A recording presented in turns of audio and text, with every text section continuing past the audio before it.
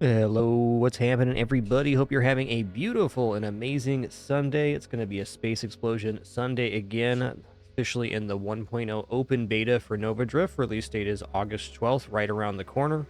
I personally have been enjoying Nova Drift over the past 3.5 years or so, and it's been so excellent the entire time. One of my favorite games to play and enjoy.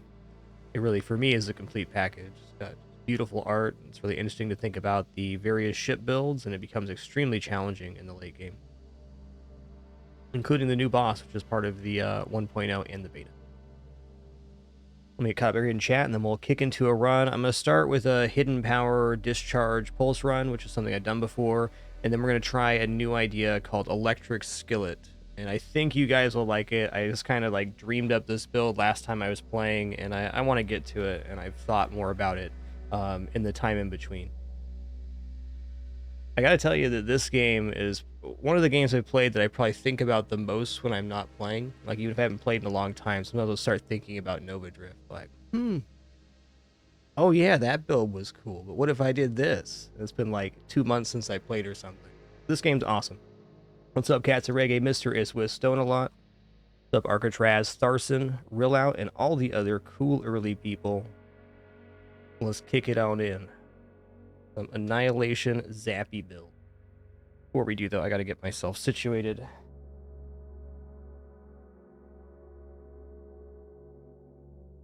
Don't actually play that many games with mouse and keyboard, so I'm always going to adjust my setup when we start here with these. Here we go. Yo, Judge of Mephisto, thanks for 40 months, man. 4-0. It's huge. Pulsatives. Ow.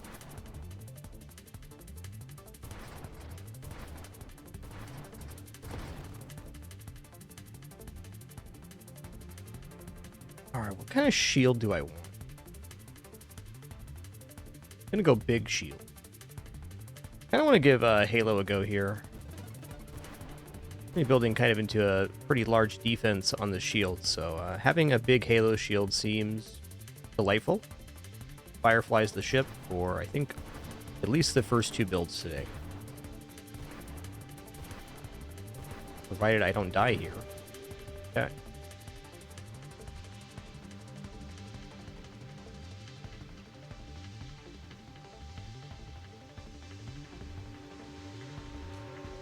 We're going to be dropping the weapon for discharge, so I'm not too keen on taking blast radius. I think shield effect radius is a nice up. At least when our shield is up, it's quite strong. The main downside to Halo's shield is as you're damaging enemies, it also drains your shield a little bit. So you get damage at the cost of damaging yourself, which is the case with a lot of things in Nova Drift. Okay, well, the first things we want to do is we want to get to discharge. We also need 4 sources of non-weapon damage in order to get to hidden power. So discharge, and then we have the thrusters from the Firefly, and we also have the Halo shield, counts the secondary source of damage as well.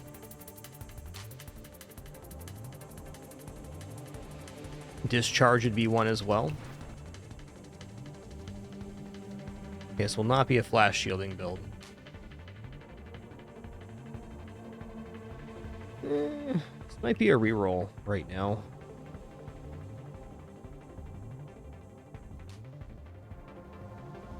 Yeah, Galvanic Outburst is definitely a great one to pick up, for sure.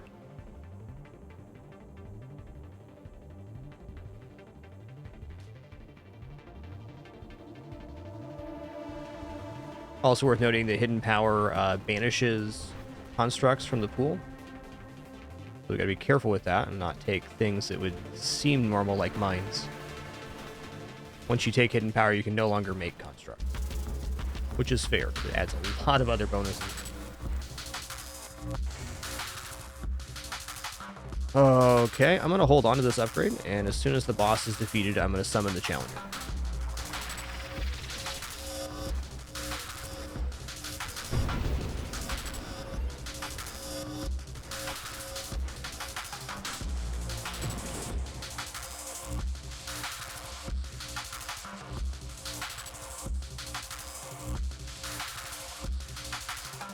Yep, this beta is open for all. All you got to do to get in the beta branch is go to the properties in the game on Steam, right in your library, and then click on the betas tab.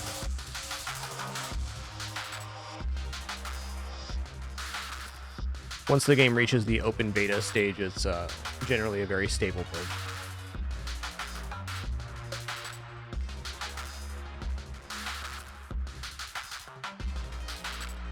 Well, I don't think this build is actually going to take Sanctuary, but Barrier is good. Take Stabilization for now. Man, that Bug Boss song goes hard. Love it. We roasted him pretty quick.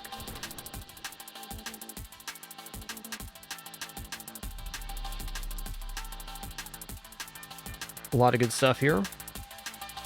But no closer discharge. You can see volatile shields. That's the other side of this. Look at all these legends. V Danny K, thanks for 102 months. Larmike, thanks for 87. Appreciate that continuation. And Gus Kang, 124. My man. Thank you.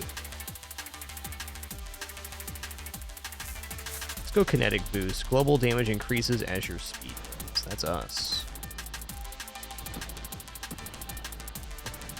We're fast. We do damage. Sounds good.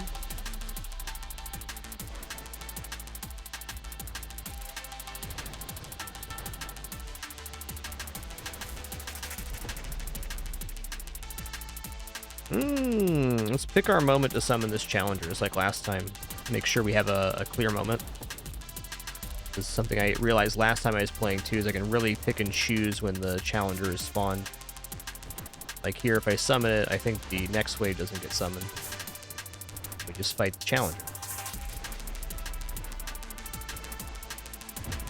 Nice.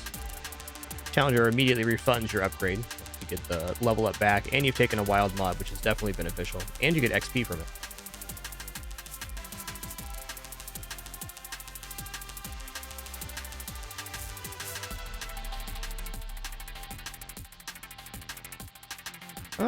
Let's take regeneration here.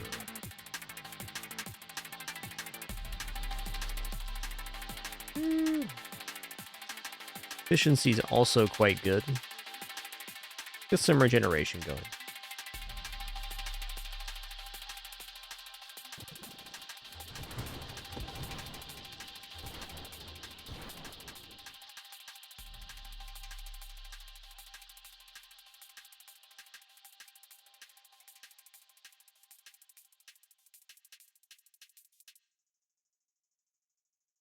I guess reflexive shields is fine. That's another source of damage. That puts us at 3. Get to discharge and get hidden power. We're good to go. Ooh, that reflexive shield is pretty.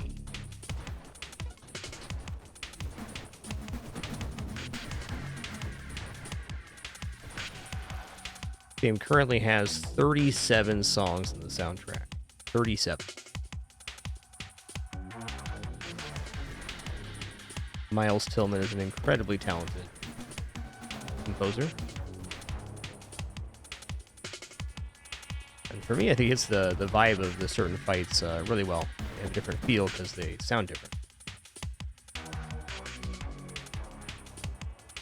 Firefly is damage, or this is damage resistance and self damage resistance, whole crash damage resistance, so pretty good.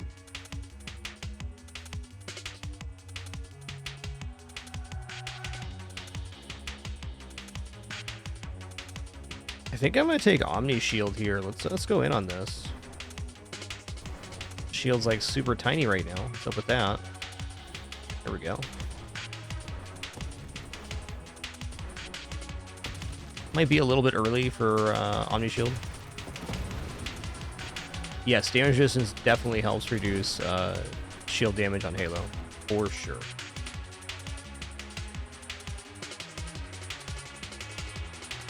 Dude, look at that. 3 super mods right here. Still in the pool.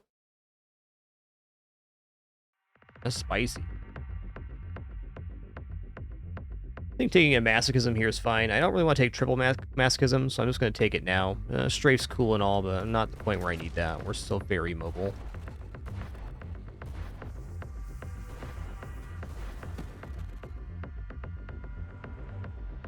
this unit here also has reflexive shields. Gotta be careful about that.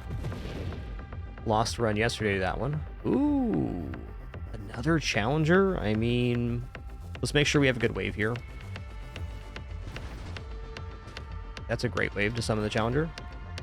He's huge.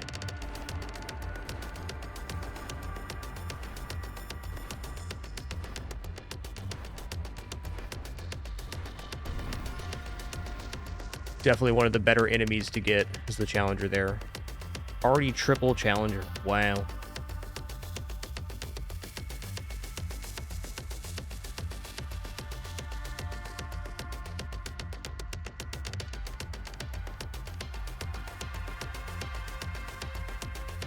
Yeah, let's go. Add some regeneration to the shields.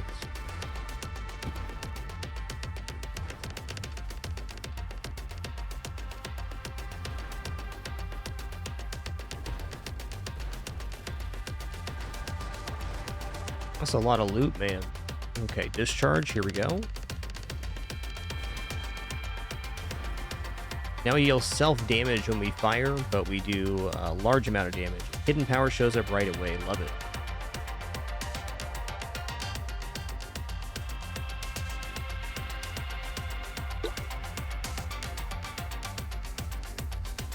%40 global damage. 5% maximum hull, maximum shield, shield effect radius, shield effect power, and thrust. 10% faster shield cooldown and regeneration.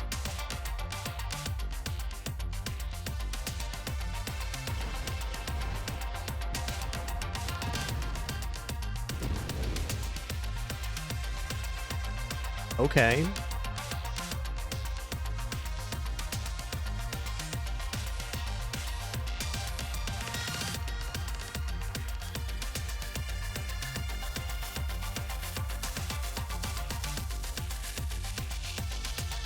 One moment.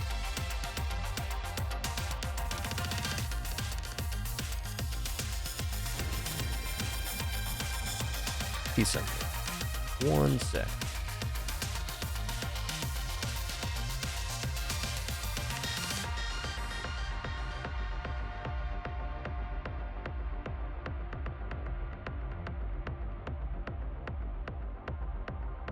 Sorry for the momentary delay. I just want to check something with sound.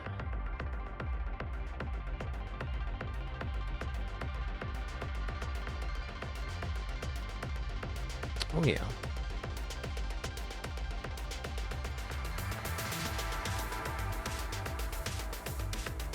Get bumped here.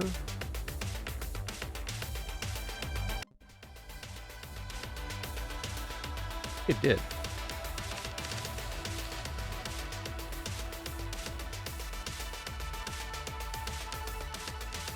Man, I think I'm going to take Bravado here. Bodyguard base stats improved by 10%, so that improves the thruster damage, self-damage resist, hull crash damage resist as well.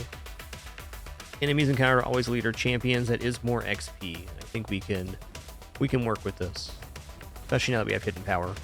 A lot of burn damage.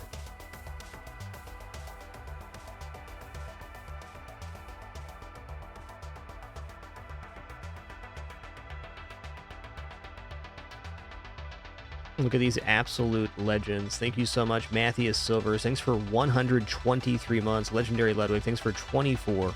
And Trenton, thanks for 68 biggins. Thank you. Yeah, the main advantage of taking Challengers, you get other mods that scale off of how many wild mods you've taken, like the Orbs of Discord, which you don't have yet. And then you also get the XP from killing the enemy, which is pretty substantial. And then you get your level up again. So you get a large chunk of XP for free, more or less, with potential bonuses later.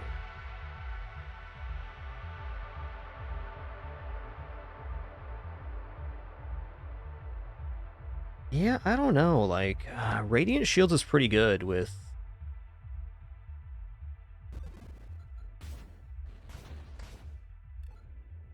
how our damage is going. I'm worried if my shield goes down, I'm basically dead. That's just how it is. There's that Orb to Discord. So for this one, if we're taking the Challengers, we get 2 additional Orbs of Discord, which is substantial damage. Be careful if I get low to just back off. Not get overly greedy. That'll be easy, right? Alright, let's back off then.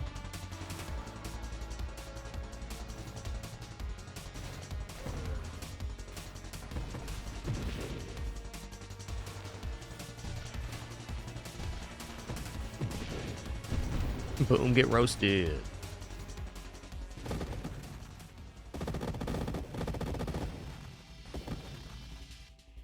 Okay.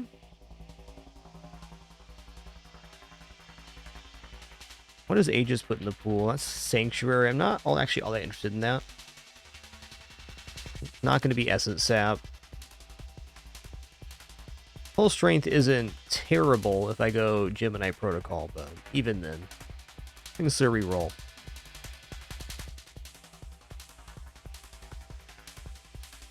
Let's take Efficiency, and it's 20% regeneration and shield cooldown. Very powerful stats since we're not actually firing our weapon. We're shooting discharge periodically. Oh.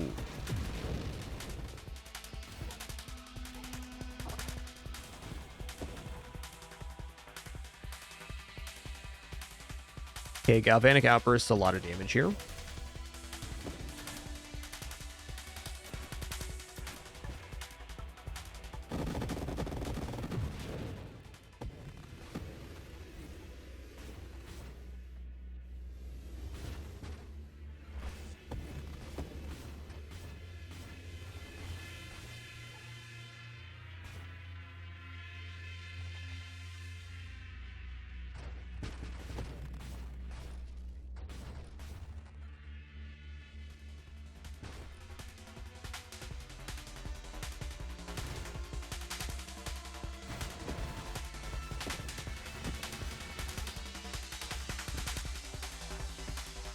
Definitely sounds better balanced in my ear now.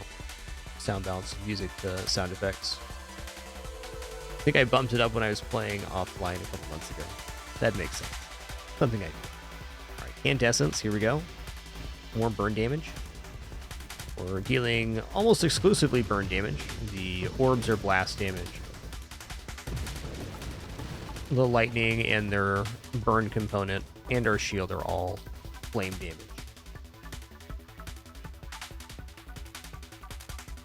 Yeah, Galvanic Outburst will not proc up with self-damage.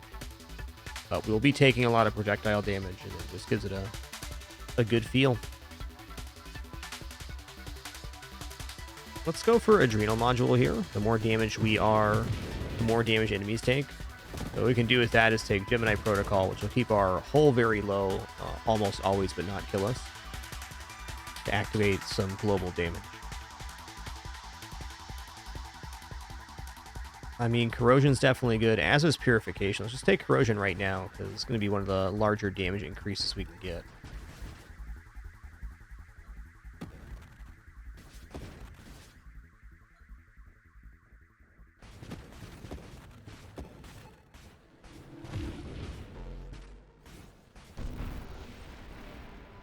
Okay, it's Purification, plus Burn damage, plus Ignite damage. Plus hull and shields recovered for each ignited enemy up to 5.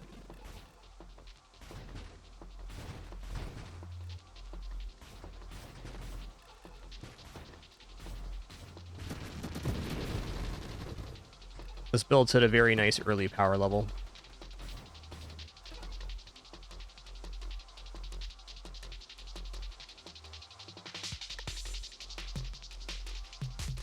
Okay, working towards self-damage resistance is definitely a goal.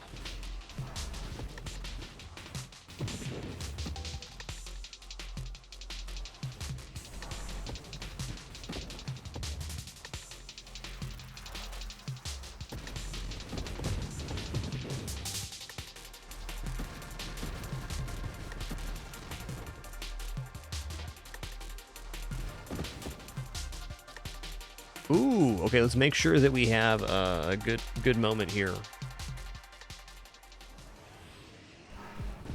Oh, dude. Don't bonk me, I don't appreciate that.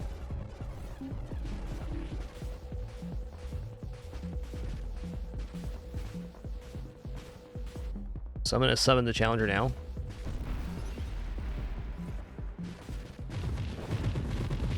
I have never taken 5 challengers in a single one. Not once.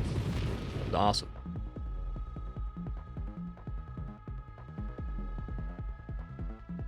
Alright, this run's about to get a little zippy. Strafe lets us strafe in any direction. I strafe pretty much exclusively forward, because that's the way that I manage the skill. Strafing left and right is a very hard concept when you're rotating 360 degrees and wrapping, at least for me. The good news is it's really powerful as a forward momentum boost too. As a lot of the dodging this game is speeding up and then drifting. Okay, Gemini Protocol, here we go. So splits damage between our hull and shields, but will never reduce our hull and shields to 1 by itself. So we're safe to have a very low hull here. I'm curious what our global damage modifier is when our health is this low. Global damage total 189%.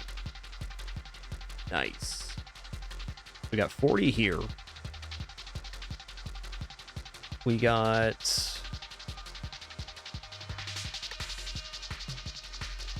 Are we really getting that much global damage from Adrenal Module right now? Is that the only other source? Looks like it. Yo, what's up, boys? Good to see you, man.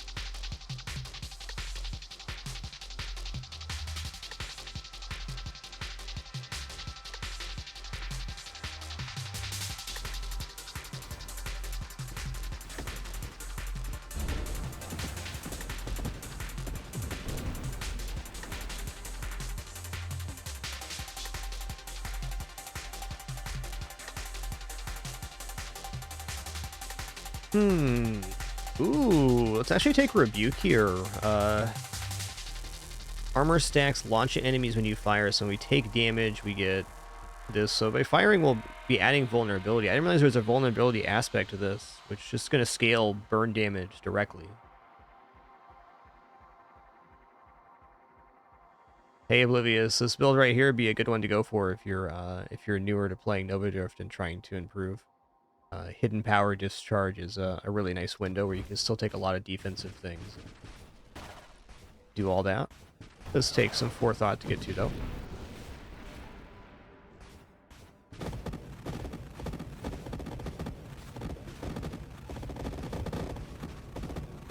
Don't know how far this one will go, but it's been an exceptional start with the Challenger mods and the orbs.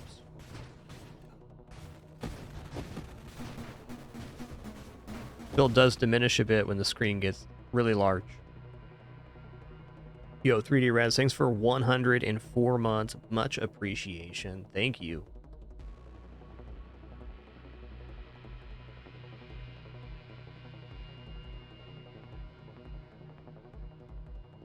This is pretty decent. Let's take the core shielding for now, though. It's going to be... How much self-damage resistance do we have right now?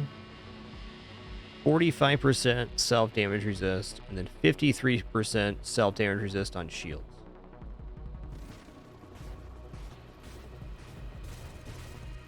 We're definitely stable to be discharging all of the time.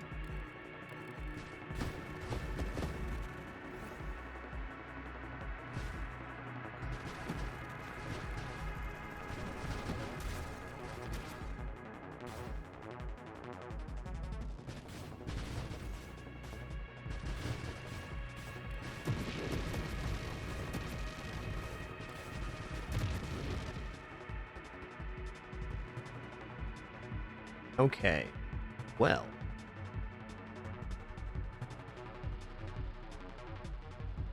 Aggression banishes skirmish. This seems like a fine banish. I'm not going Essence Sap. Let's just do this.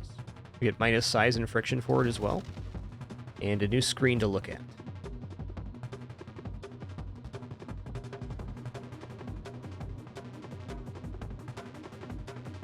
I think 1 hypermetabolism here is probably really excellent. We do have regenerative shields, and this base regeneration increase is substantial.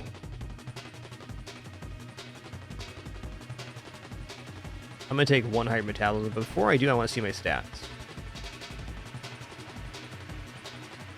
5.76 a second.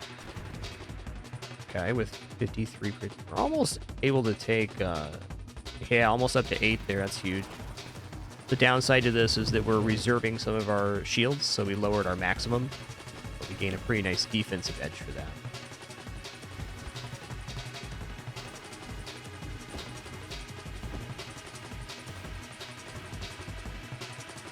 Global damage modifier 195. Yes. Oh, welcome back, Polarized Panda.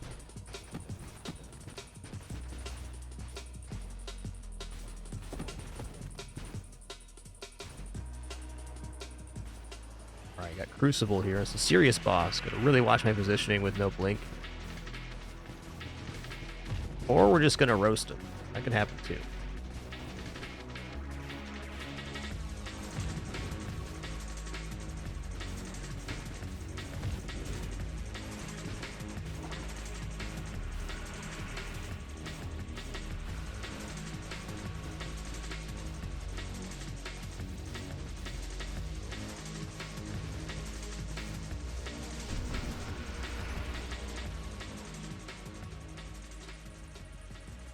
Weaponized shield's definitely looking good. Purge's okay as well, but I'm leaning towards Apotheosis, so I'd only take this if I'm going to take Deflagration, which seems like maybe not necessary. Not convinced. I'm gonna grab Weaponized shields here.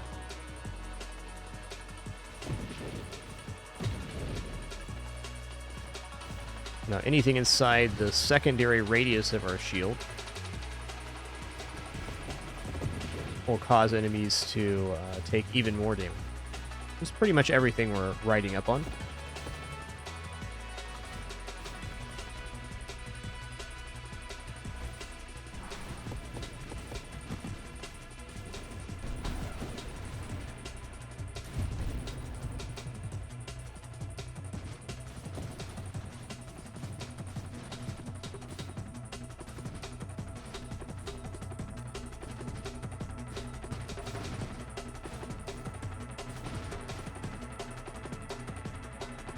One thing I really like about Halo's shield is it gives you basically invulnerability to missile-style weapons while it's up. They just melt when they reach the perimeter.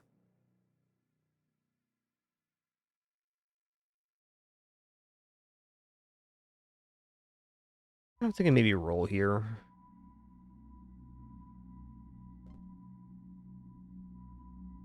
Okay, let's take Apotheosis. It is minus hull and shields, which is a little scary because we're down to 168 shield. It's not a bad amount, but it's also a little low. You no longer collide with enemies, though. So gotta be careful of particular enemy types. One of them is the shielded station, which we have a great build for reaching right now without any complications. But if we're close to that when we deal damage, the return damage can definitely harm us. Okay, where are we at with Dying Star right now? Ignite everything in a huge radius. Sounds awesome. This ignite damage is increased proportionally to your proximity to targets and your missing hull and shields.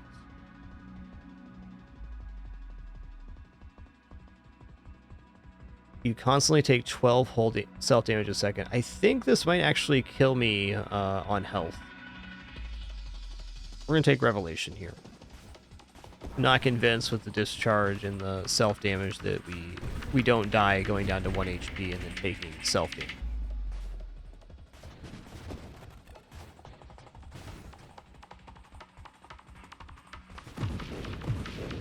That style build's better on a build that has not taken Omni Shields, I feel.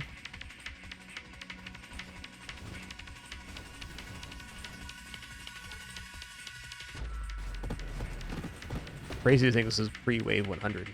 We're doing awesome right now.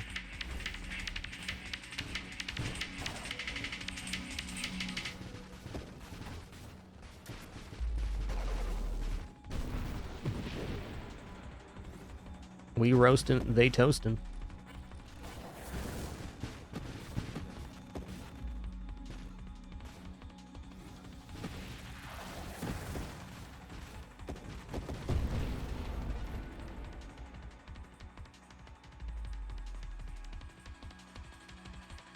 Okay, barrier seems cool. You can take maximum 25 shield damage in a single hit.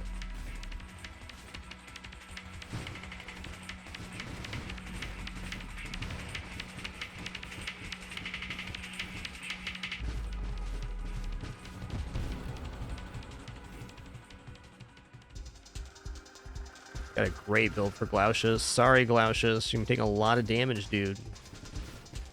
That's how it is. Glaucius is a ton of segments together. It takes more damage towards the front, but the lightning tendrils from discharge are especially effective at dealing damage to Glaucius.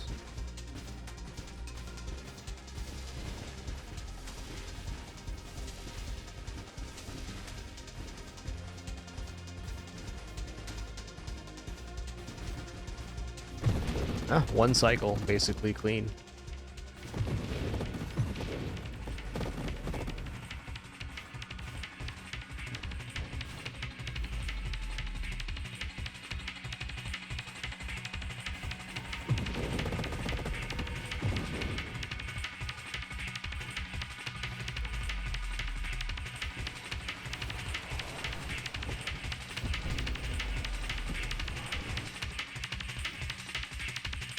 $214.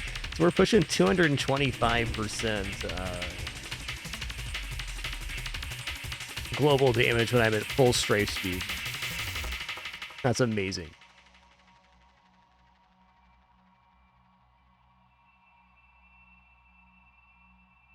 A roll for me. Energized Shields is pretty cool, because minus rate of fire just extends out the lightning radius, and faster shield cooldown is life-saving. Let's go for it. 15% shield cooldown. Shield cooldown is now 4 seconds? Wow, that's so good.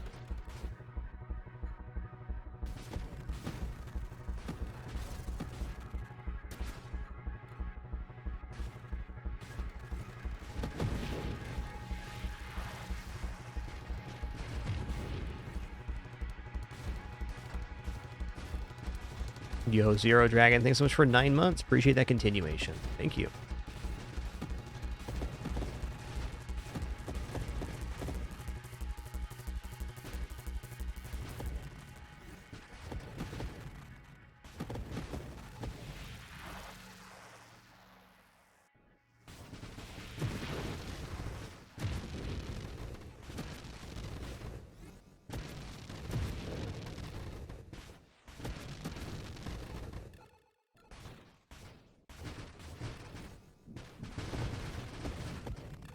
Zipping and zapping.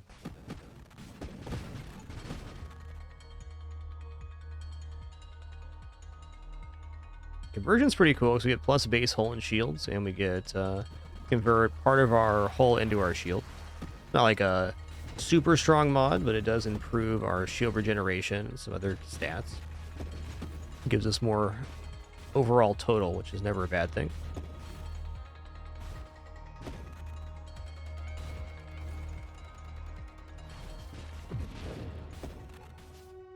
And those Discorders really get whipping back and forth. Uh-oh.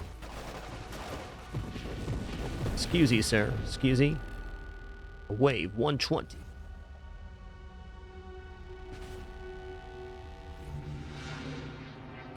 This boss is no joke.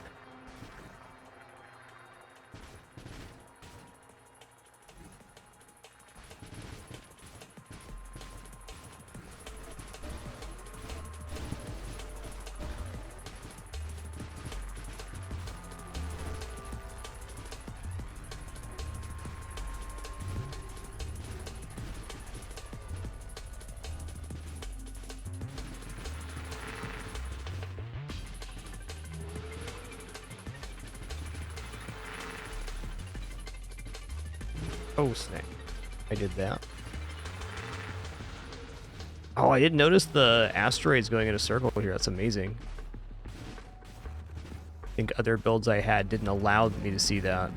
Too many projectiles.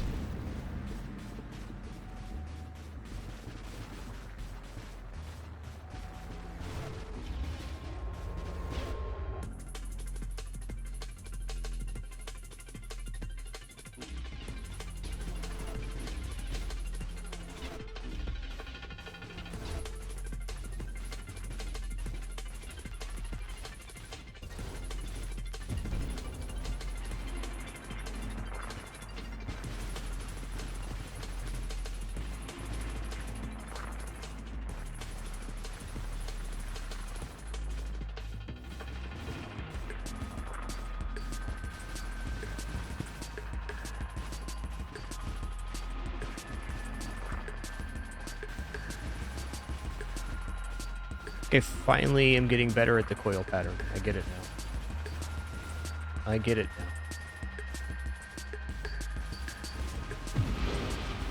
That's right, I can go inside the head because I have... Whoa, dude. Let's not die now. My shield's down. Dead. I got way greedy as soon as I realized I could apotheosis the head, and I died for it. Fair. Alright, it's a good warm-up. We're going to do the build that I'm going to dub Electric Skillet now. Might take me a second to get this going, but it's an idea that I came up with. I think it's going to look really cool and be quite strong.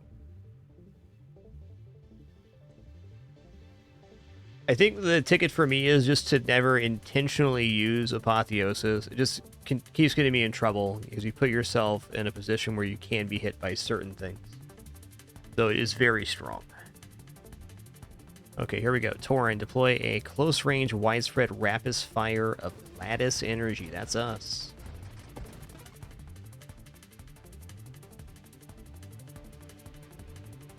All right, shield for this one's going to be orbital.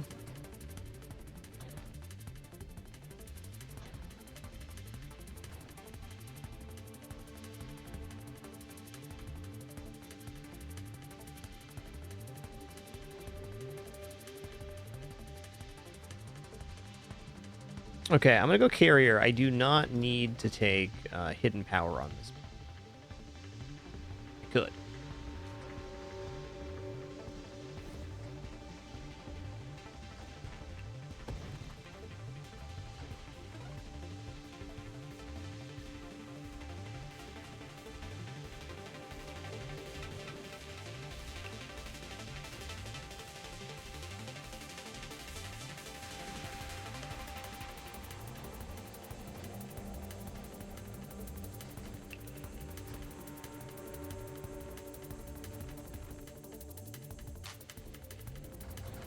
Ship feels super super clunky compared to the last one. That's all right.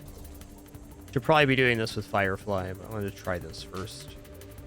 I think carrier with burn builds is really strong because the little drones apply vulnerability. Sick. Volatile shields here.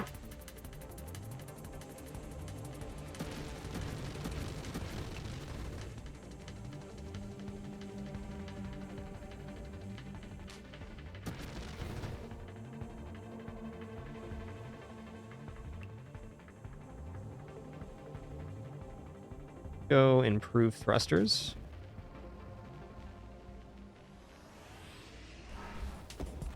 Whoops, all dead. Whoops.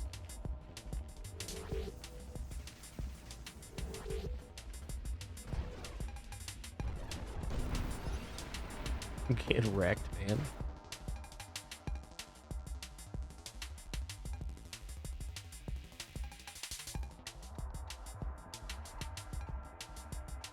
Yeah, I probably am going to go Omni Shield again.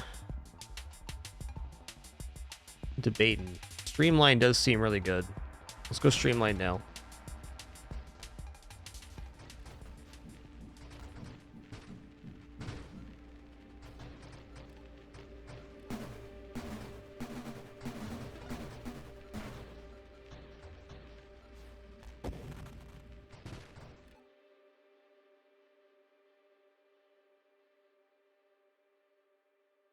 I wonder if mines have a place in this build. They have a place in most builds. I think just for even incidental damage, I'm going to splash mines.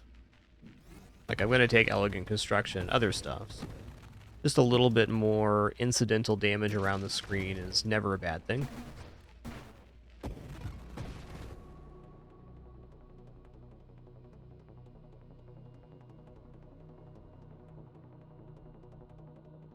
Well, to get Sanctuary, I need this.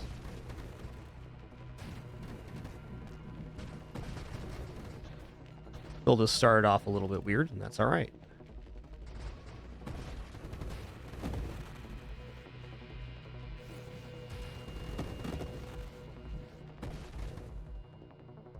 Okay, discharge just in time too. Let's spice them up. Yeah, my shield's down, that's fair.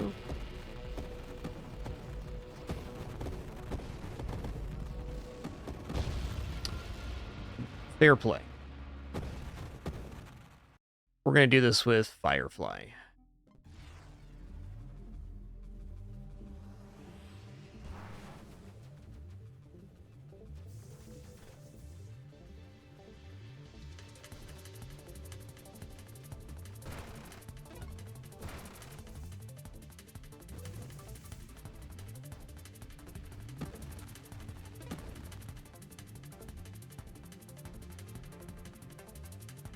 Orbital shield it is.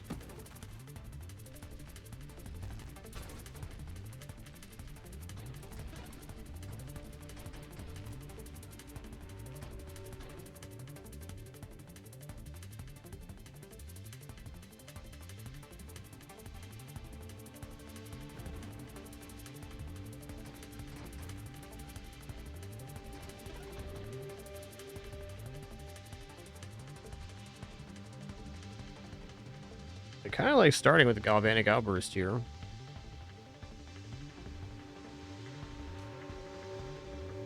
Let's do that.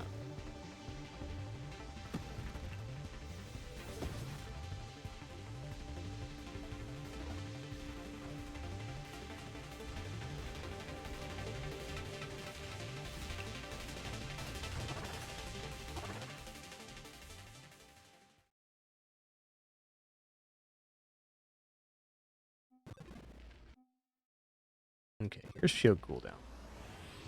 So the start of this run is going to be difficult because we're taking a lot of shield mods, but once we get there, it'll be awesome.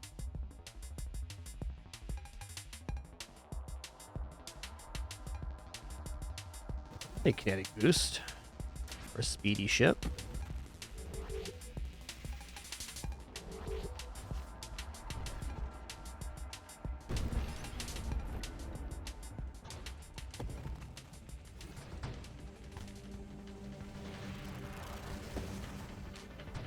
Yo, Sauce Hunter, thank you so much for that 5 gift sub package. Really appreciate that. For those recipients, please enjoy the emails, community, and ad-free viewing. Very happy to have you. Thanks, Sauce Hunter.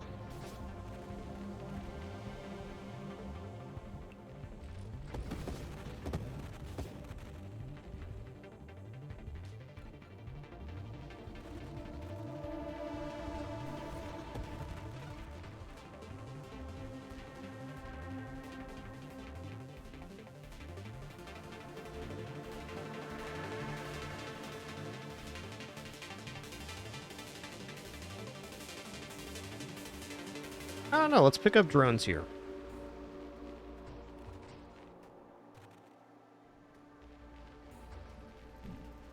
The main complication with Sanctuary builds in general is they just get kind of contained to that little shield bubble. So getting a few things that can extend out or even improve our defense sounds good.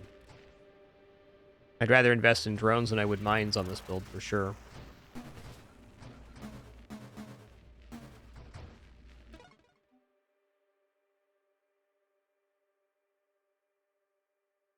Make them assault drones.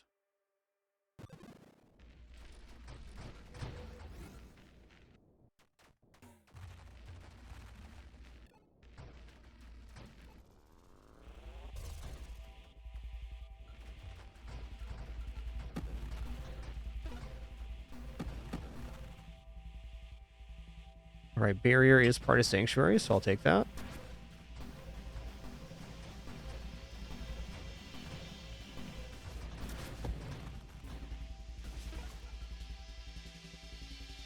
Okay, here's discharge.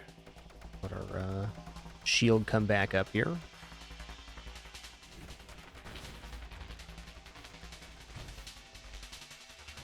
Not getting overzealous with the shield discharge is going to be how we survive here.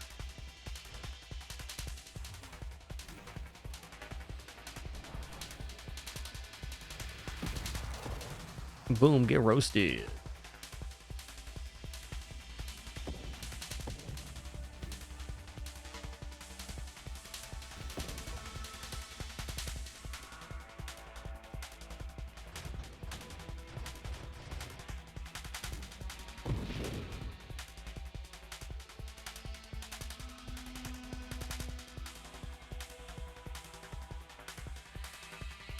Not exactly what I want, but let's take Terminal Directive. I am sure we're going to go Fleet Commander here, because getting vulnerability applied is the ticket to scaling the tiny burn damage. Okay, triple next recursive wild mod we take. Don't mind if I do. Looking for maybe a damage reduction like Defiance.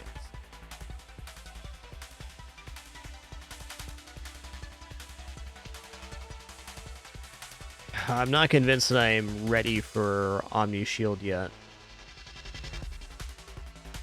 Don't think I am. That's a roll. Alright, here's Fleet Commander. Wait, here's Aegis, which gets us Sanctuary in the pool. Let's do that. I want to see the electric skillet in action.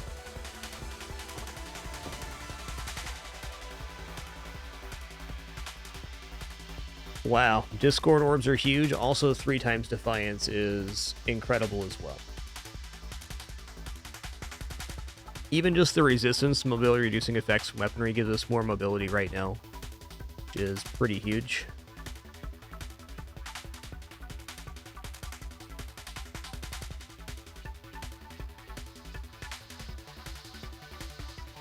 I think I will.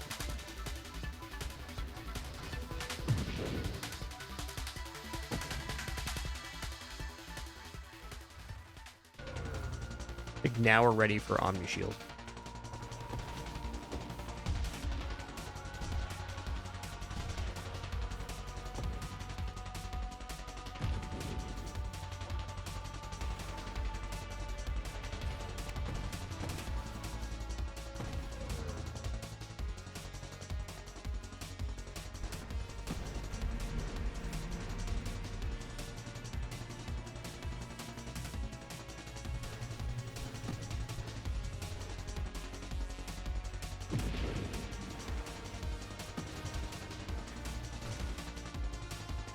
Shields down again.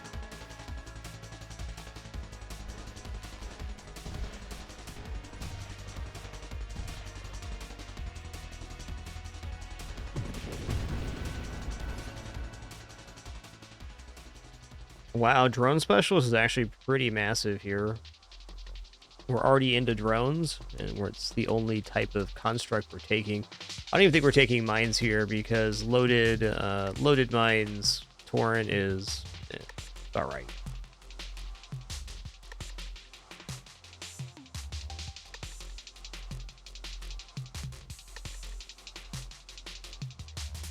Reflexive shields is a lot of damage too. Let's take drone specialist. We're not going to see that again if I pass it.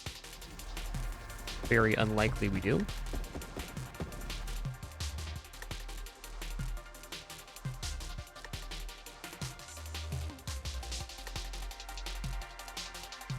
There it is again.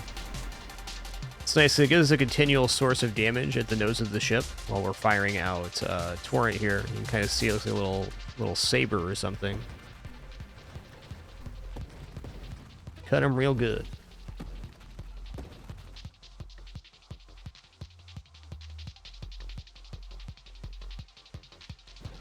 Burn damage is it.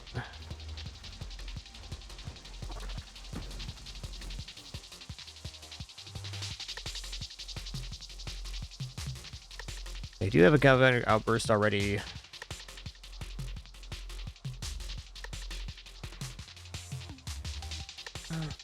If I go Omni Shield, I want this, but I'm not convinced right now. Not convinced at all. Yo, Nogling, thanks for 79 months. Really appreciate that. Thank you.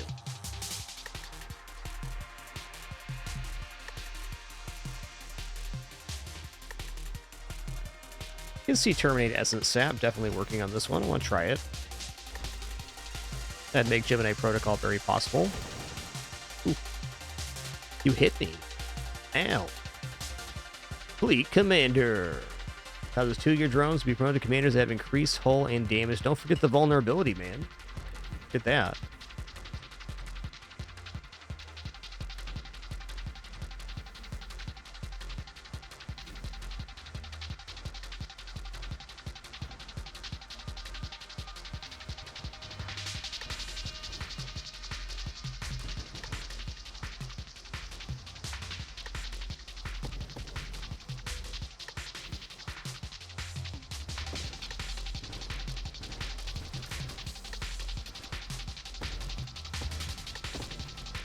I say this build's pretty awesome, so I'd love to just see Sanctuary appear. We already have the pieces for it. We have Barrier and we have Aegis. So at any moment, the electric skillet can come online. Start working towards self-damage resist.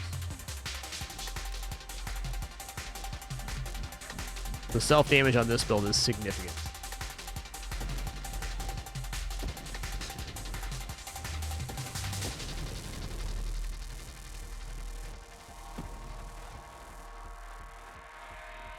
Okay, roll it. Roll it again. Doesn't want to give it to me. One more roll. There it is.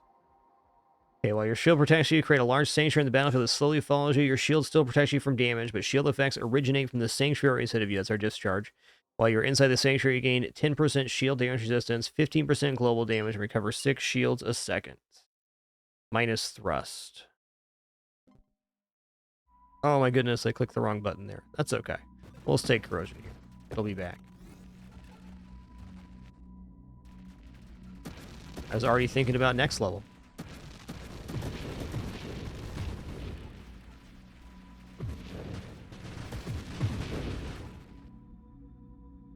Not a bad winnow here. Probably do want to take the movement stuff though. Let's go improve thrust.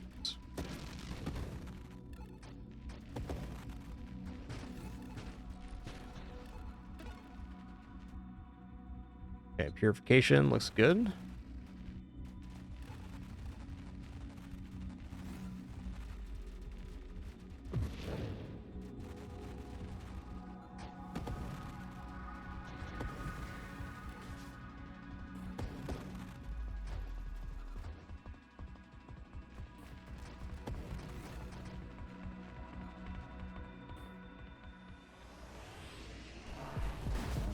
Advantageous for this boss we didn't get Sanctuary. We'll be good. Okay, let's let our shield come back online.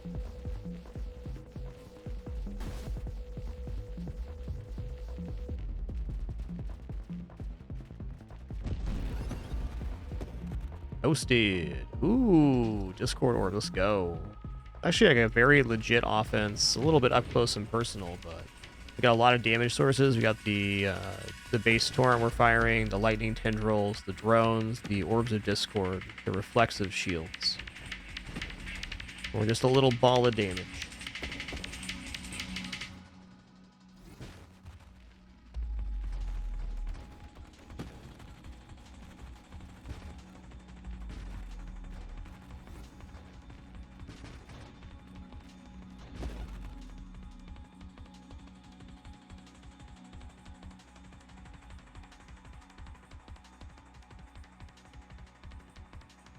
Omni Shield is seeming more and more likely.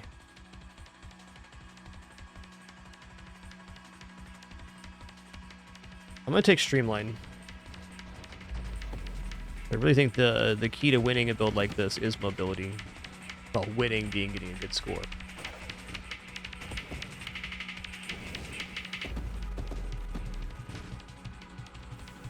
This is the station's a nasty enemy.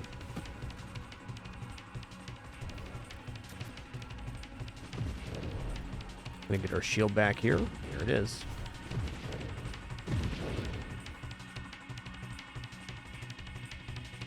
Okay, I'll take Grace Protocol because after this we get a drone upgrade that is damage for every single level we've gotten.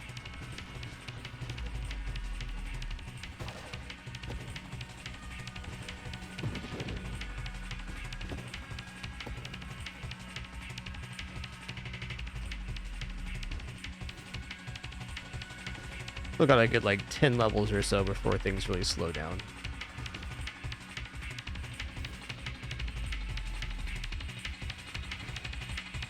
As far as core elements, not much left I'm trying to get.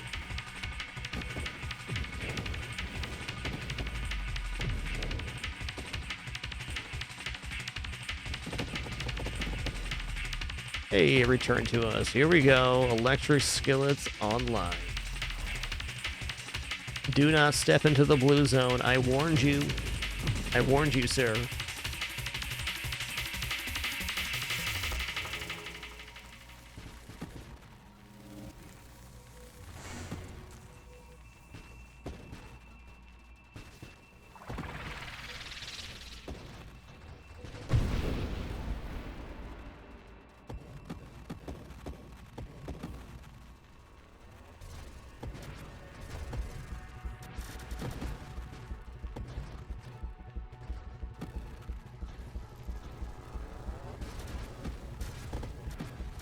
Gonna really enjoy having Blink. Okay, here we go. There's a lot of damage we can get here. We're inside the orb.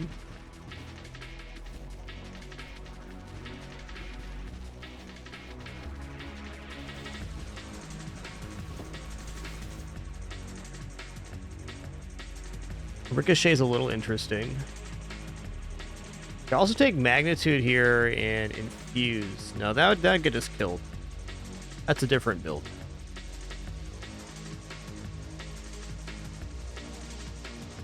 I do like emergency systems for when things go awry. One more roll. Alright, terminate. Ooh.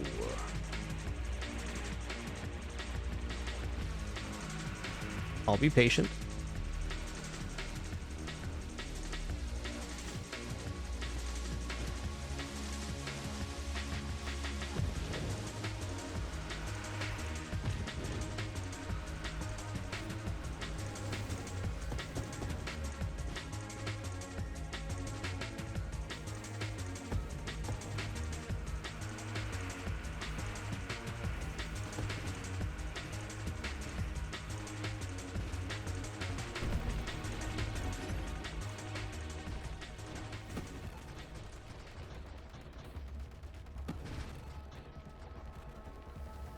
One of my favorite things about Orbital Sanctuary Shield is these orbs can degenerate enemy projectiles. So as we take damage, they get larger, and they can just kind of erase enemies and other stuff. You can even use the outside orbs as a damage source, though it's not as significant as your weapons or anything. It's a cool layer in the system.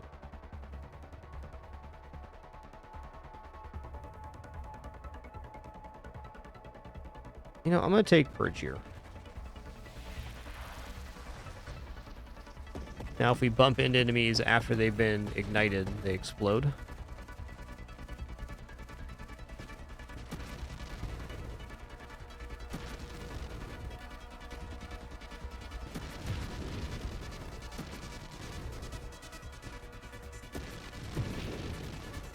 You could have simply not stepped in the blue stuff, sir. That's all I'm saying. We all make choices.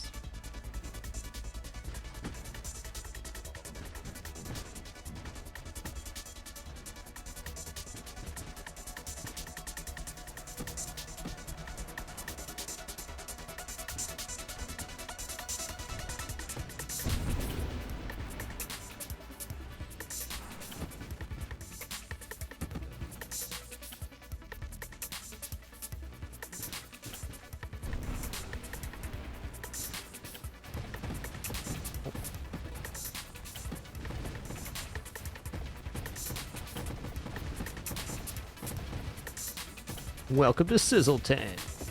Population 0. Alright, now we got Blink, which really helps out. Because now, inside of the orb, we can blink, like, through enemies, or bring them through more easily. And also use Blink as a damage source, and a Purge activation as well. Really enjoying Terminal Directive in this build more than I have in any other one I've tried it. The drones, when they die going into enemies, is pretty awesome.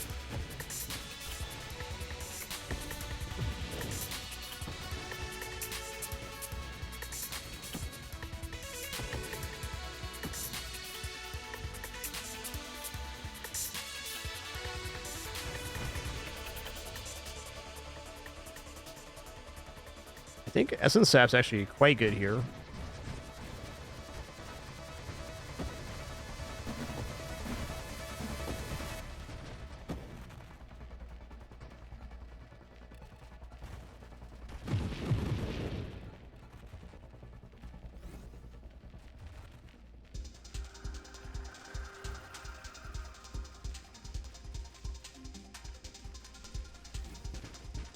This build's good, but comparatively just to the hidden power build we just had, I'd say the hidden power operated better at the same moment. This build does have some defensive advantages, though, over the hidden power build.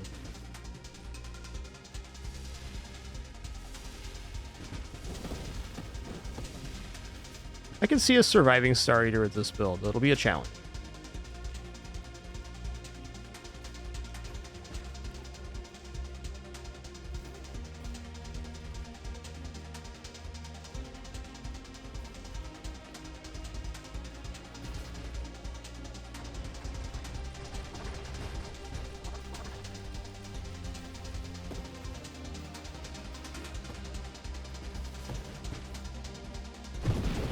Oh, yeah. Not bad, not bad. Wow, Purge is really good here.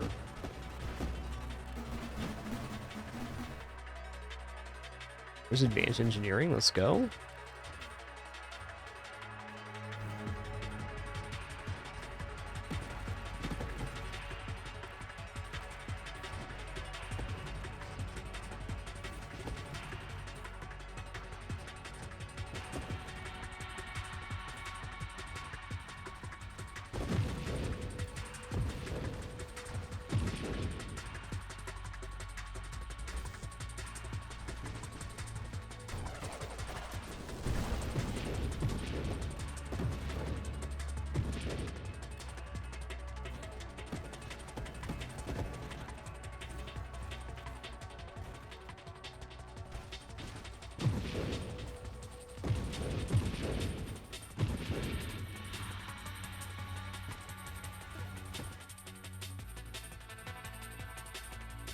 Definitely a fan of the spontaneous generation. Let's go for this. Now when enemies die, they can spawn little feller swarm construct. They do have a limited lifespan, but they're still very good.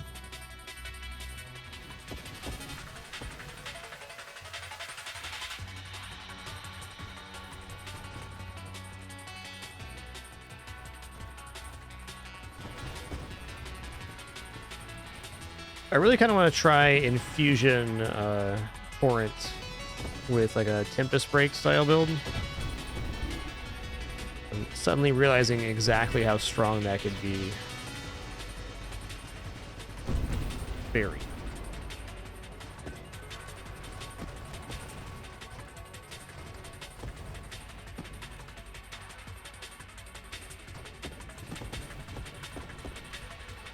I don't think I've tried torrent since infusion was introduced to the game.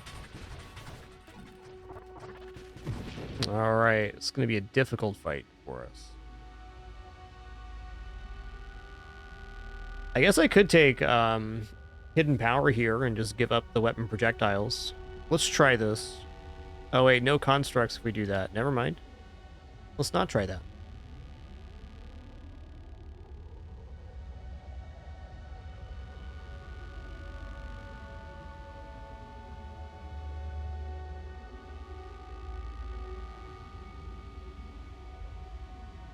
I'm gonna take the channeling.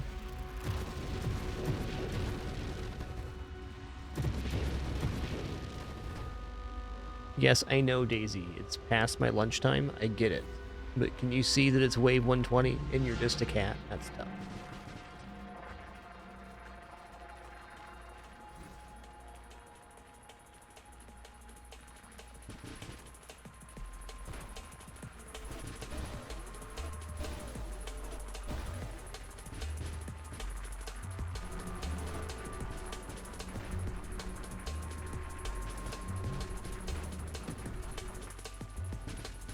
Yeah, always Kirsten. Thanks so much for 81 months. Appreciate that. Thank you.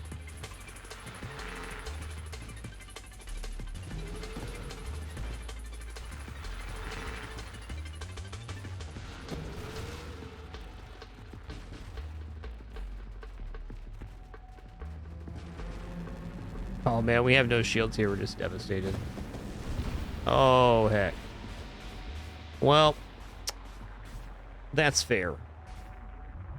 Torrent Sanctuary was not as good as I thought it was going to be. Just say that. I think Thermal Lance achieves the same thing, but you get a much higher power level with the ship. Overall, not a bad run. All right, on that note, I'm just going to take a short break here. Just going to stand and stretch real fast. Use the restroom, grab some water, and if I don't take my break soon, my cat Daisy Doo's going to riot. He's going to come over here in a minute. And,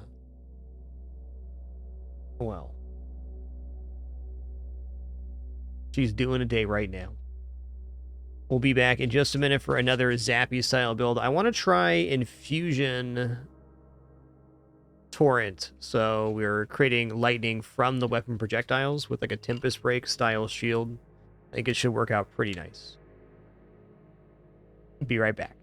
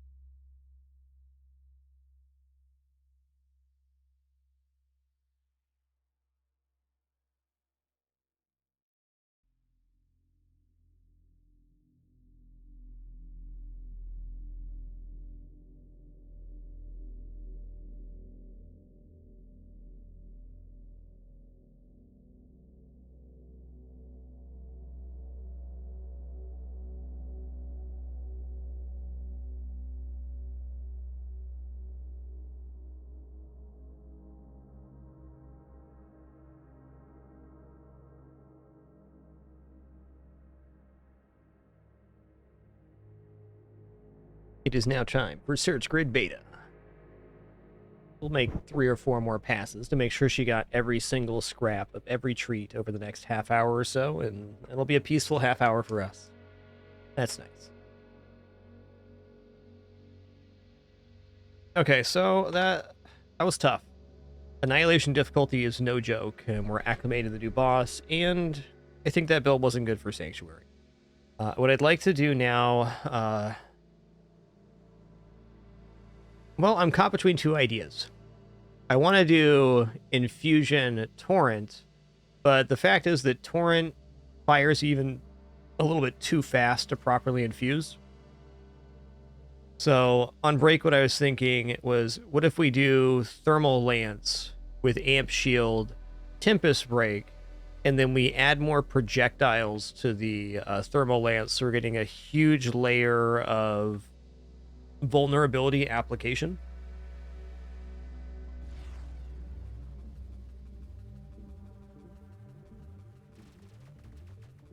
Now, the last build we just did was very good before the moment we took Sanctuary, and then it kind of fell off a bit, but I think that build as it was had some decent legs too. Yes, Spark Lance. So, Thermal Lance fires 6 or 7.5 sparks a second. If we add projectiles, we get multiples of that, and every spark that lands applies 0.5 vulnerability, and Lance applies 10% vulnerability. I think if we get this going, we should get some huge damage numbers. Maybe the best Thermal Lance damage numbers we've had yet. Also, man, Amp looks so cool like that. Okay, it's going to be Firefly.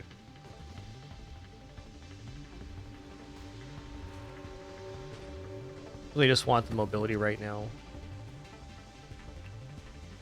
I'd also do this with Courser. I love Thermal Lance Courser. It's a beautiful build.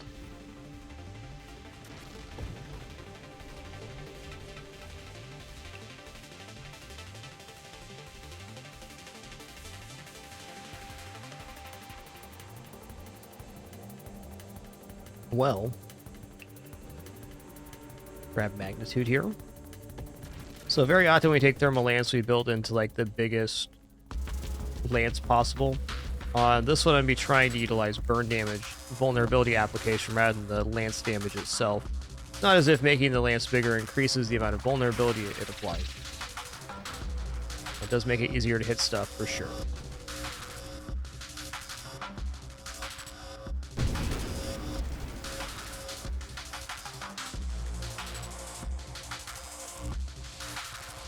Okay, so we're going to add projectiles now. We're going to lose blast radius and total projectile damage, but we're now firing 3 projectiles is 7.5 a second. So that's pretty good. Look at all those projectiles.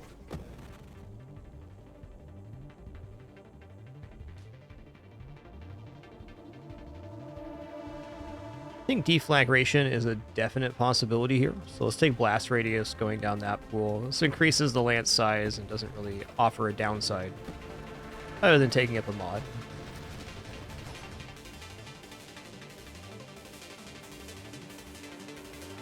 Alright, this build is absolutely going to go mines. I'm going to go loaded mines pretty much every time on Thermal Lance, if only because it's visually very pleasing. There's a lot of other good reasons too, though. Strong.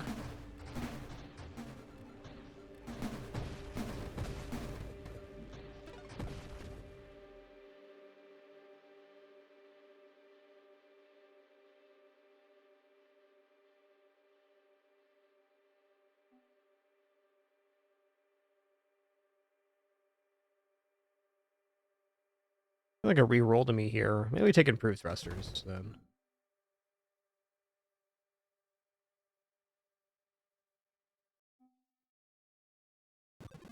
Cooldown. On this one, we are going to go flash shield. We have a super tiny shield with an amazingly quick shield cooldown.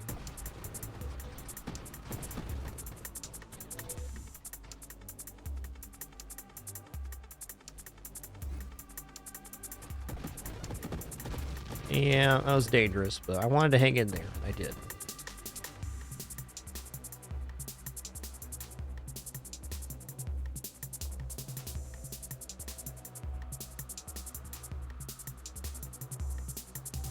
Okay, I'm gonna go flash shielding.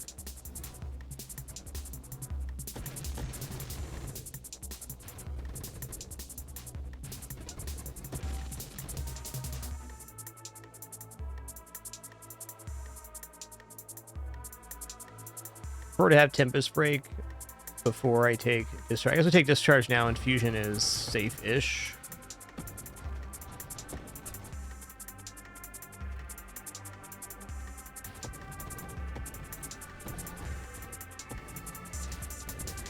Hell yeah, look at that loot snake right there. That's what I'm talking about. 11 rerolls right now? That's lucky. Burn damage is it. I think homing is actually probably pretty good too.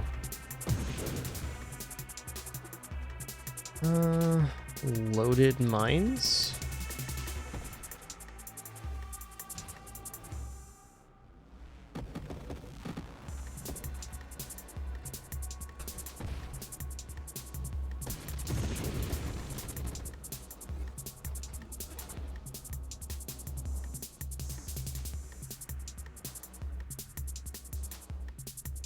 I'm looking at re-rolling here, but Rupture does get us closer to deflag, which would be a power increase.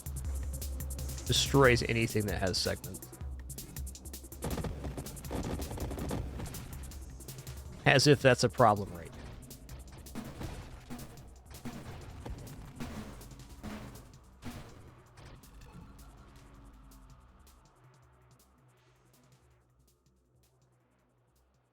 Taking a Twin Strike's not uninteresting here,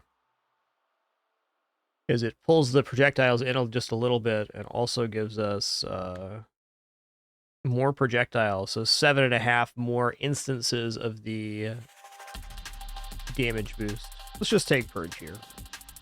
Get deflag in the pool. Hope Infusion decides to show its face here soon.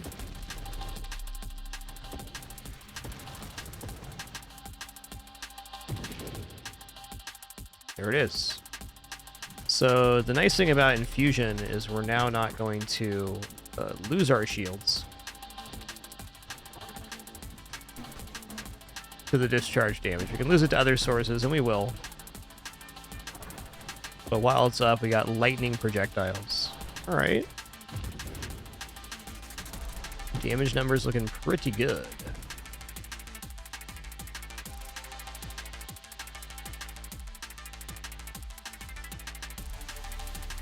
I think Focus Fire is pretty legitimate here. Yes. Now we're cooking with vulnerability.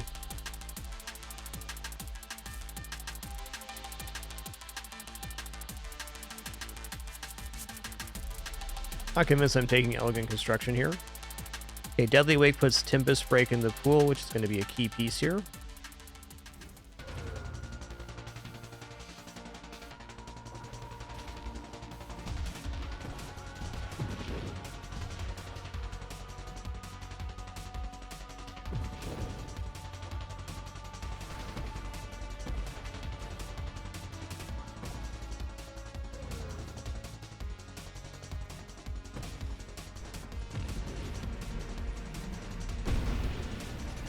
Boom, get roasted.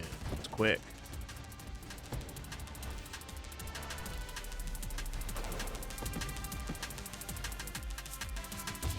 Oh. Oh, I was in the side trail. Heck. I did that.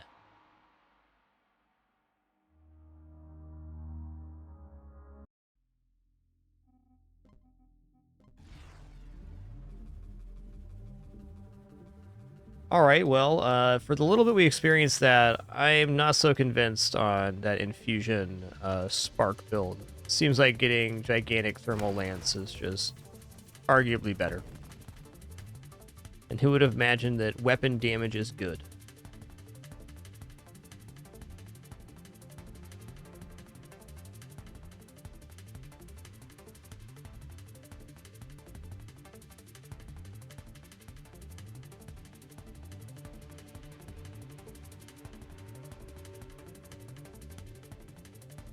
Alright, I've got an idea. Definitely don't need auto fire here.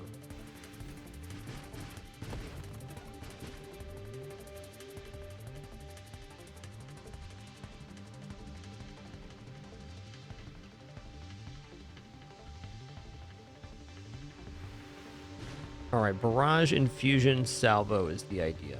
Should be a very spicy build. There's a lot of points to get to it, though. Might be tricky.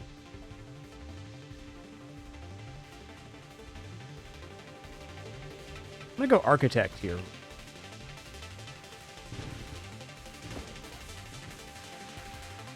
Loaded Mines Architect is one of the easiest ways to escalate through the very early game.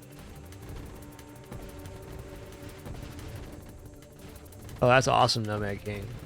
Great one.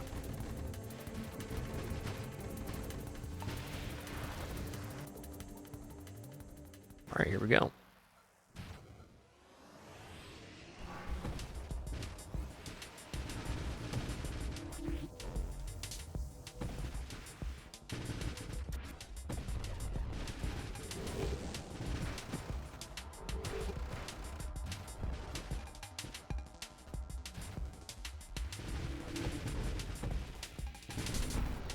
Big bada boom.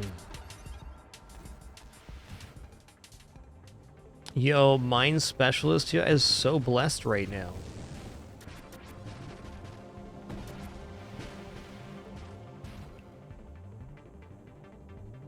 Architect can only build one type of construct, but they do it really well.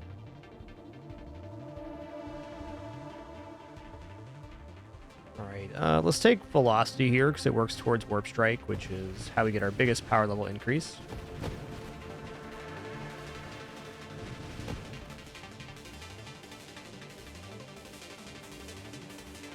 Alright, another piece of Warp Strike, and its damage.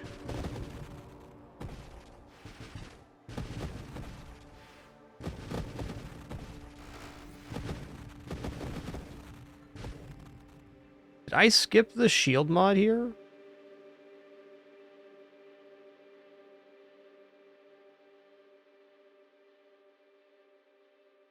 I must have.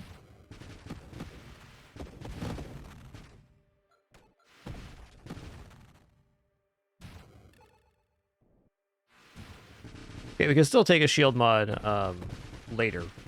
Fine.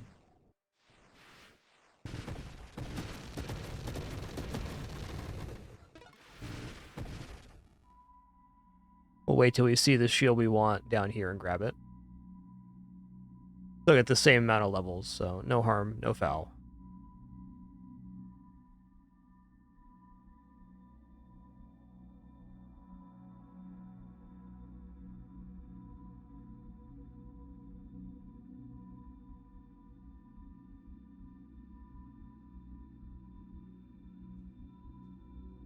Not super stoked on this page.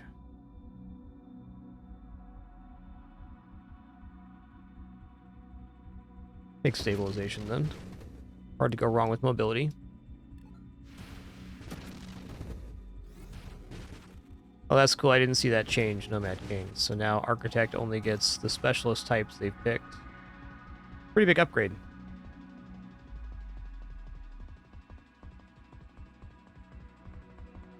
I'm going to take Blast Radius, because Concentrated Blast, the mod after this, is a straight 35% damage to missiles. That's a lot of damages.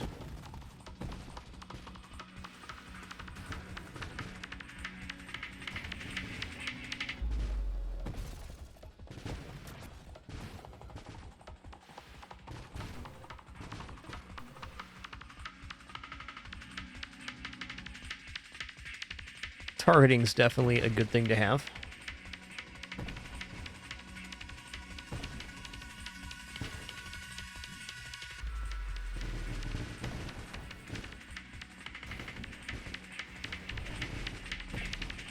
So, Wider 3, thanks so much for 14 months. Much appreciation.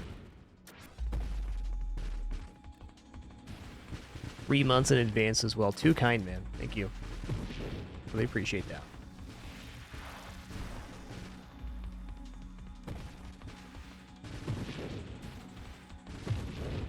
surreal that they're releasing Nova Drift right around the corner. And we're basically playing the finished build. I'm sure there'll be a few small changes to things before 1.0 is official. Gotta be Revelation here.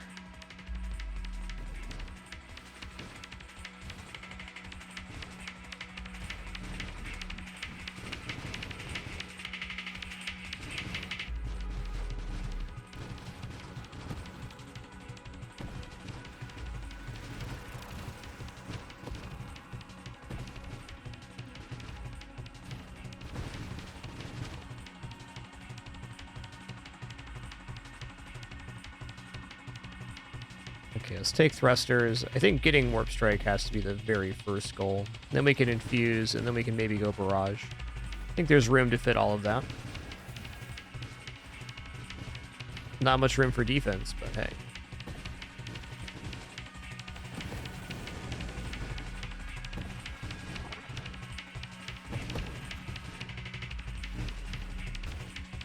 It's fair.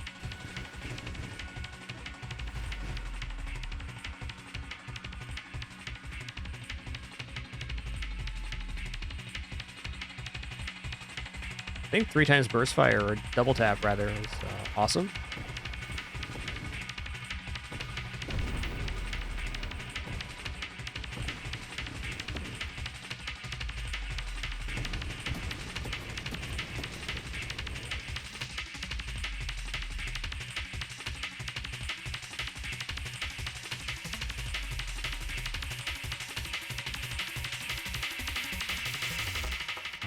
Deadly Wake is definitely part of something we're doing. It's a secondary source of damage I appreciate. Deadly Wake got a huge buff in the last update. You see the trail lasts a super long time.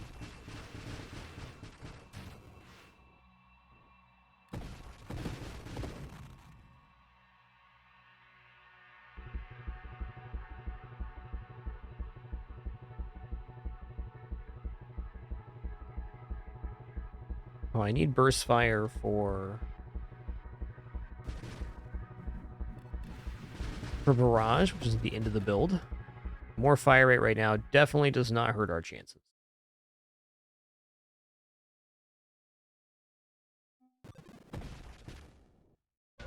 That's so many missiles.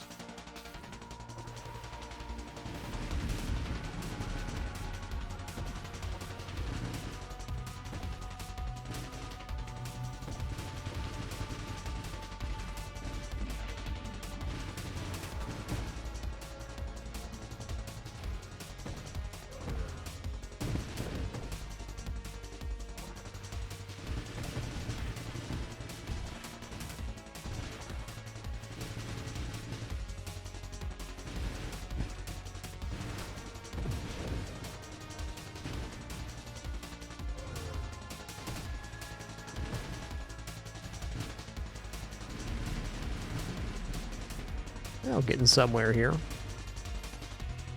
Once you take out the front cannons on Dreadnought, it's a lot less scary.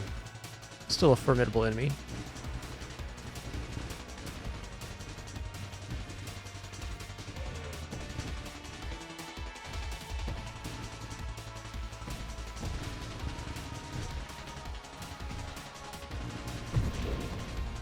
Good question on shield. I'm not quite sure. Not warp. Gonna be one of our first rerolls here. Okay,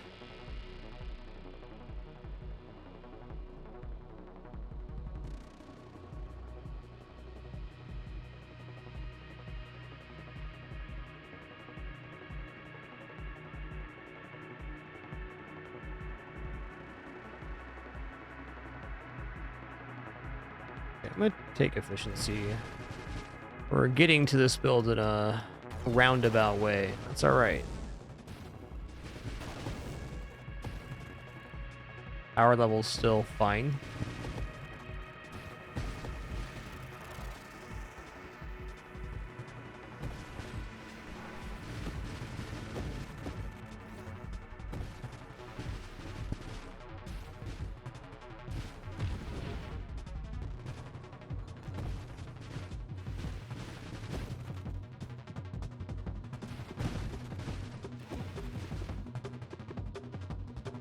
Okay, well, not going to turn down Stonks. I kind of like that orbital shield.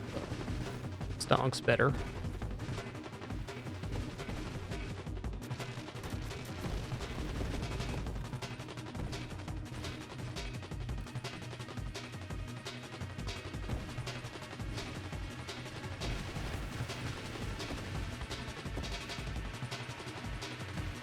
Fire rate's pretty bopping right now.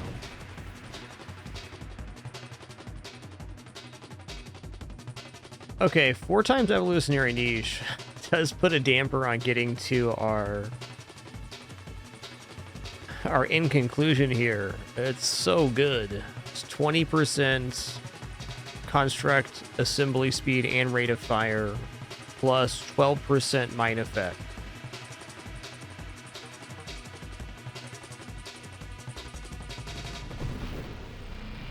Makes our mines so good right now.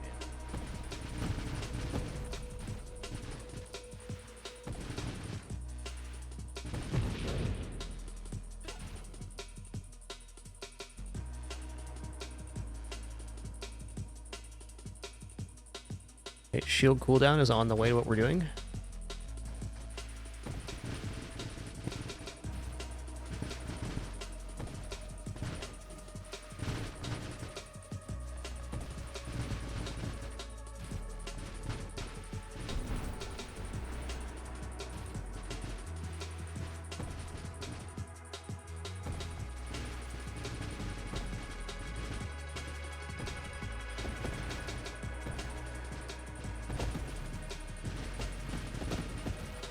Hey there, Kid Jin. What's good?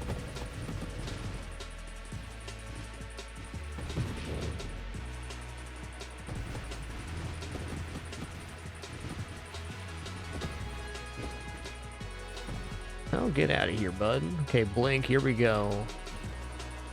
Pretty nice blink radius.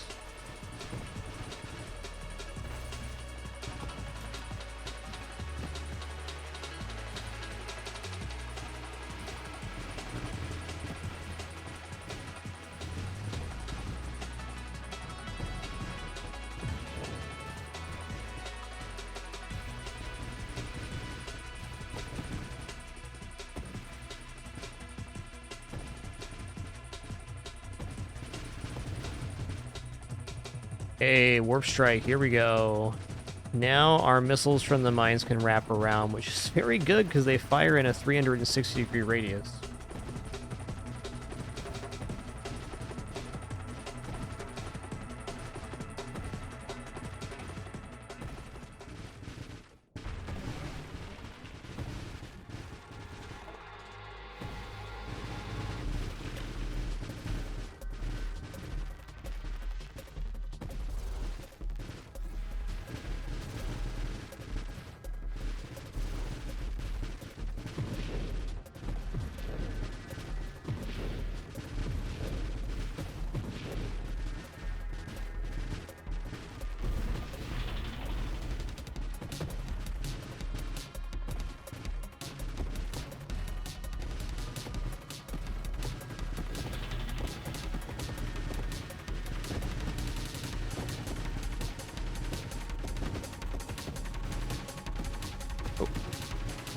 That's fair. I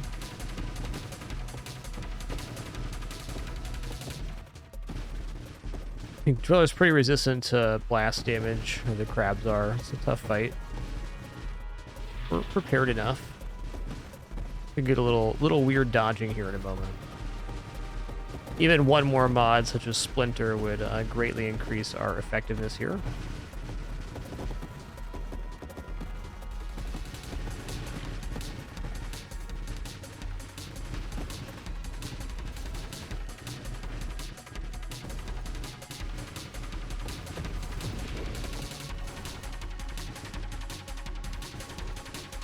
It's always reassuring to be fighting this boss. You just bide your time.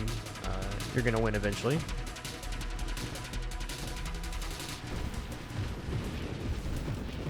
There we go.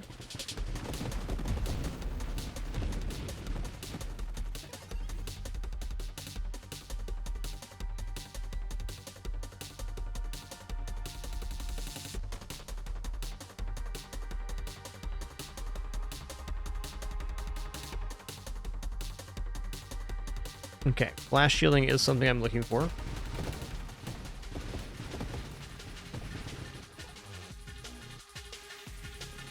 Okay, weapon mastery is not incorrect. Still gotta keep an eye out for a shield. I keep forgetting to look for that.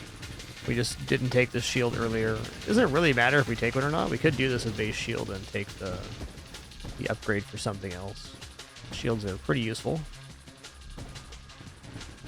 Probably keep it simple. Orbital, amp, something like that.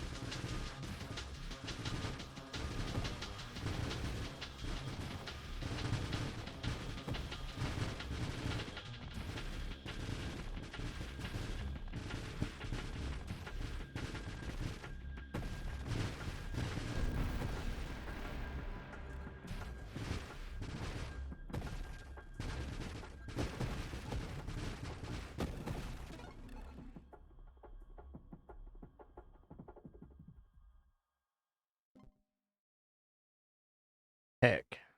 Okay, we need to take magnitude to get infusion anyways. Also, magnitude's a lot of damage. No payload on this build. That's why it kind of felt like we were lacking. We're missing like 40% damage on these missiles. Wow, just magnitude really pepped that up, huh? Well pepped.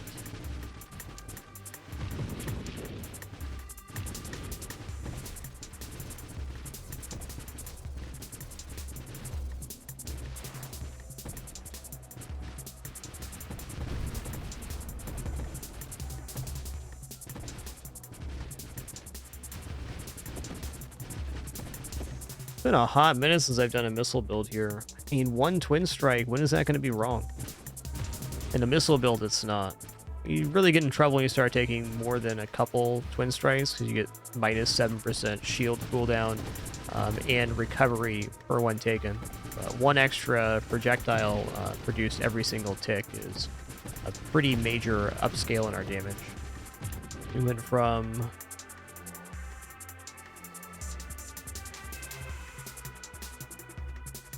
Where is it?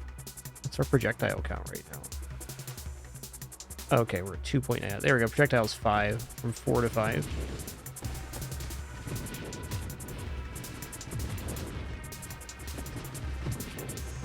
One mod offering a 20% increase is pretty substantial. Kind of paused at a weird point here. I'll admit it.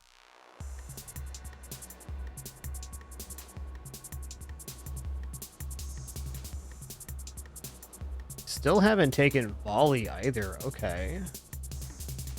Let's roll once. Alright, here's Tempest Break. When your shield breaks, it discharges powerful bolts of energy that burn nearby targets. While your shield is down, its cooldown cannot be interrupted. Shield only begins cooldown when it breaks, so it'll just inevitably break and then recharge faster than normal. This is good for where we're going.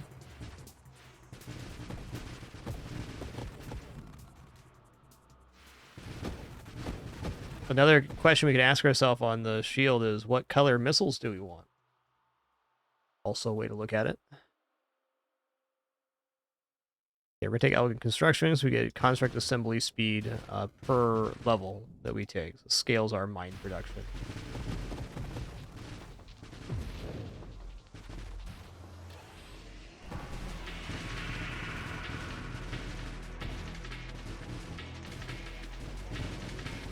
Gonna be another fight with the missiles. If we just persist, we'll be doing well.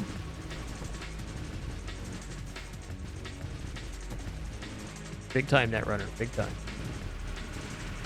I do like purple missiles a lot. Can potentially achieve those with antimatter rounds, but if I'm gonna go Barrage, I don't think antimatter rounds gonna work with this.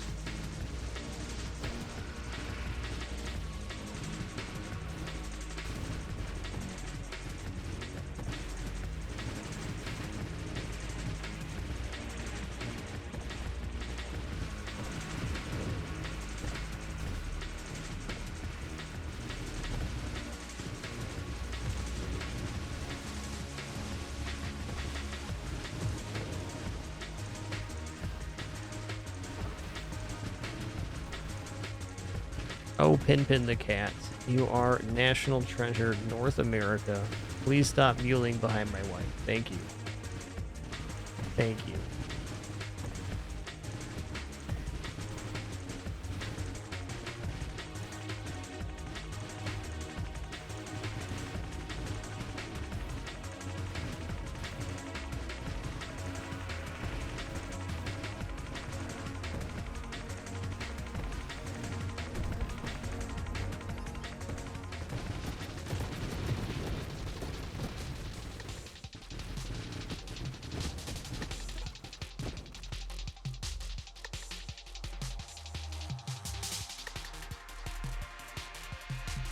Man, Discharge is in the pool right now. I really want it. I want to keep rerolling. I think Essence Sap is an inevitable conclusion here, so let's just take Skirmish.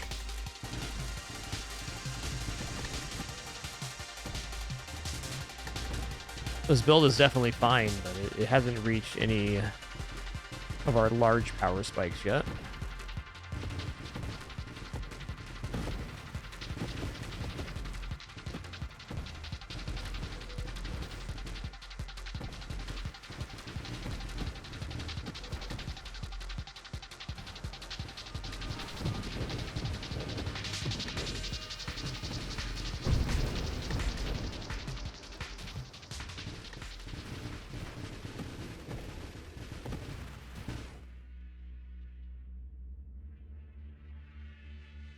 Minefield is overall more mines, so if you go charge mines, I don't think I want it. I'm not going to go charge mines here. 50% minus Symbol speed on top of our already... Oh wow, this is really fast.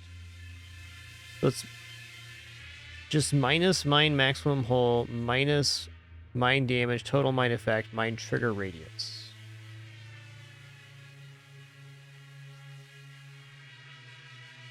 So we're trading 50% assembly speed for 20% mine effect. That seems very good.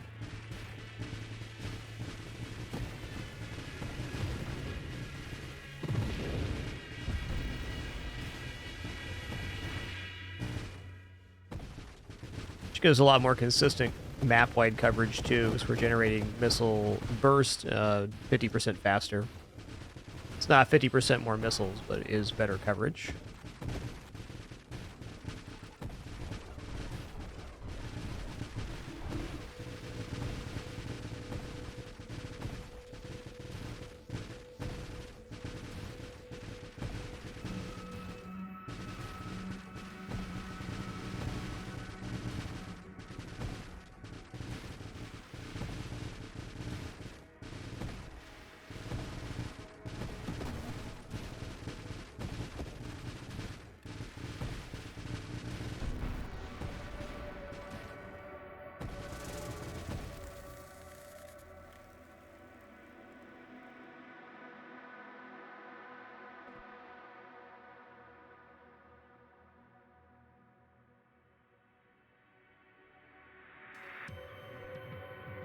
Finally.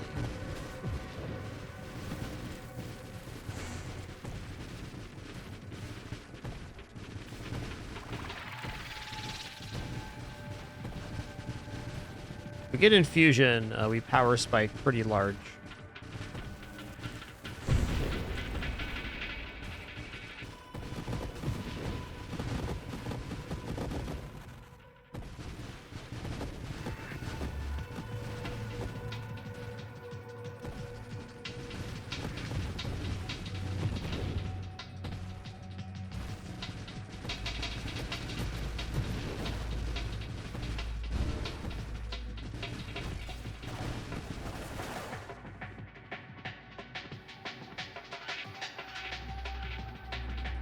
Okay, there's infusion. Here we go. So while we have shields now, we just lost them. Our missiles will be infused with lightning. Very nice.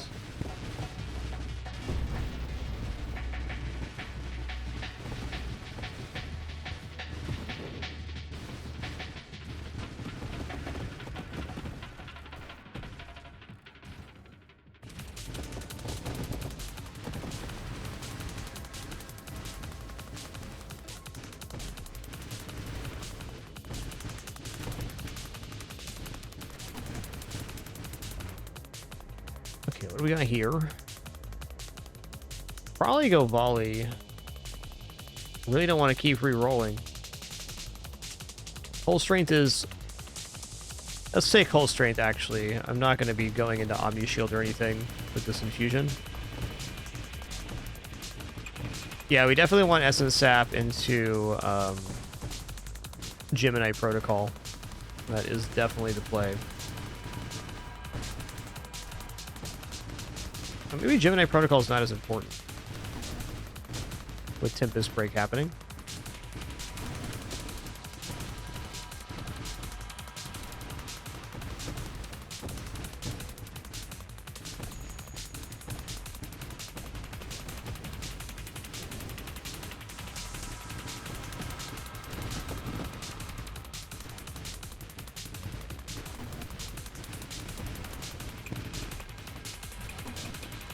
Scary moment without health regeneration at the moment. It'll happen though. It's gonna be cool, man. Just wait.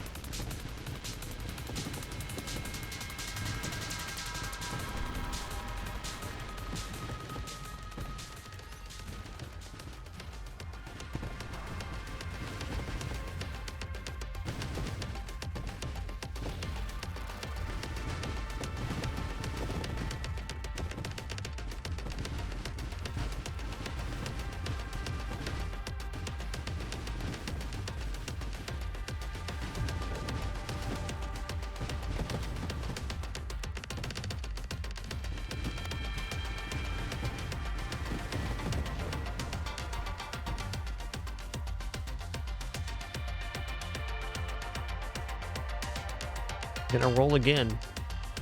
Alright, alright.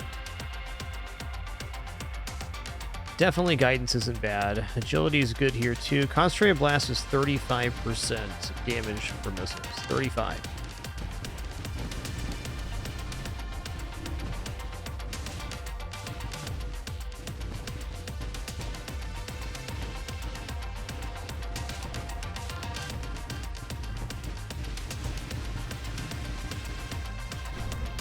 Woo!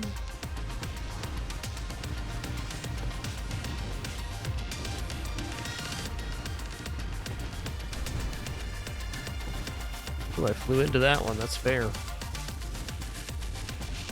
When you're right, game.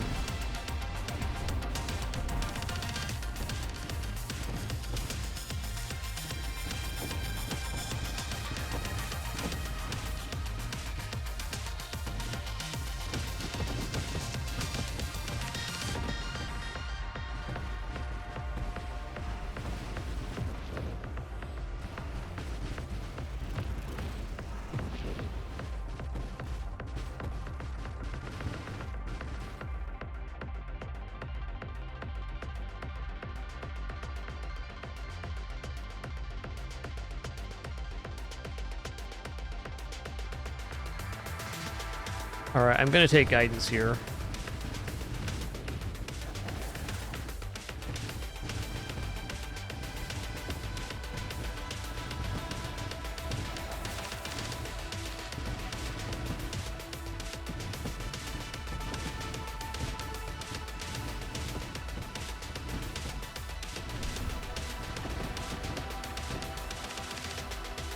Oh, we zipping.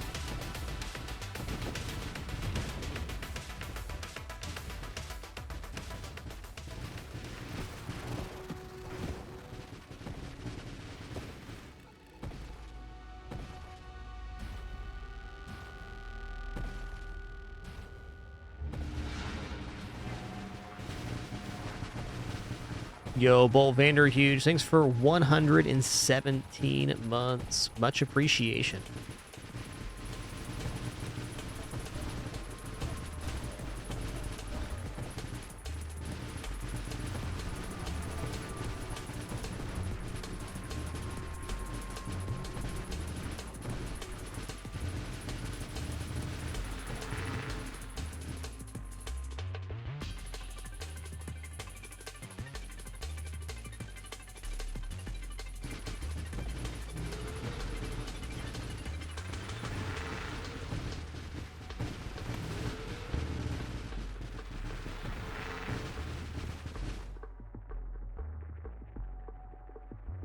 Okay.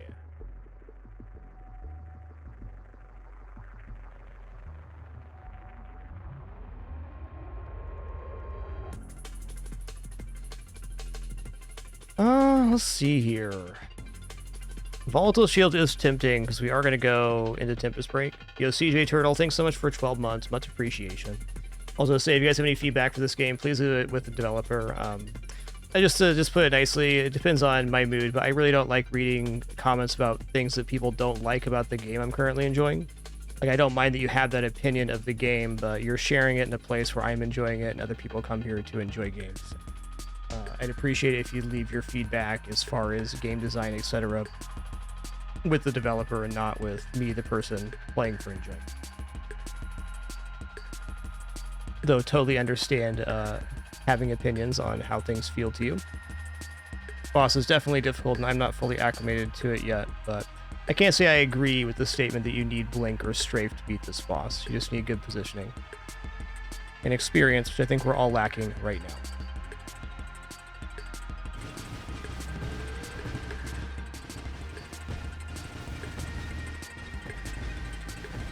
Yo, Nearest a lot. Thanks for 16 months. Appreciate that Prime continuation. Thank you.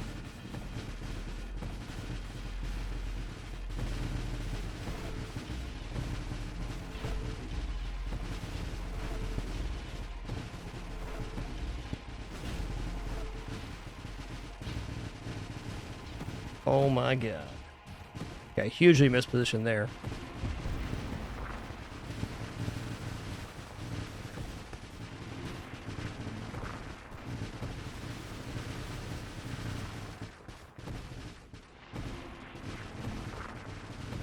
Yo, Sarah, 21. Thanks for that Prime sub as well. Too kind, everybody. Thank you, thank you.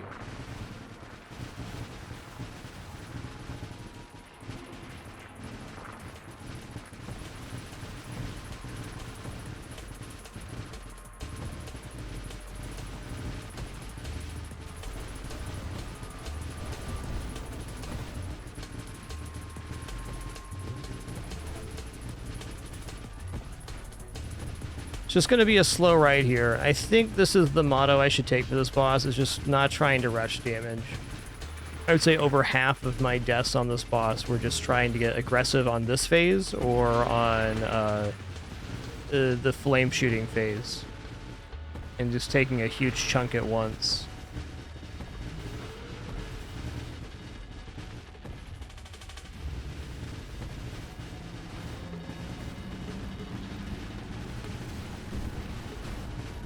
Oh no. I flew into the vortex. Heck.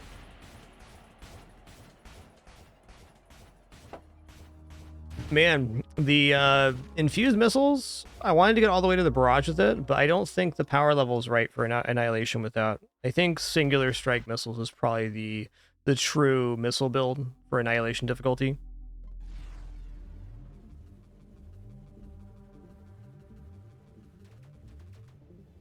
Yeah, vortex is crazy, huh?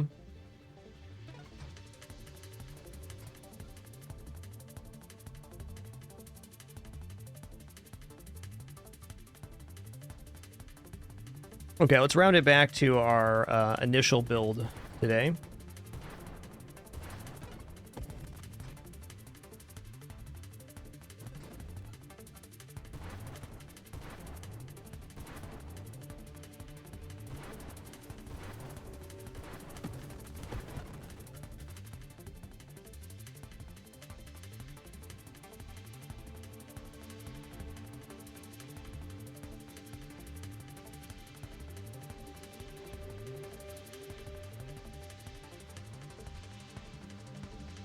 %50 total ignite damage. Whoa, that's pretty huge, actually. Okay, let's Viper it up.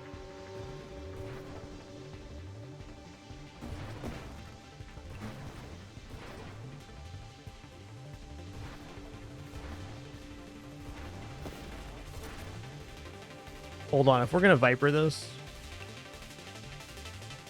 I want a different shield than Halo. I had in my head we were gonna go Firefly on that. And Halo shield's fine, but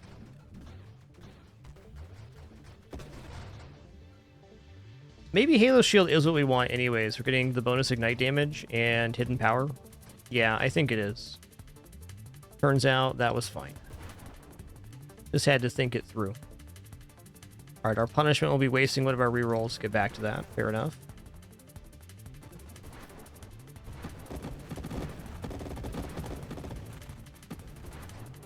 Yeah, Viper's not going to increase the Halo damage, but it will increase the ignite damage from the lightning tendrils.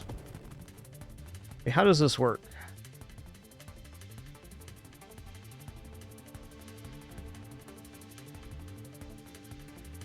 Targets that take burn damage are ignited unless otherwise stated. Ignited targets take 120 burn damage for 3 seconds. So it is increased ignite damage for the Halo shield. That's how I'm reading it. Well, we know we're going to go mines here.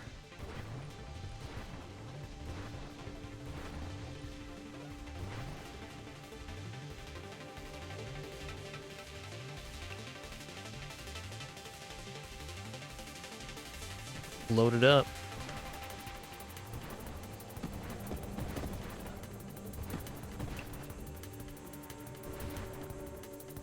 What am I doing with my life right now? Heck. Alright, one more try.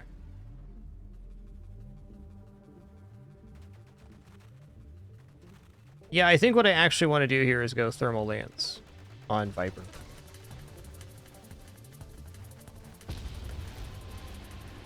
Cool wave, man.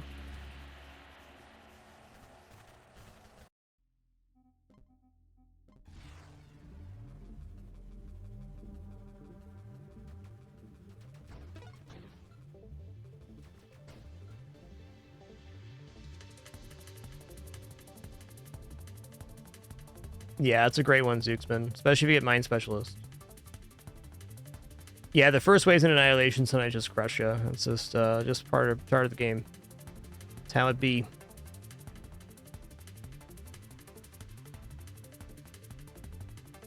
Much less so in Mayhem, but Annihilation difficulty. Opening wave is pretty nuts. Let's just deviate here. I want to try Viper Thermal Lance now. Thermal Lance did get some pretty substantial bonuses in this latest patch, and I'm enjoying it.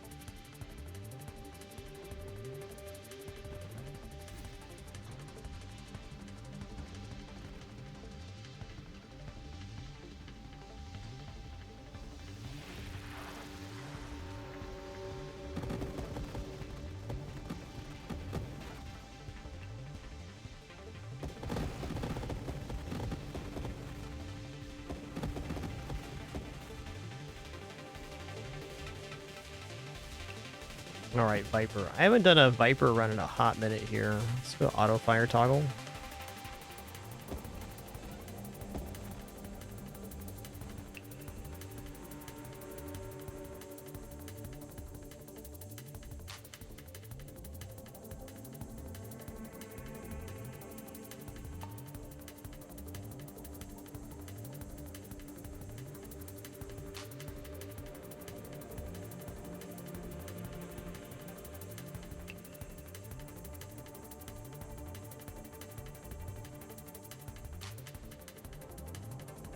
Any legend in the chat know if we go Omni Shield into like Dying Star for self damage, does that get diffused between the hull and shields? Like, can I sustain that?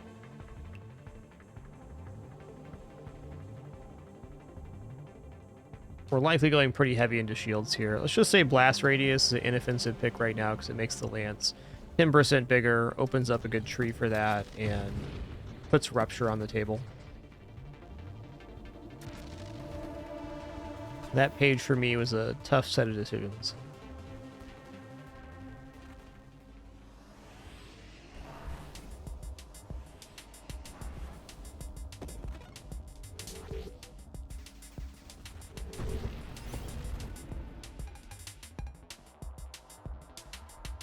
Yeah.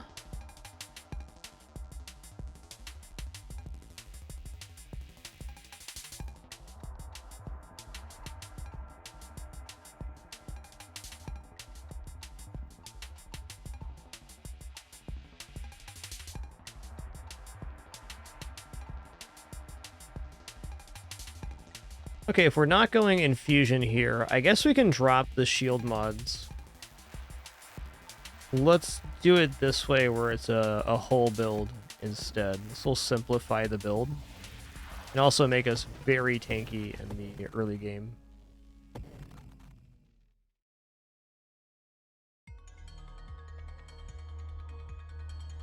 I like polar inversion, but it does make loaded mines a little bit worse because it pulls things towards the inner radius of the mine.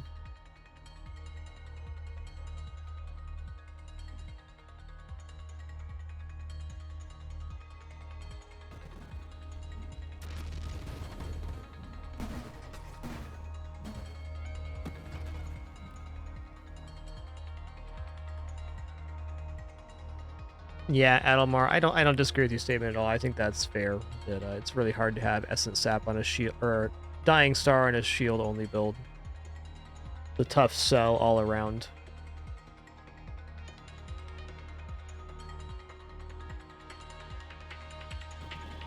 That burn damage rocking.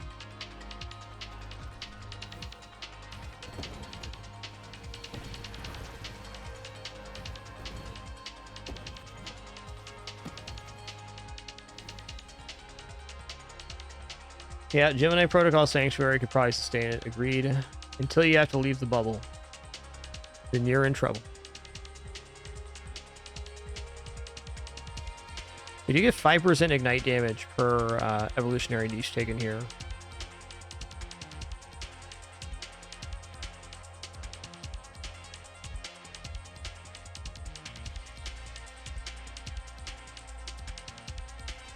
I think I'm going to take a hyper metabolism. It's going to be a regeneration build, not a essence sap build. Where'd he go? Dude.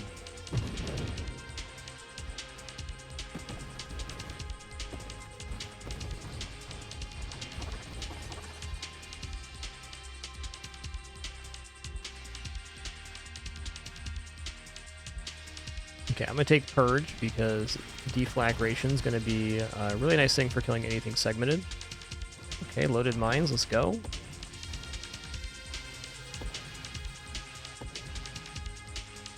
So pretty.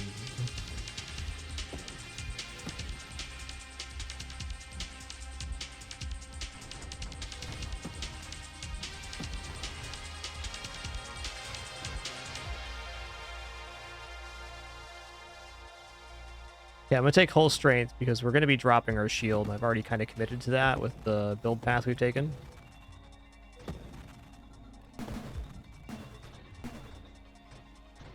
One cool thing about the bonus regeneration, we take extra hull. The base regeneration is based off of your health. So more health means more regeneration. That's cool.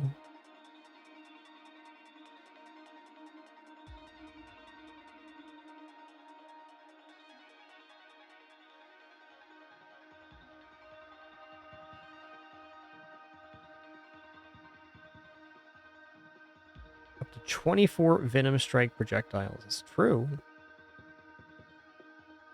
So would that give us 10% more to take 2 more Venom Strike projectiles? It has to. Interesting thought. Use one to roll here.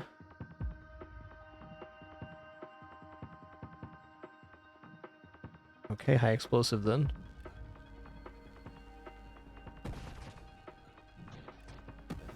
That does sound fun, Zooks.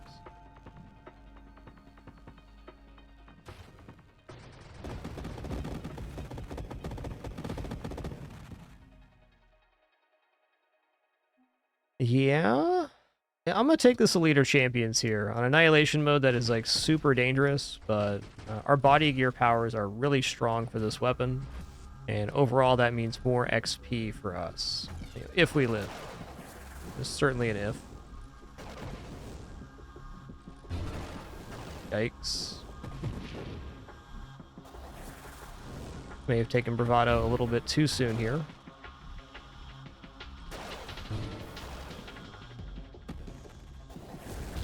Wow. Wow. What a wave.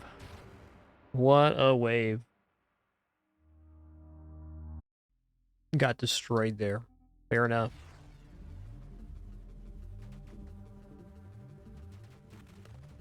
You know, I think the real king of ignite damage for thermal lands is actually Carrier instead of Viper.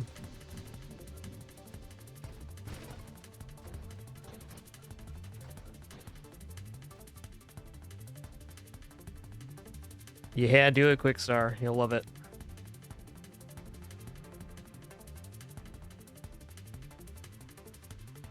Let's do a grenade run. Grenade's a really flashy weapon, but I think if we build it correctly, I'm alright with it.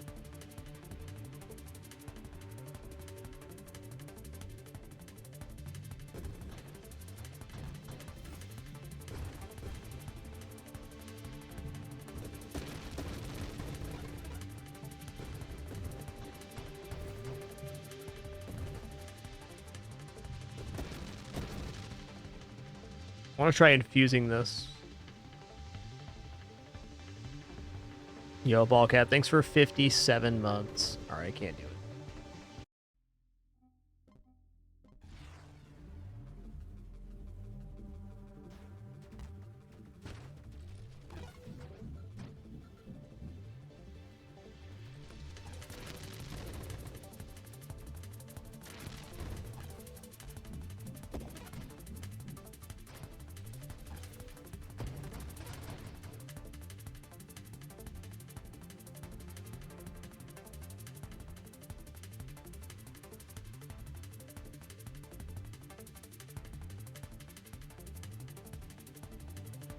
I feel like infused split shot is actually kind of like that perfect amount of fire rate. Though admittedly, I know that split shot is a bit weak. A railgun here.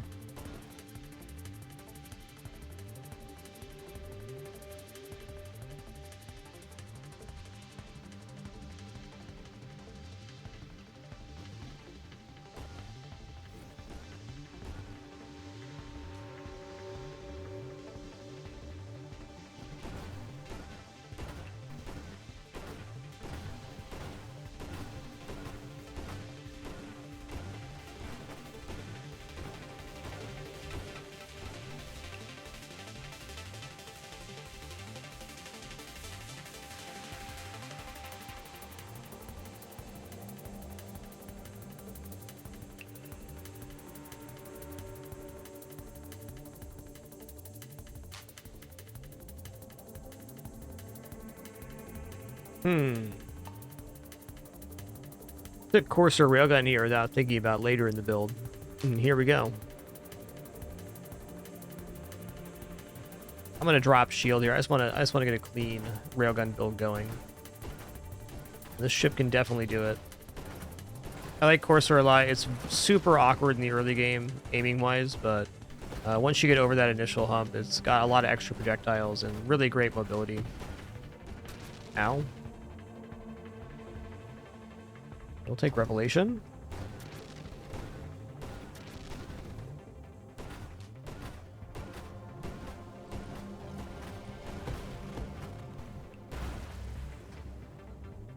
I think more than anything what I'm feeling today is my lack of being acclimated to Annihilation difficulty. It's so nuts how fast everything scales and the combos you can get this early.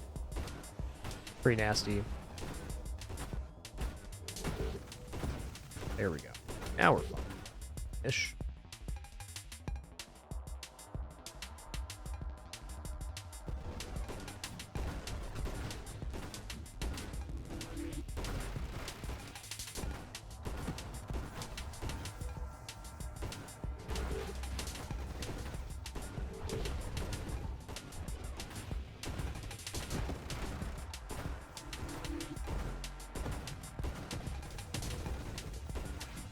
The majority of my play on Mayhem, but I enjoy Annihilation too. It just kind of depends on the day for me and the builds I want to do.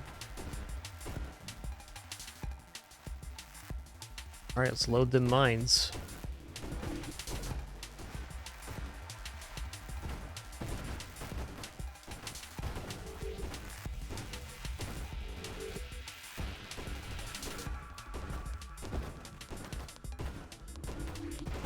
And yeah, rest assured, if you're just starting to play the game, it will not look this intense, because Annihilation is just next level.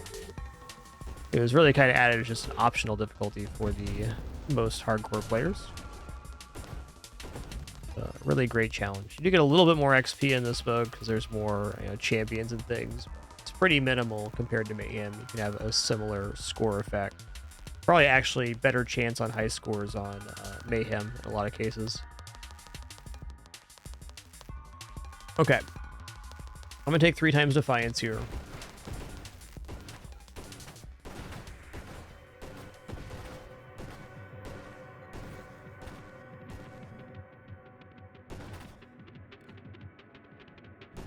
There's a little bit of meta progression. You just unlock some weapon and ship types, Electric Benjamins. So they keep the mod pool just a little bit smaller at the start, so you're not having to make so many decisions.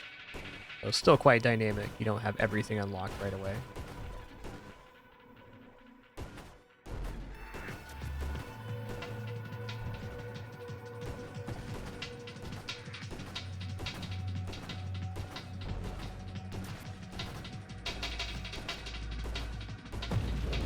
Nice. Boy, I sure would love some kind of homing.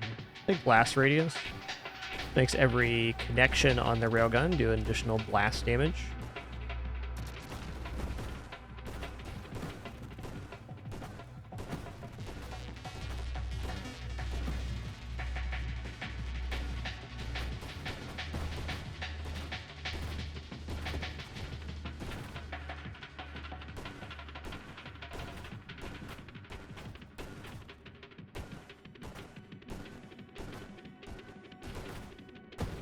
Yeah, it's a good way to look at it. You're really not limited by the meta progression unlocks. Just a few less choices. You can still have a very great run on your first run. You're not going to be like, you're not going through and like, oh, leveling up ship power or ship defense with like a meta resource or anything like that. It's all just gameplay unlocks that kind of open up when you play more. Which I definitely appreciate. Roll it. There's targeting. This is going to be big help. Of course, it's already super awkward to aim even with the targeting, so...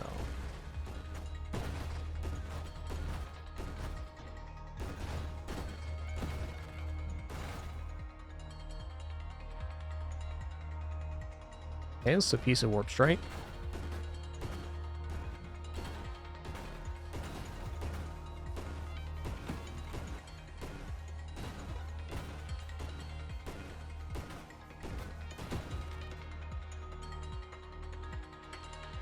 Velocity, piece of Warp Strike.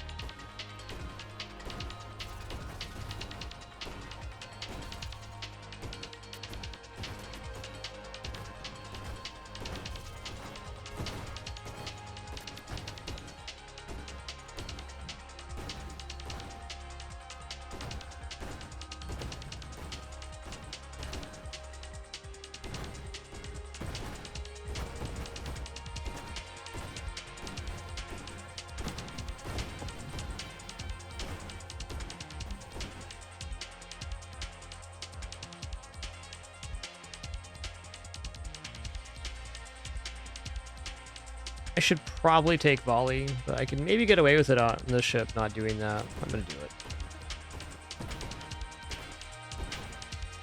Snipe. Oh, it's another piece of Warp Strike. I should have taken the Reconstitution there and dropped my shield. But I got excited about the idea of Warp Strike, which is a good thing to be excited for.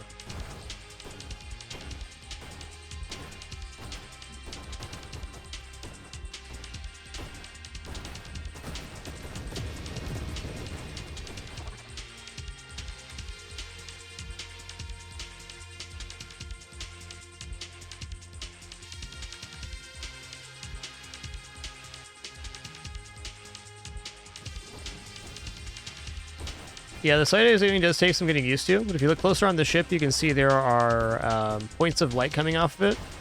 So you can use those to index yourself sideways. It's still a struggle, though. This ship is awkward to play. I think its advantages outweigh the disadvantage of the weird aiming. You're getting 3 extra projectiles on railgun to begin. not nothing. Good fire rate increases too. Okay, so we're gonna take Challenger here, but we want to do it in a moment that... What did I take? Homing Strike? That was lucky. That was lucky. Payload.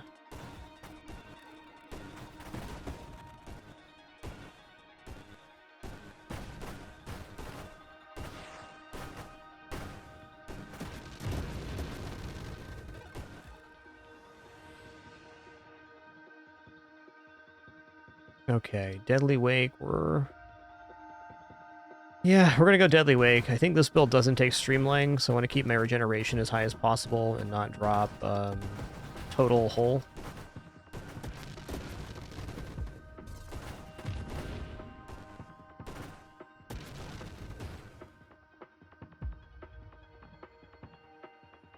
If not before, shortly after, we'll have 600 hours streamed in this game. What a beaut. What a beaut.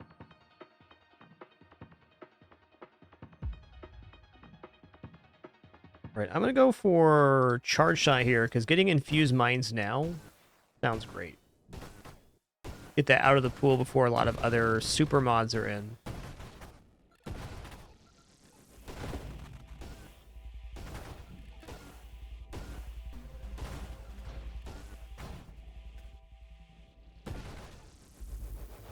I usually don't take Convergence on Railgun builds myself. Not to say it's bad, but... I find very often when I take Convergence, I end up saying, like, okay, that was alright, but... maybe more like breaking even than good.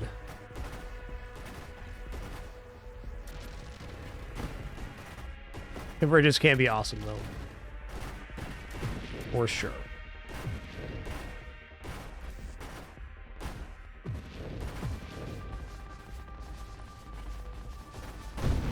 Ooh hoo hoo. Loaded mines are loaded.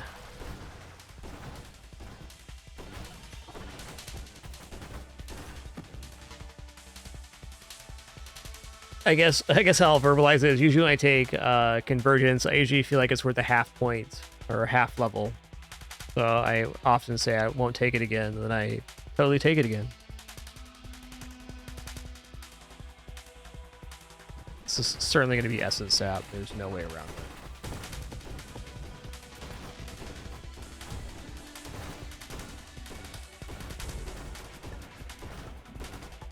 Yo, Pinball Wiz, great to see you. Been awesome, man.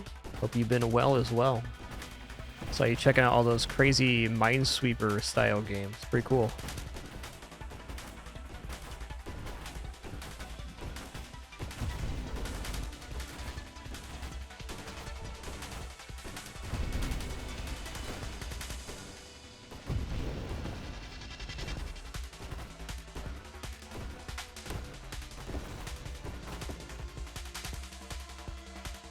I mean, Mine Specialist is an easy take here.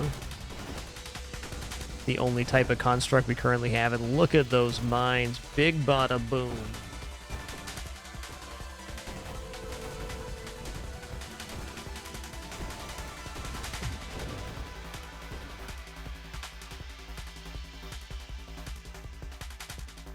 Good chunk of dunk. Okay, let's increase our hull strength.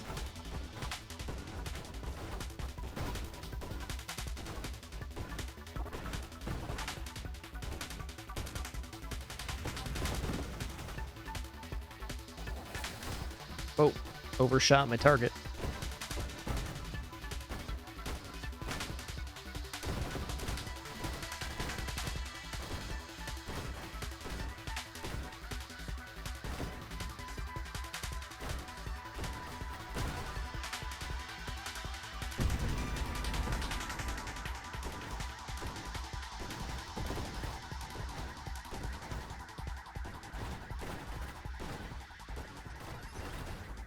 Okay, let's see here.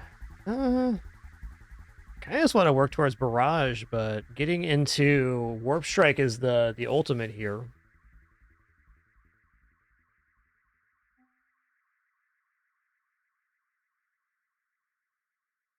Have I taken Fire Rate yet? I haven't. I take it. It's a piece I want.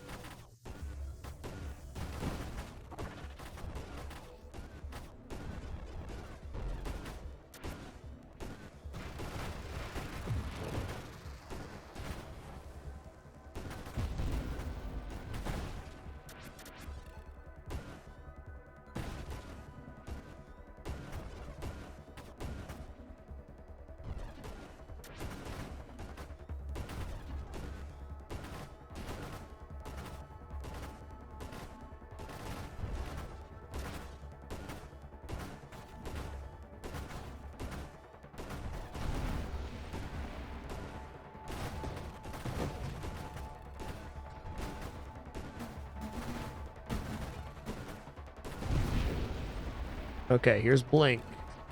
Do we have Snipe going on right now? We do. So Warp Strike is officially in the pool.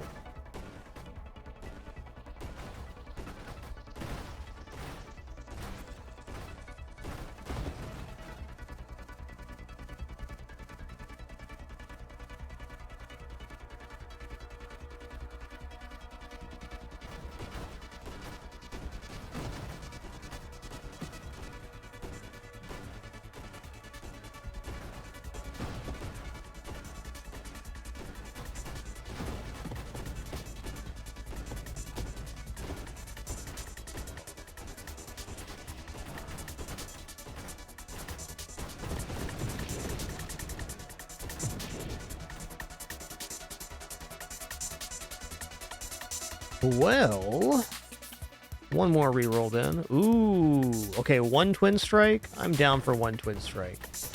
Now we have 6 projectiles, 1 on each side, and we'll gain more projectiles from Barrage.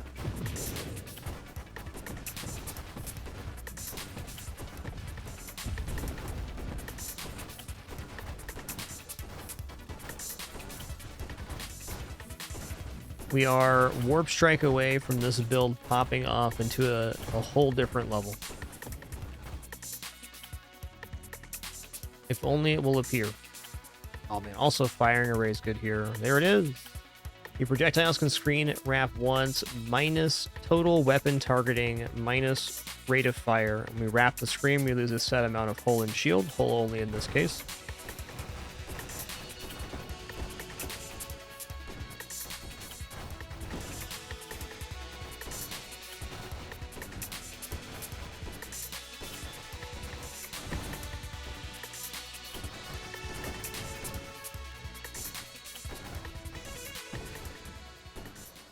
Wave 60? Oh man, you're in trouble, bud. You see, it's wave 60, but we're ready for wave 100, partner. You're in trouble.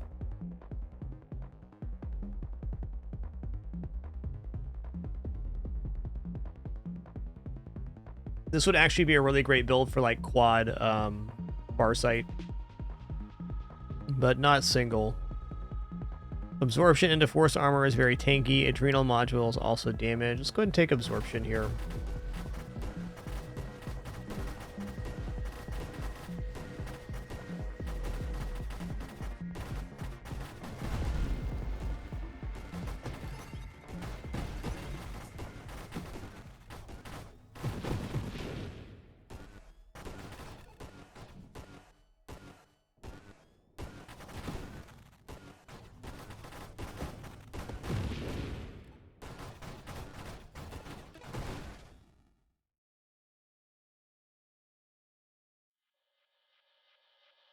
I probably do want Minefield. I don't know, though. It's definitely good, but... Terminate.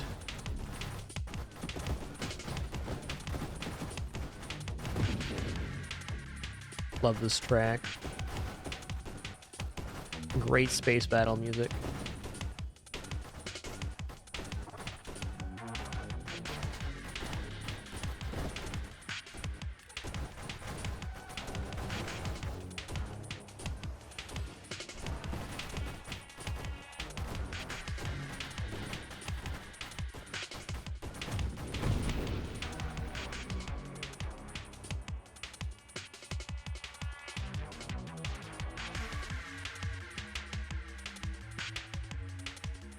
It'll only be one projectile. It's definitely not worth. Use a roll here. Well, plus 5 levels, no rerolls is certainly a temptation. Just because the extra levels, like plus 4 here.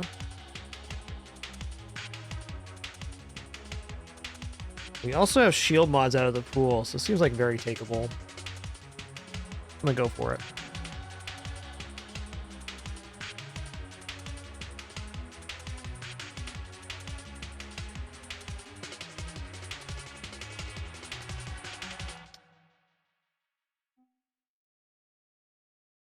Okay, no rerolls. Let's go for Slipstream or Floaty here.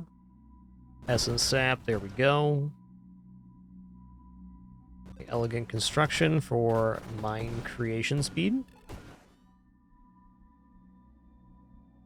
Burst Fire puts Barrage in the pool. I actually think the Orbs of Discord are less important on this build. I'm just going to take Burst Fire. And there's Barrage. Alright, now we're blapping.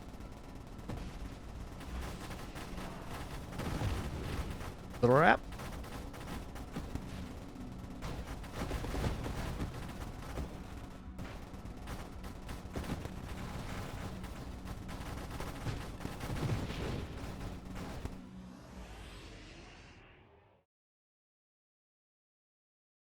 Yeah, I'm gonna take Force Armor, though Firing Array is like all upsides here. Oh my god, that damage when he spawned in. Oh my god.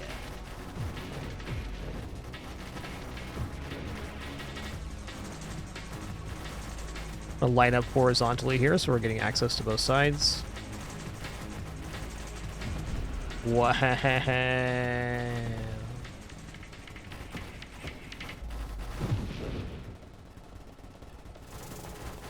Worth noting that these hypnotic-looking circles also deal damage as part of the railgun. That's the frontal cannon blast. It's one of the things that makes Barrage railguns so good. They're like a floating buzzsaw.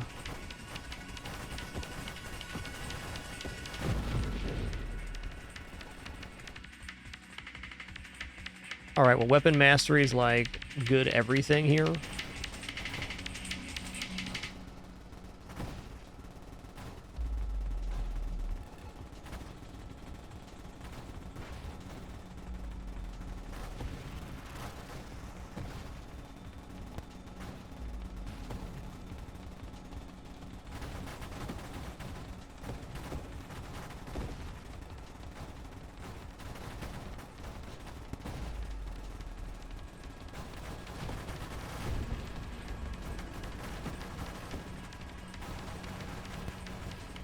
Important here that we're patrolling the screen, making sure we're picking up this XP that's on the edge.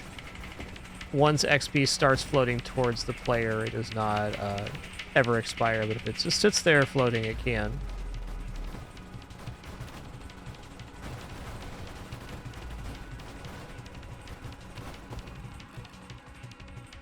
Like a level and a half sitting there.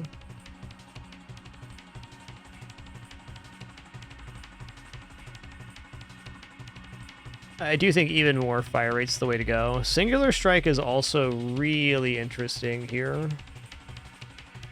We'd have to take Juggernaut to get it. Slows us down a lot. Singular Strike Barrage is definitely fine.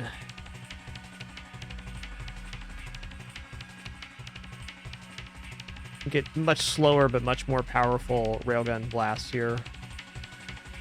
Worth thinking about. At the moment, it's not better than Warpath, which is up to 30% fire rate for killing enemies, which is happening continually. Probably average somewhere around 20% fire rate off of that one mod.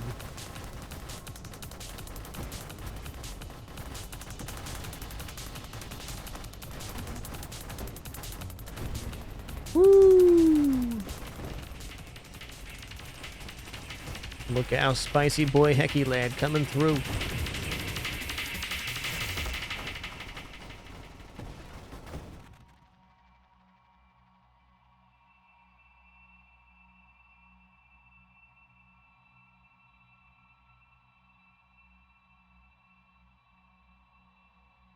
Alright, I mean, kinetic boost is pretty stupendous.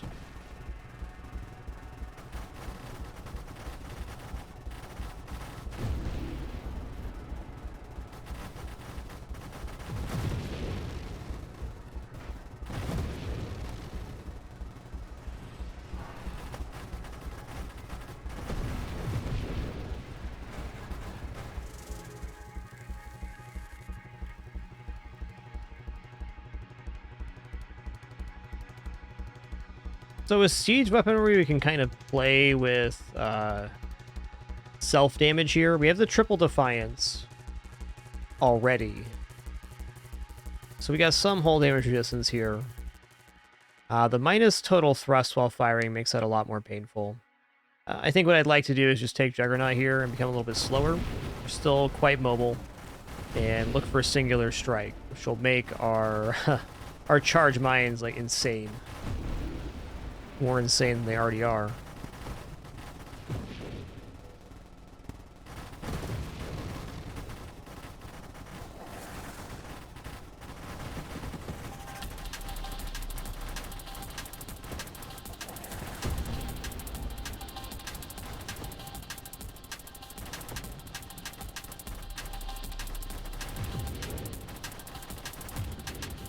If I could work into strafe here too, I'd be grateful. Okay, there's no rerolls for us. We gotta pick one here. Polar Inversion's funky, but I'm gonna take it because it's 15% blast radius for every single railgun hit. So a lot of these bigger charge mines will actually hit almost screen wide now. Okay, it has a little bit of an overestimation, but a lot more blast damage radius. I think once we have singular strike, full screen isn't out of the question.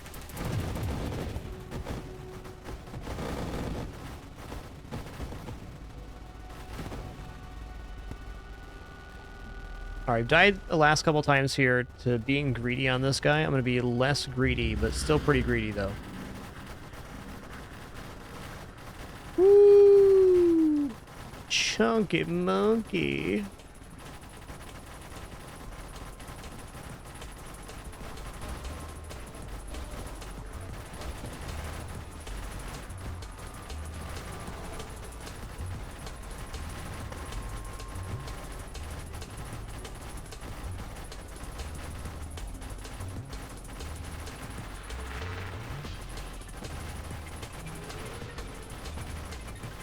So the easiest way to avoid this is actually go screen wrap.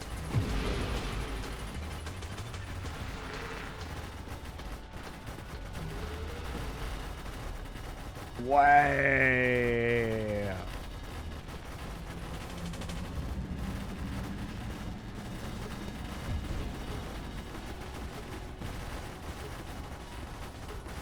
Definitely screen wrap away from that guy. Wow, we one-cycled him. That was sick. Okay, I've never one-cycled the boss before. That was awesome.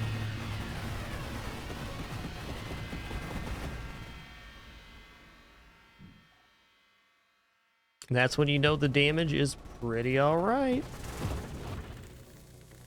Alright, here's Singular Strike. Okay, so your weapon behaves as though your weapon projectile count is 1. Your weapon projectile count beyond 1 is fused into your single projectile, strengthening it. Plus 15% total weapon damage, projectile size, and total weapon blast radius. Each weapon projectile fused adds additional 50% of its damage to your projectile. Each weapon projectile fused further increases the size and blast radius of your projectile with diminishing returns. You know, I'm not convinced this is actually going to be good, but I think if we get this and Incendiary Strike together, we're in a pretty hot spot. Let's find out. Yes, so what this really benefits is our mines. The mines have just redonkulous sized railguns.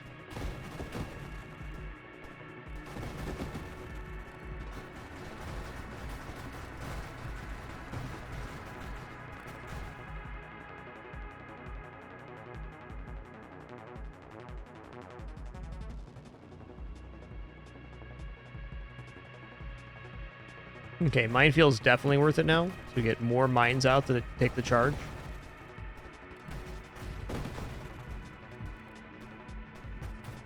It removes some visual clutter, which I appreciate. I think our overall damage on the ship is down, but our total damage right now is probably about the same. Look at those shockwaves going off the shield. Yeah, we have full screen coverage with the shockwaves on every single projectile that hits from the mines. If the target lives. If.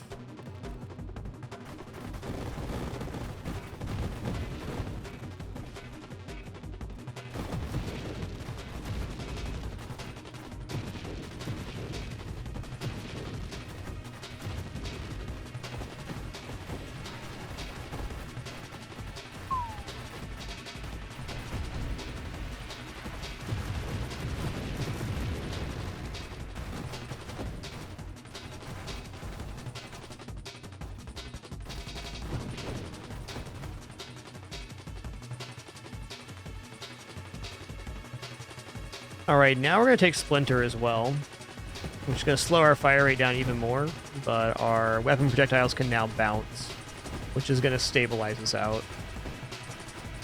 It's only going to remove the amount of projectile from the mines, so we'll still be getting that full screen shockwave, just less less projectiles per mine.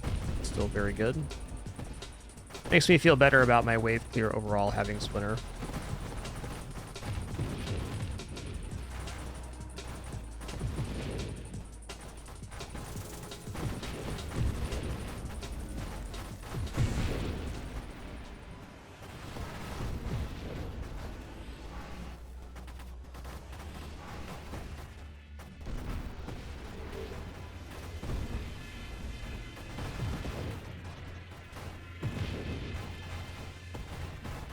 Yo, Blaine86, thanks for 67 months.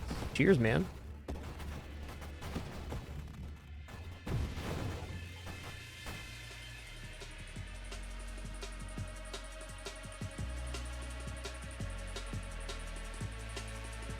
Might start playing around with siege weaponry.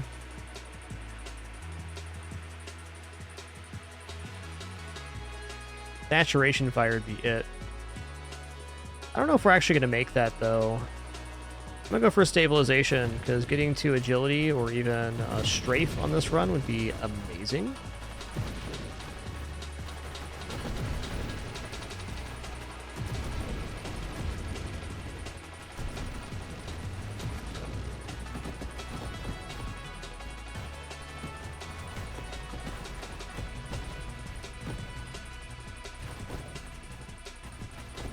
I do like with the reduced projectiles being generated, we can see the screen a lot better.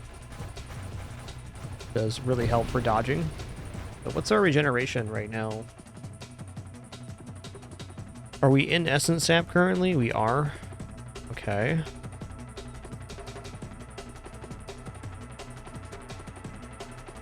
We can have up to 21 regeneration per second. Nice.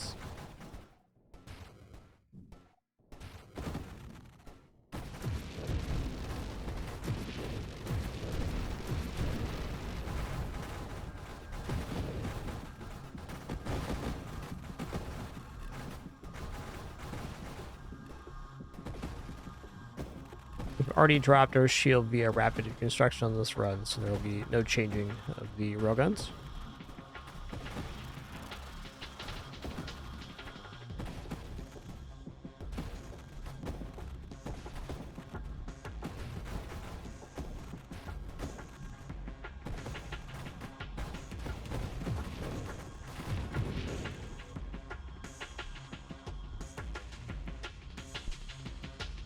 Okay, Incendiary Strike is massive here, because then when an enemy gets hit with any railgun, it starts taking that damage over time again. He greatly amplifies our damage with this lower fire rate.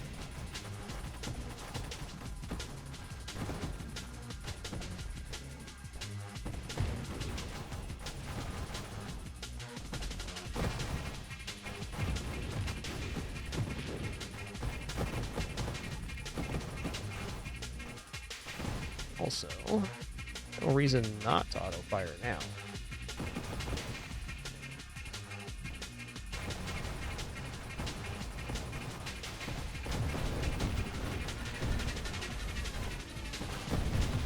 Whoops, all dead. Sorry about that. Big bada boom.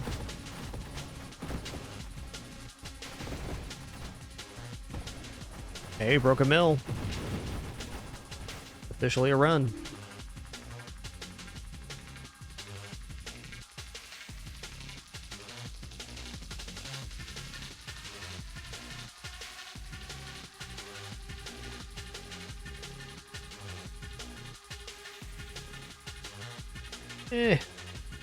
Probably just gonna take the armor here.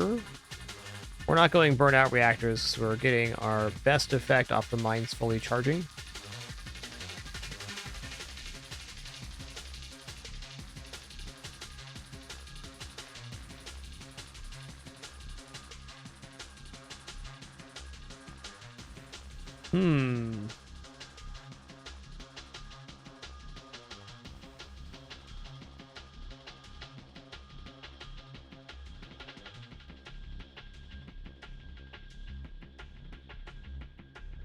don't think Vital Bond's it. Let's just take Adaptive Armor. The defensive mod, which seems appropriate.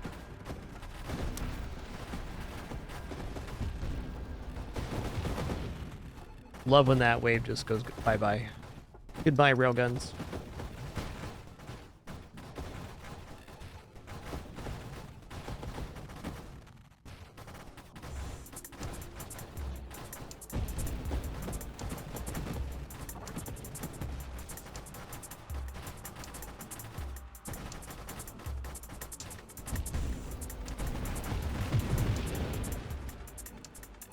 Siege weaponry bonus only applies to the player, as far as I know.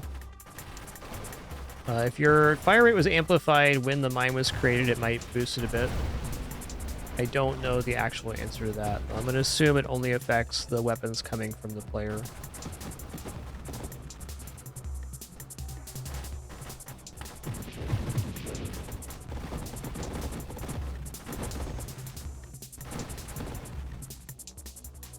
Alright, here's agility.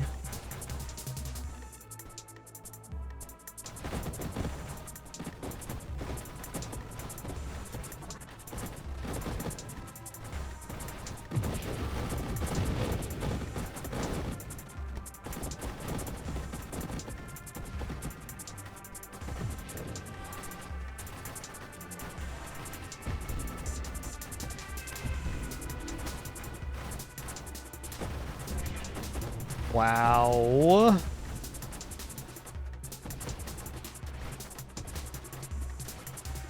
That was certainly a noise that you can make, man.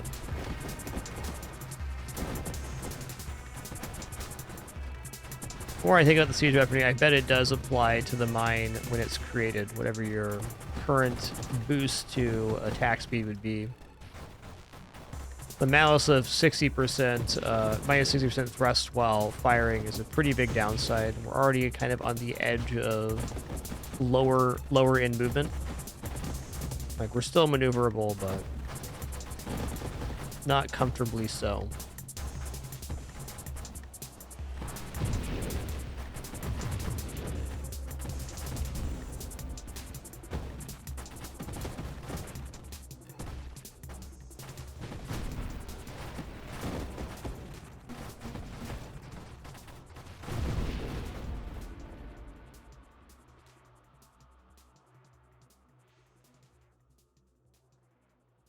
I mean, Last Stand's definitely fine. Even at 40% maximum hull, we're still pretty good. 40% is still a lot. About 100 hull. Also, the increased XP orb absorption radius, something I appreciate on this build. It's hard to get all of the things that spawn on the very edge of the build when you have such screen dominance.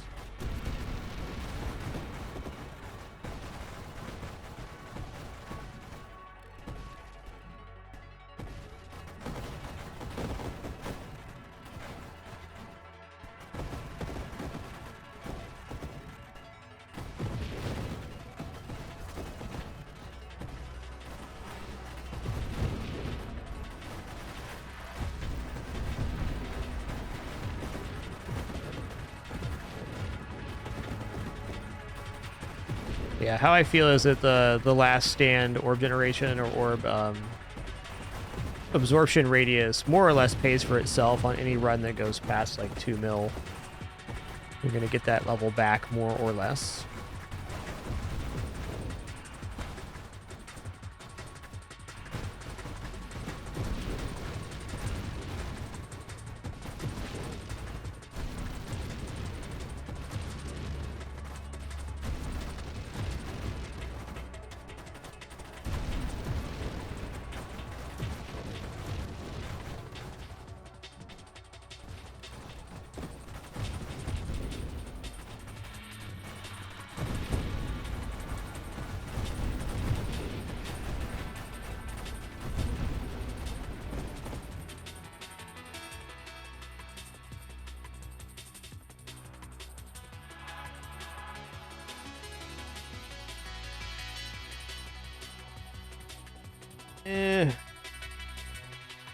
I think Bravado's dubious here. We are kind of set up to do it, but it makes everything scale so much faster. And for what right now? I think it's going to be a great build for little fellers. And this would give me a reason to take that Vital Bond. We could technically have permanent little fellers. I think this should generate at least a dozen at all times, depending on the build or wave types.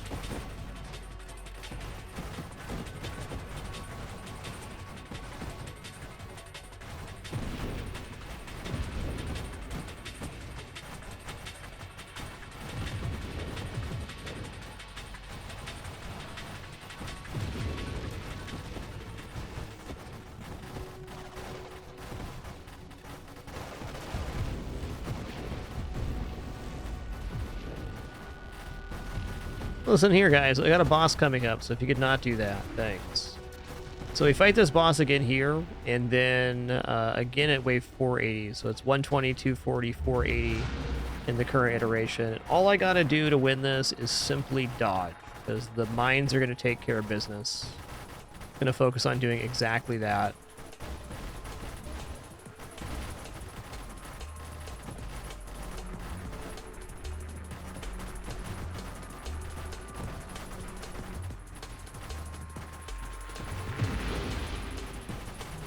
Okay, we just phased him.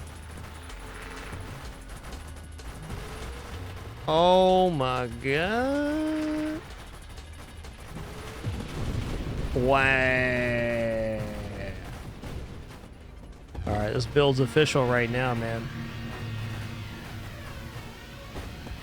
It's blappening.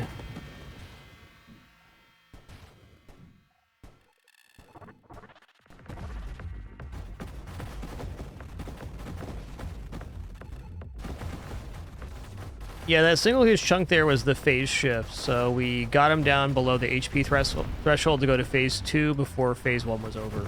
Was why it did that. And then the last chunk at the end was just terminate, doing that 12% ending damage.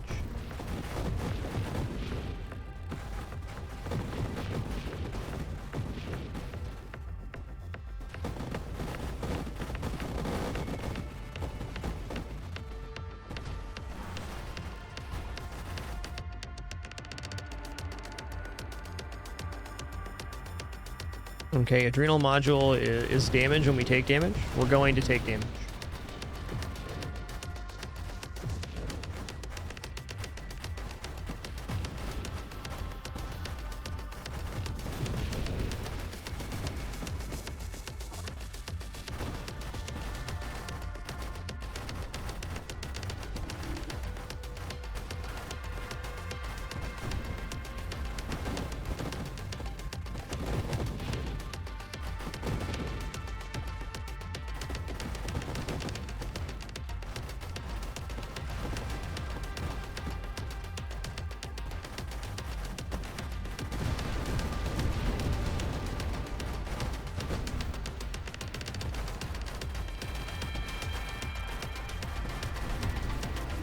Wow, what's happening? Everything's melting!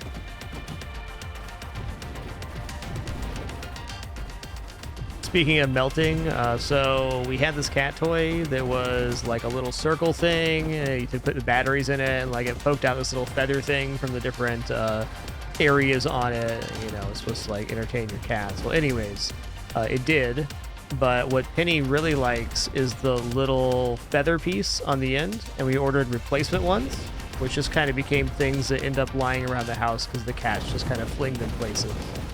Anyways, one of those went through the wash, and in the dryer, it became like this fluffy kind of caterpillar texture, and Pin went ballistic over it. I mean, absolutely ballistic. #1 hit of her whole life cat toy. It was so good. Couldn't stand it. Still can't. One good kidder.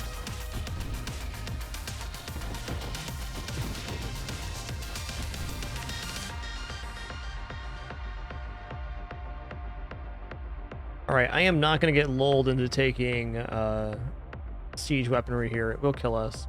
I feel like taking Bravado is interesting. I also think that taking drones is semi-interesting, though it's unlikely we get a much function with them. They do protect us from projectiles and stuff.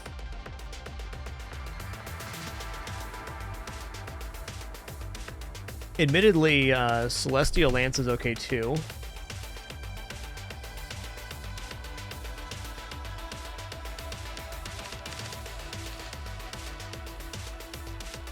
This gives our excess regeneration something to do with Essence Sap.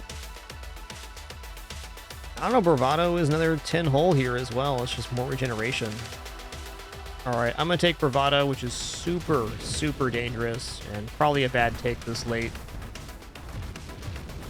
But we're so strong already. It's like, why not fight stuff that gives maximum XP?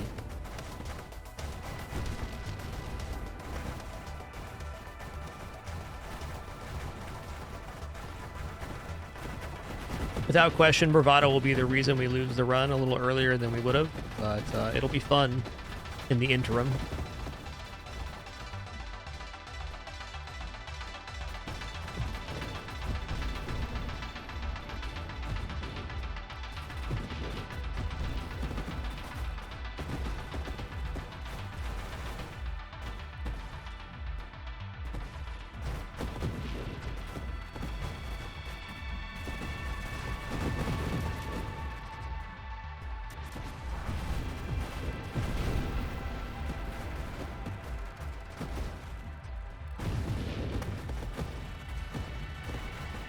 Another upside of Bravado is we get more little fellers spawns swarm constructs because the enemies are of a higher HP value and the amount of swarm constructs generated are based on enemy HP.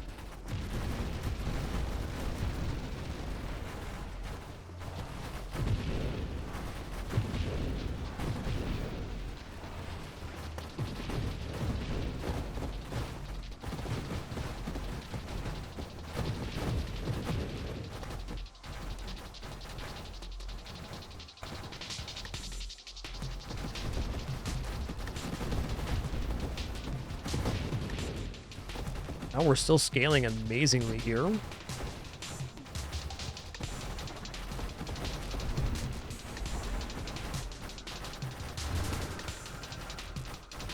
Okay. No. Oh, last stand went off. Okay, fair enough. It actually isn't all bad if we live. We still have a fair amount of hull, and we're very powerful. And we're now receiving double score from XP orbs.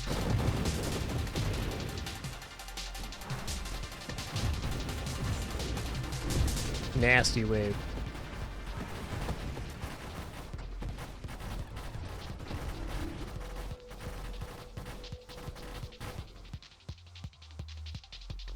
Not a bad winnow.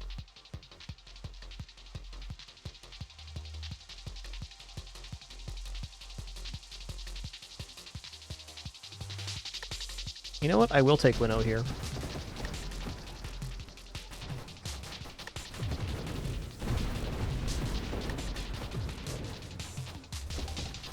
Warp Strike allows your projectiles to warp the screen once, but will reduce overall projectile targeting. Is the gist of how it works.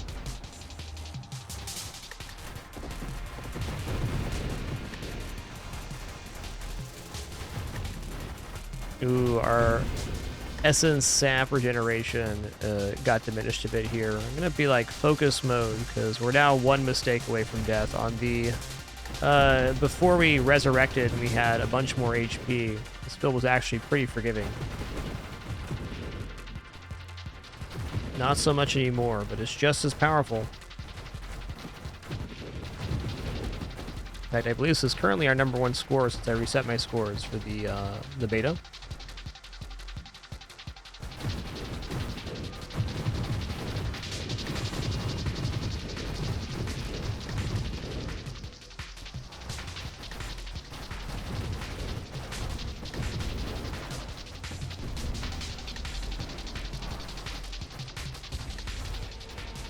Later, Tater.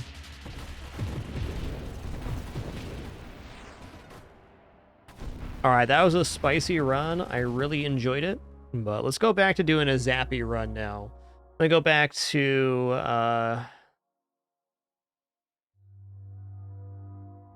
Oh, Viper charge shields. Maybe.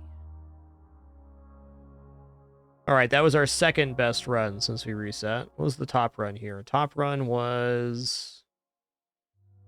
Dart Architect of a similar style.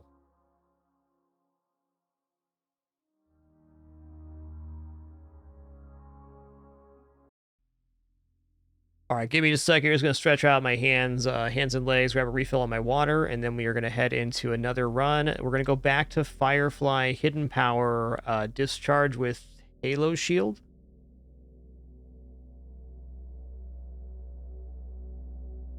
No, I'm going to go Viper because we're getting plus Ignite duration. I think we can get a crazy high damage amount with Viper like this. Okay, I'll be back in just a few moments. Just going to take a quick stretch, and then we'll head into another run.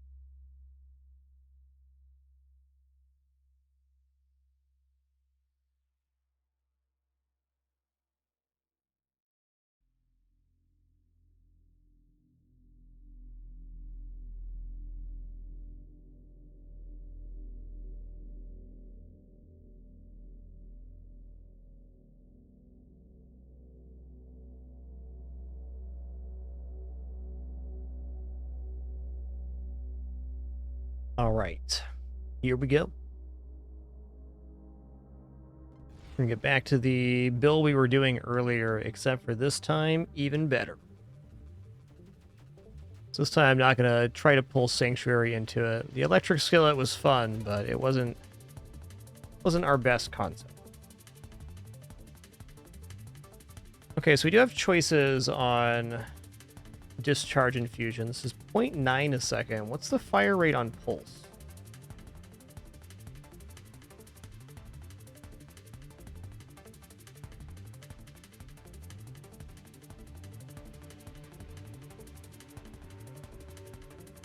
Rate of fire 0.75 a second. That's actually interesting. Let's try swords into this build, because swords are a really easy way to get into a build. There's Halo Shield. 1. Wow. Halo swords look pretty sweet, man. Viper. Alright, on swords I do not want auto-firing. Nothing wrong with it, but since you can parry with them, having control over the attack timing is pretty critical. Hey there, T-Pixel, what's good? Alright, shield cooldown, good start. Gonna be a volatile shields build, not a flash shielding.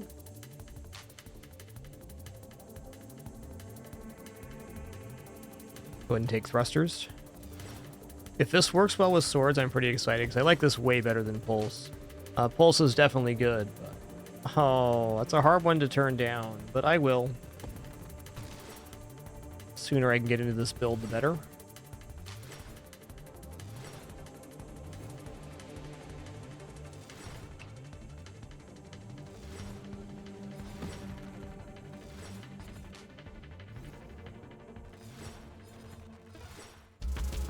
Greetings, Bugman. Hit him with the windshield wiper. Boom, get roasted. Discharge, let's go. Oh yeah, that's a really nice lightning bolt, man. So big.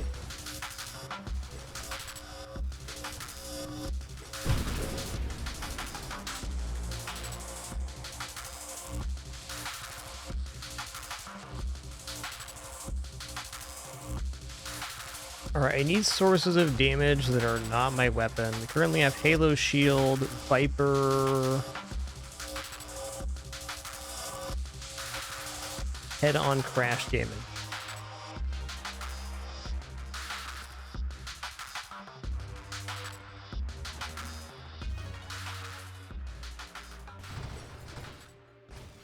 These lightning bolts are fierce.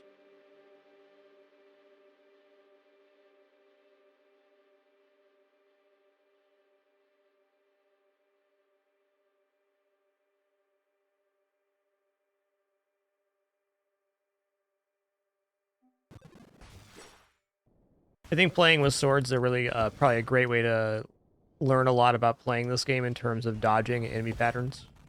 They're a pretty comfy weapon because you can even swat away projectiles. So even if you're spamming wildly, you're reducing a lot of projectiles on screen. And they're a nice power level for the early game. Would definitely recommend them. Okay, are we ready for hidden power yet? Okay, we're losing swords this way, but we get rid of all the other effects. Okay, we're still zapping.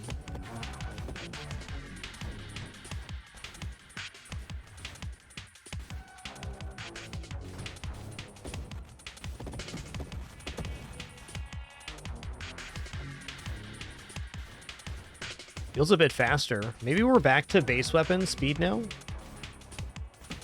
This is not as slow of lightning as I was expecting from the swords. I thought it was based off of weapon fire rate. It's probably because hidden power makes it so you cannot make constructs, so we lose this ability to make swords altogether. So we're probably utilizing some sort of base weapon set. There it is, Weapon Blaster. Okay, so this reverted us back to the base weapon. Interesting.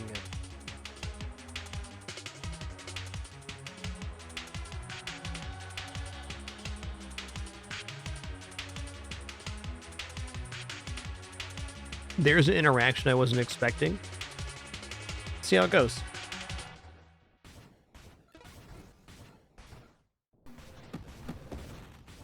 The increased XP absorption radius is now tied to the last stand mod, not Ataraxia. Been that way for a minute. All right, well, with that being said, I am going to start this run over because the distance on the lightning is really important to me on this build. It's fun to have the idea that you can generate a bunch of fast lightning, but as the screen begins to scale outward, as you get through the waves, it becomes increasingly important that you have reach. Yeah, Bingo, there was like several patches ago. That was maybe like 6 or 8 months, so not surprising you didn't see it. There's been a lot of changes. Okay, 1 a second, 1.33, 12, 7.5. I guess pulse really is the one we want here.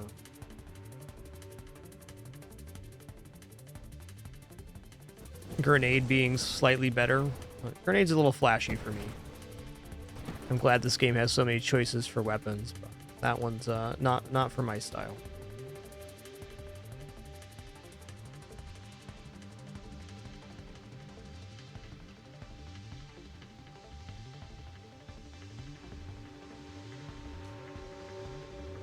Okay, Halo Shield.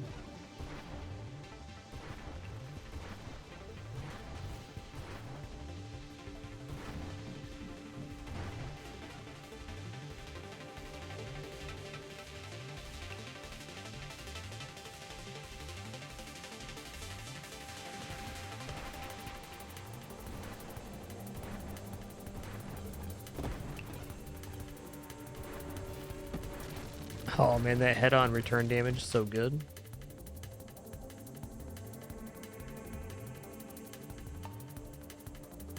Shield cooldown. Volatile shields blessed.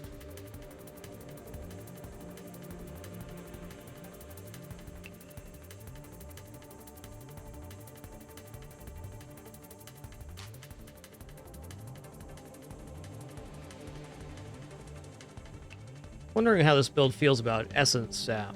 Probably pretty good.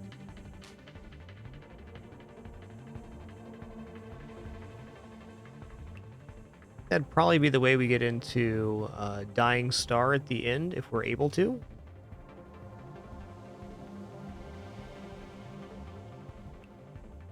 For the moment, shield effect radius, improved thrusters, both inoffensive. Go for improved movement.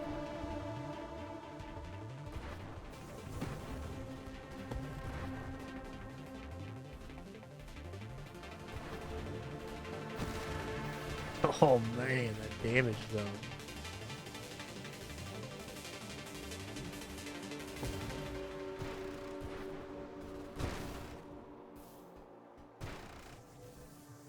Living on the edge. Did he blow up over there? My man. Who dis? Oh. Not only does that deal a ton of damage outright, it also poisons the enemy or corrodes them.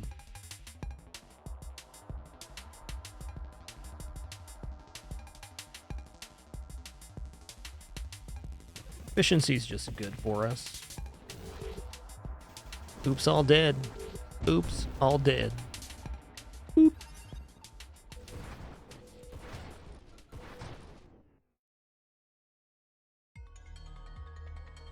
Okay, Galvanic Outburst is a source of damage to get hidden power working.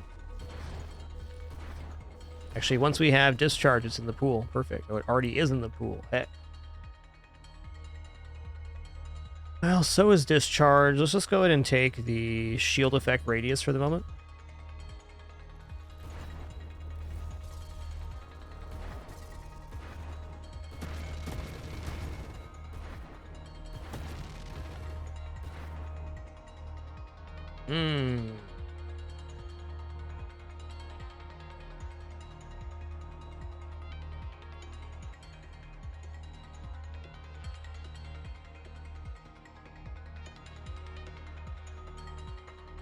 I'm going to take an early Gemini protocol here. Spontaneous generation is always tempting, but if we're going hidden power, we'll lose those because we can't make constructs anymore.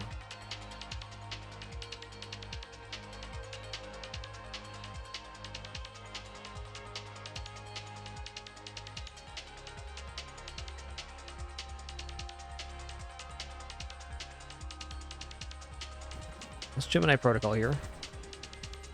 So Gemini Protocol splits our damage between our hull and shield, which is dangerous in some ways, but it also allows you to utilize multiple sources of regeneration, one for hull, one for shields, and different damage reduction sources too. Overall, Gemini Protocol usually has a pretty stabilizing effect on builds.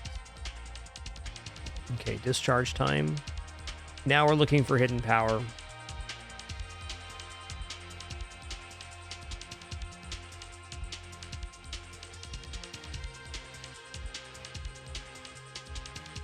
Gonna roll.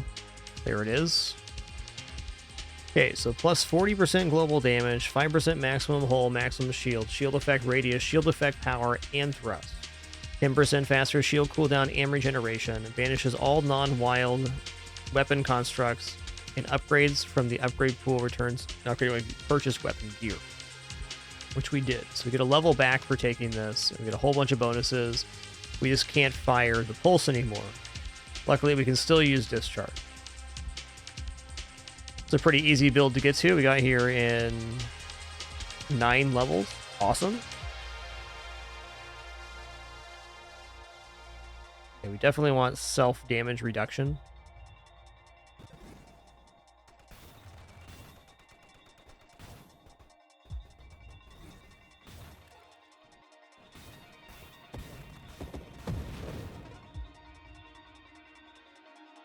Oh, okay. So you always have the same fire rate with this regardless. That's right. Good to know. Completely removes your weapon.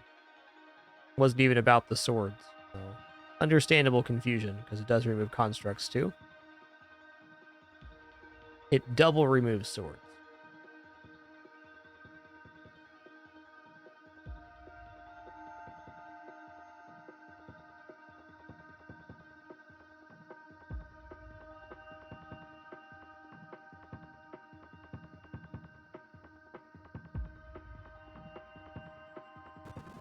Channeling it is.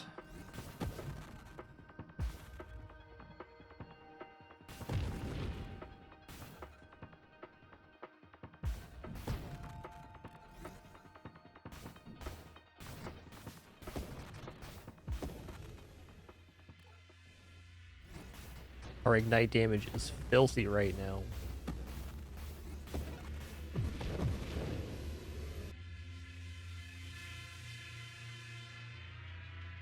Always tempted to winnow, but we definitely want Incandescence. Bonus to all of the damage type we're doing.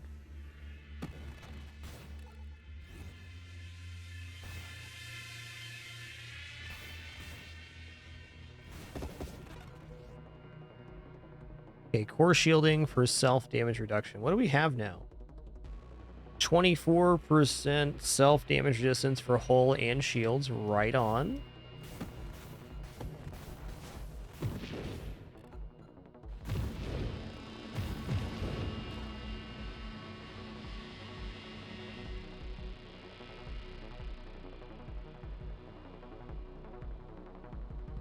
So we can still have our shield regenerate and take Essence Sap. Yeah, that's how we're going to do it. Because Essence Sap reads that your hull no longer regenerates. Doesn't say anything about your shield.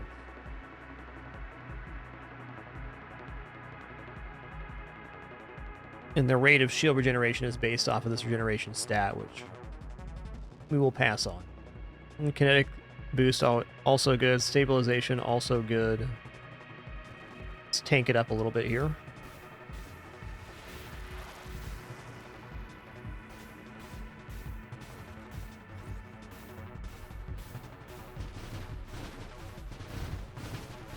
Halo Shield's so good on this guy because it just melts the missiles as they spawn on top of him.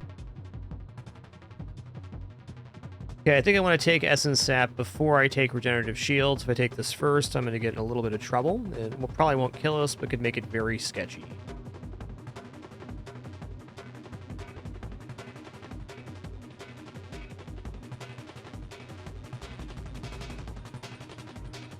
Our hull is bigger than the shield right now, so I probably don't want to use conversion.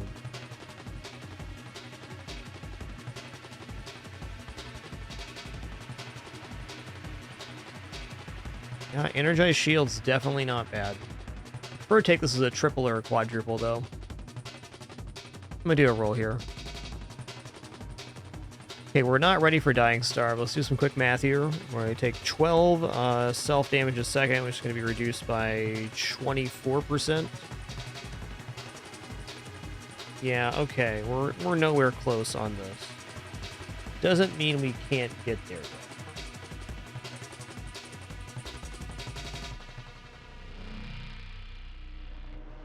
I'm going to take Kinetic Boost. Like now, even if we light something on fire and then zip away from it, that burn damage gets increased. Get roasted.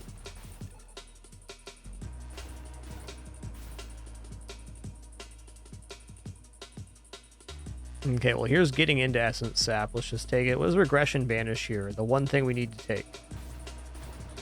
No good.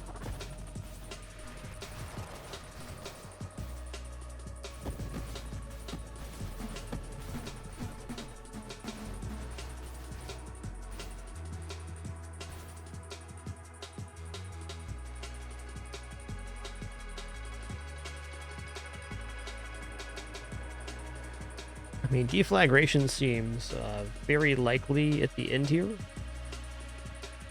There's also bonus damage for the Viper thing. I think this looks solid. Versus single target, we should crush something with that.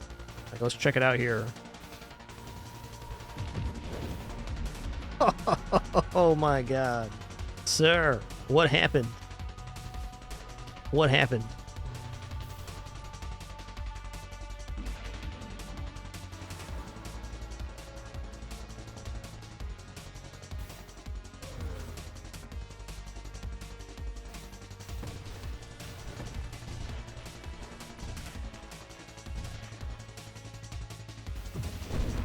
Later, Tater. Okay, we're probably not going to do that again versus that boss. There's that weird crevice towards the front that we got stuck in both times. But I will say, I enjoyed that. I enjoyed that a lot.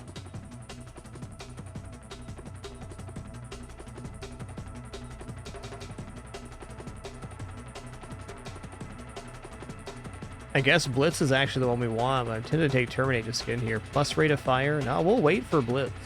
We'll wait. Corrosion it is, going into Purification, which is more regeneration and a ton more damage for this build.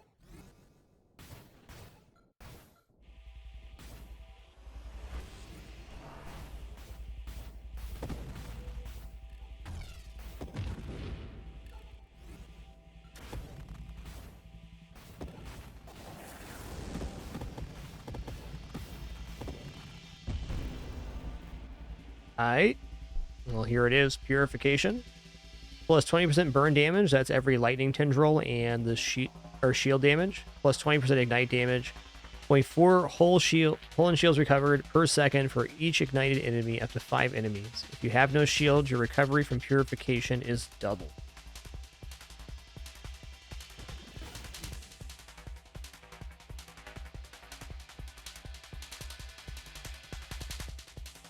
Yeah, ramming stuff with Viper is definitely a danger calculation. Could be really useful in the later game, though, if you get the double boss wave and you can remove one of the bosses real quickly.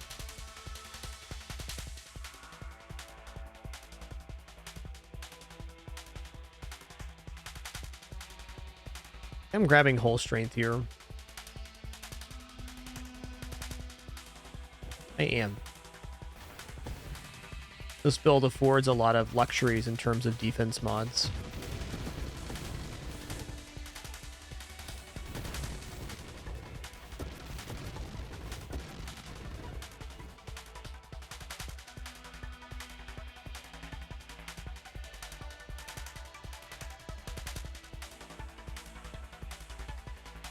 I mean, shield durability is also really good. Go for absorption here.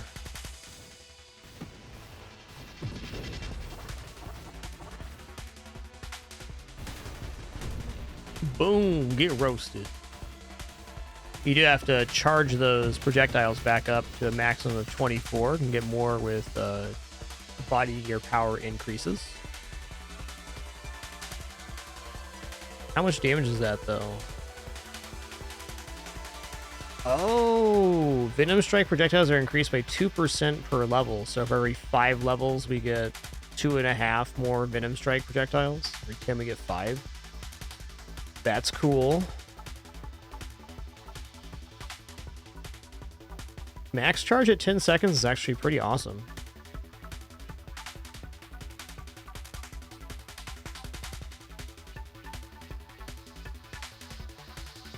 Let's take stabilization here. I'm craving some kind of movement ability.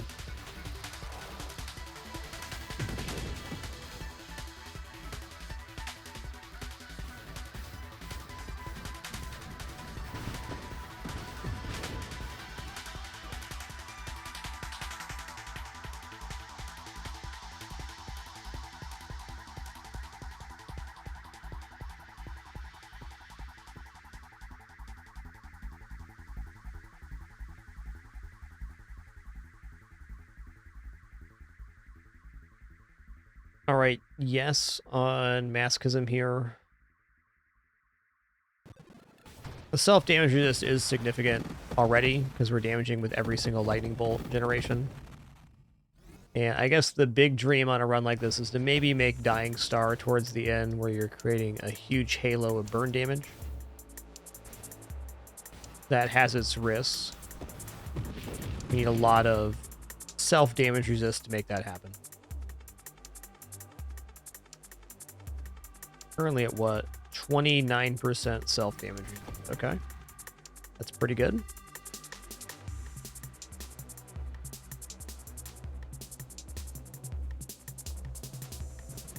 I'm gonna go Radiant Shields, Weaponized Shields. This does diminish our shield regeneration a little bit, but the upside is we'll get more damage overall and better reach with our shield, which is a significant source of damage.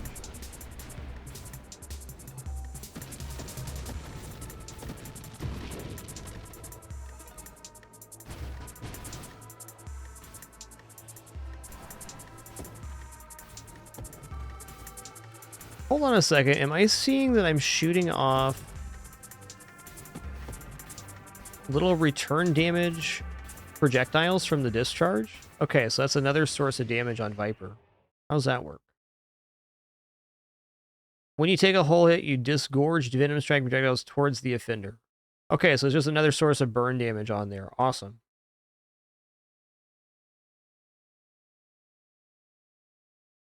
That sounds cool with Torrent, because if you had Discharge Torrent, just base, like we had the Firefly run earlier, you would be generating tons of those projectiles. Okay, Weaponized Shields. Whoa, dude.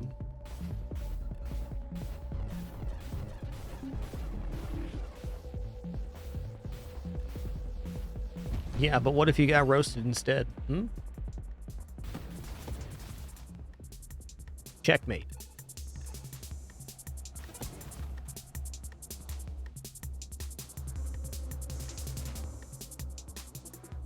I'm kind of unwilling to give up shield durability right now.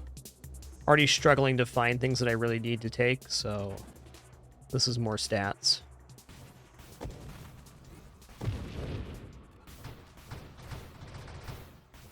Okay, Discharge Torrent Viper is now something I want to try, because the Torrent, even without weapon upgrades, which we could build it into weapons, would be doing 12.5 procs of the Venom projectile per second. It should be close to 1,000 burn damage a second being applied.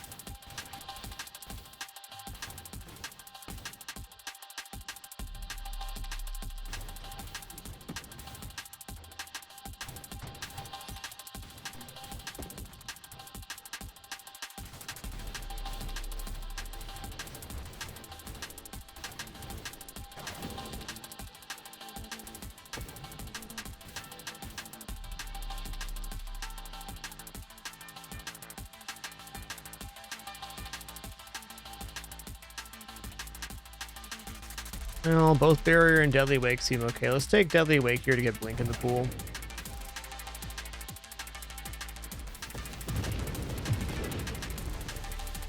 My survivability goes way up once I get Blink.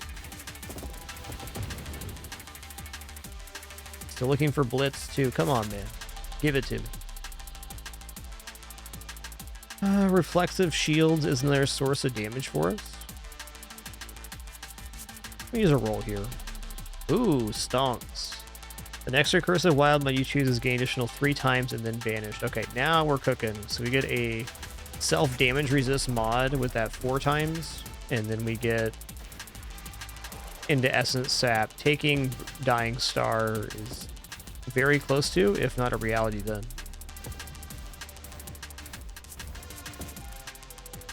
Actually, level 30 is kind of an early time to be considering Dying Star. All right, we blinking.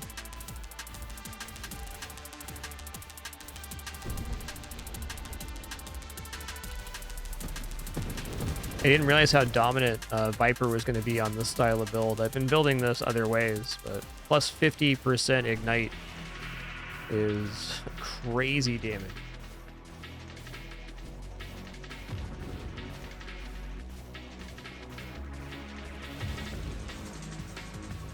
Woo.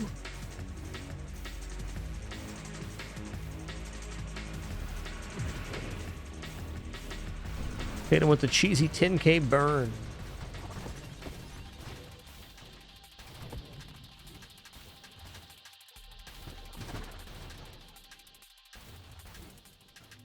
I think this build definitely has high score potential.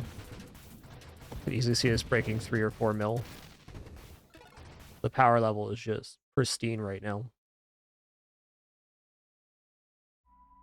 This is also really good. Your shield effect power is increased by your current speed. 20% faster shield cooldown base is so fast.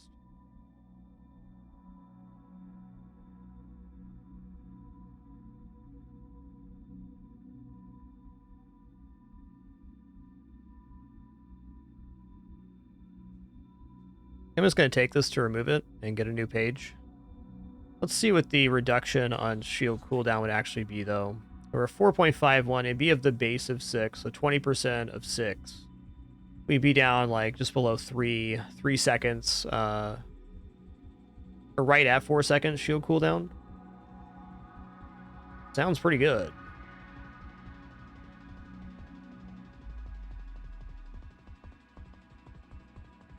But realistically, to get Dying Star, we're going to need to get more damage resistance, self-damage resist, so it has to be like Defiance. I'm going to go ahead and take Regression here and see a new page.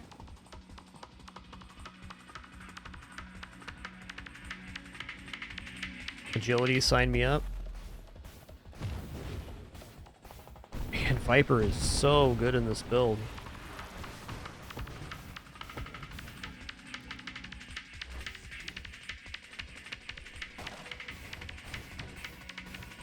Even the Deadly Wake benefits from Viper.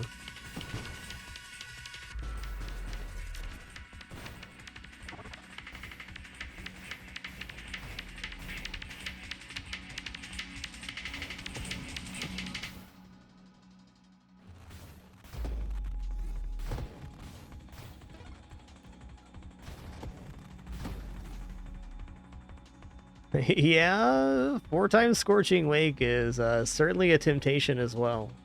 I think I'm going to stick with the plan of getting Dying Star going, but this would be an immense amount more burn damage too.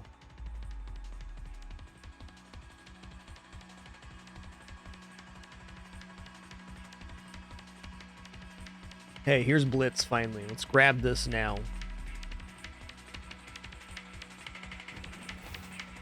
Puts Essence Sap on the table, which will be part of getting Dying Star going.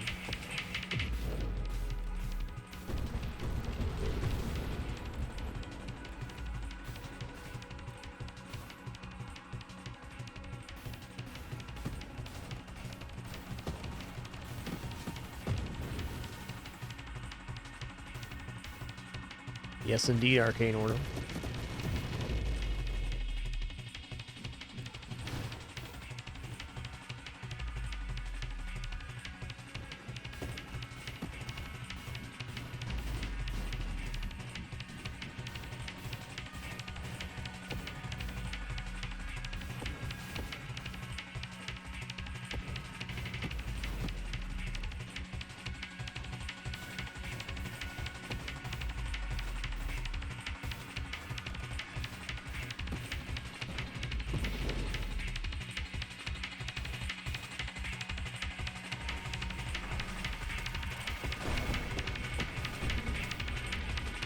pretty scary wave, honestly.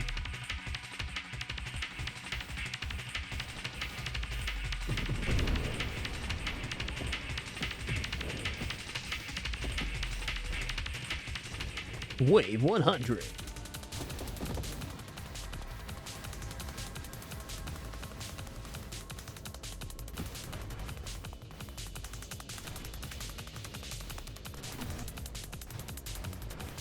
Get roasted, you oversized turkey. Get out of here.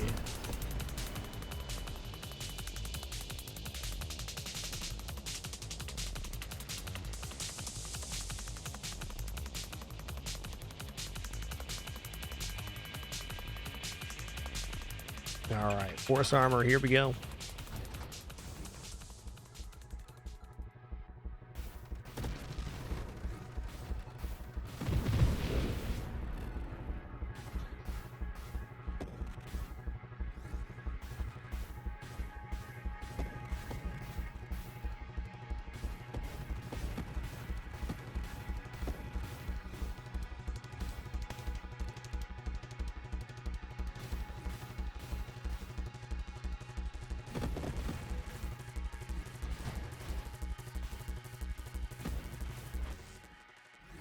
No, the lightning does not count as a weapon damage effect for Terminate's purpose.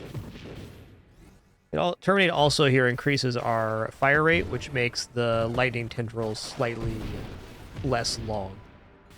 And the distance the lightning travels is definitely more important than the rate of fire to me.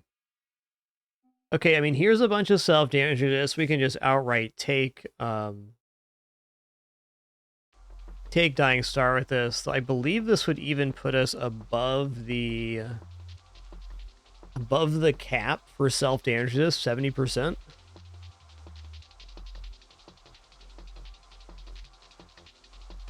It's also 12% more damage taken from enemies, which is scary. The amount of damage we leverage from this, though, is pretty sick.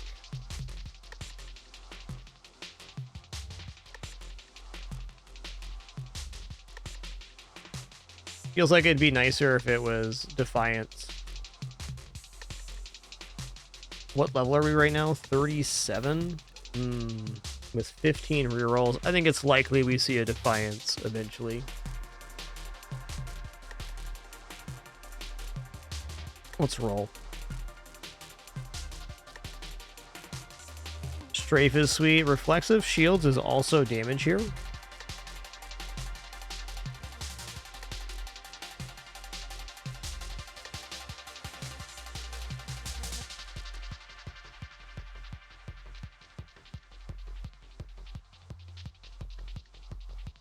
I don't want Apotheosis, so I might try to delay Strafe till I feel like it's more necessary. Let's just take Reflexive Shields here.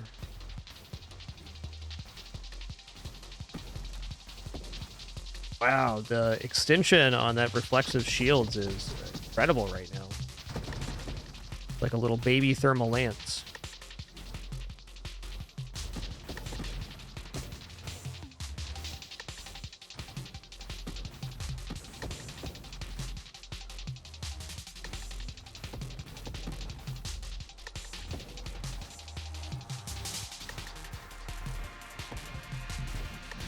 I need to look at the white reticle. I was like trying to look at the reflexive shields for indexing, and it was really like a weird brain lag effect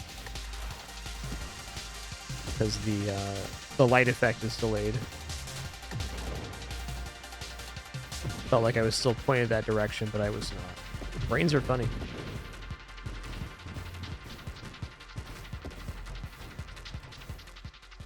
Uh-oh. This guy? I don't know about this guy. Roll it here. Yo, 4 times Defiance. Let's go. Alright, so this opens up taking Dying Star for sure. Let me check my damage reduction here. Yeah, it's pretty good.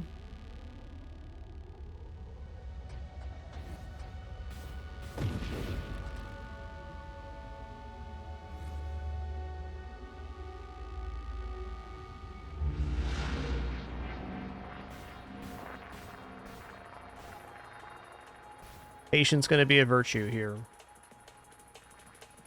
Right after I bonk him, though. No patience now.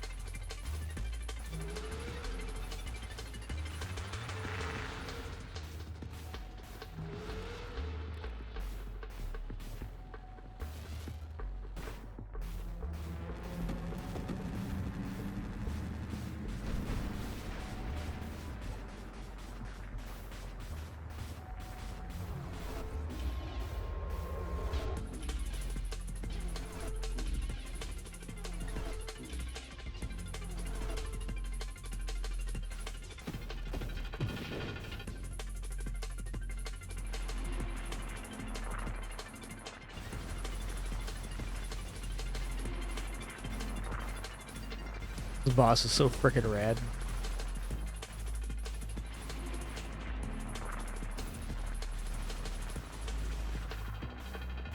This phase in particular took me like a hot minute to wrap my head around. It's all about finding the right spot to warp through the screen. I'm certainly no master of it yet, but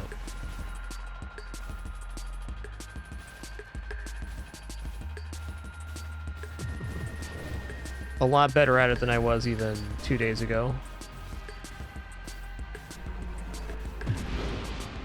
Phase 2 begins.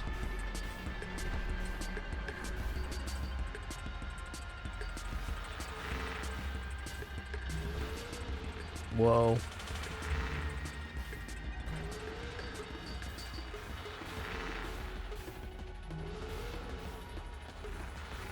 Oh, he's going 4 times? Whoa, man. Right, new phase. I get it now.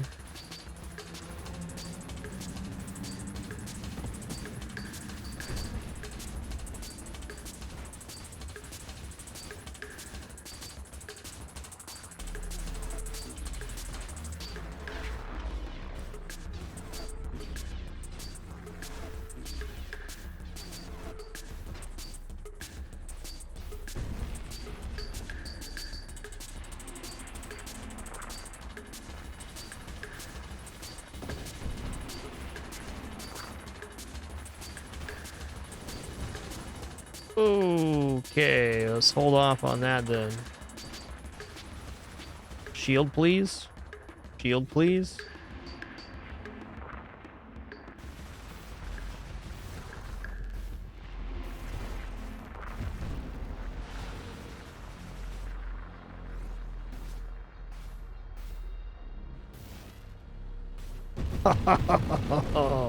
The chunky Viper strike to get the kill. That was nice.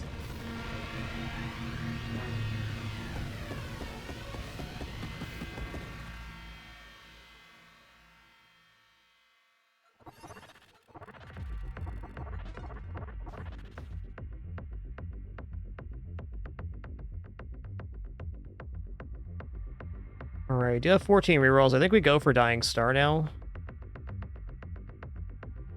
No, we go for regenerative shields now into Dying Star.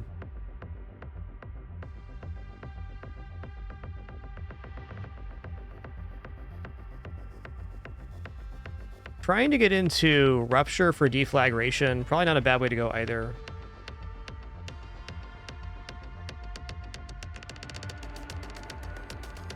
$480, you'll be fighting an even faster variation of that boss.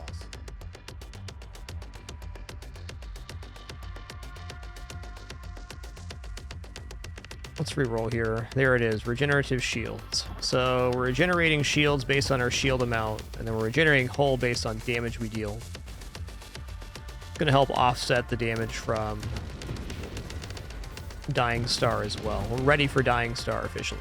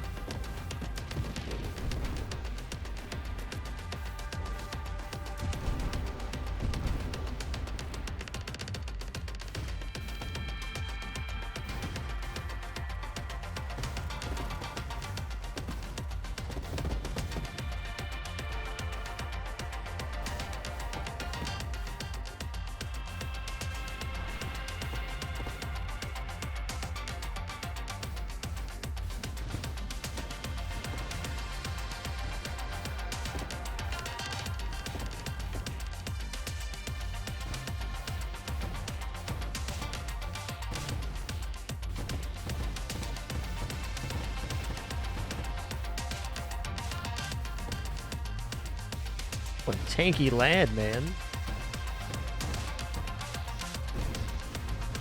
Listen here, bud. You got some HPs. Here's a normal-sized juggernaut fella.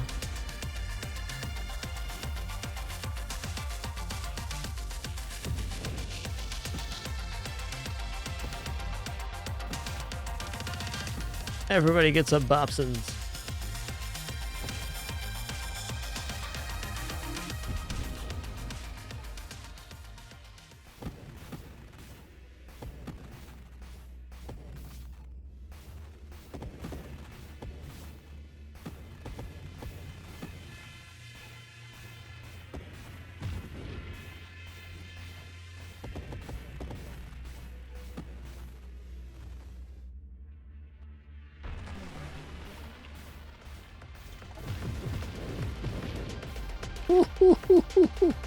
Oh, buddy. Excuse me, sir. You may have melted. Excuse me. Sorry about that. Yes, I could help myself, but I won't. That was awesome. We completely dominated Dweller there.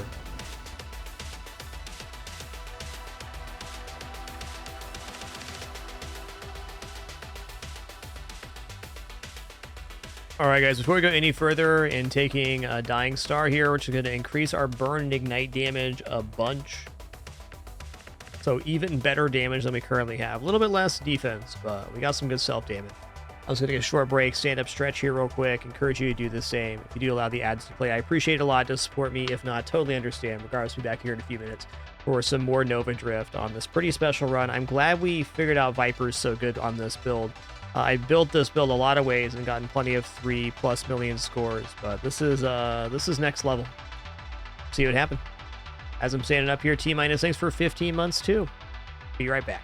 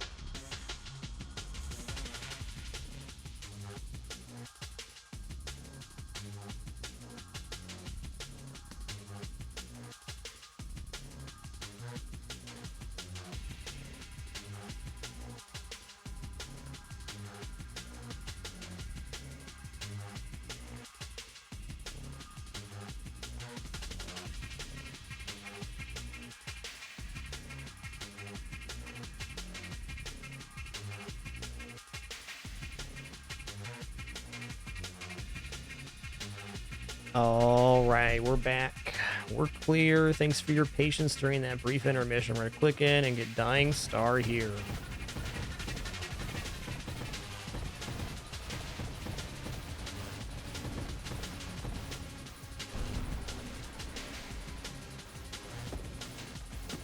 Wow. just read the tooltip of Dying Star real quick and figure out a few things. Okay, ignite everything in a huge radius. Ignite damage increased proportionally to your proximity to targets and your missing hull and shields. So the lower damage we are, the more burn damage we do. Plus 20% burn damage, ignite damage. Just our burn and ignite stats here. Burn damage modifier 160. Ignite damage modifier 225.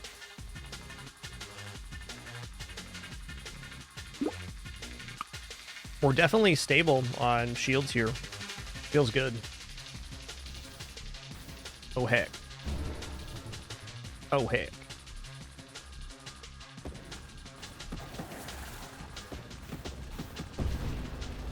The nasty wave.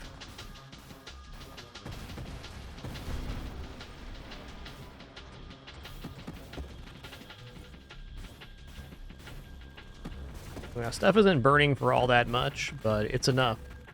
Oh yeah, so something that's cool here is this purification mod. It gives us up to 5 enemies, giving us 0.4 hull and shields recovered. This is independent of the essence sap malice, so we are getting regeneration from that just for having burning enemies, and since enemies are burning in a giant proximity, we almost always have the maximum amount of burn purification being applied.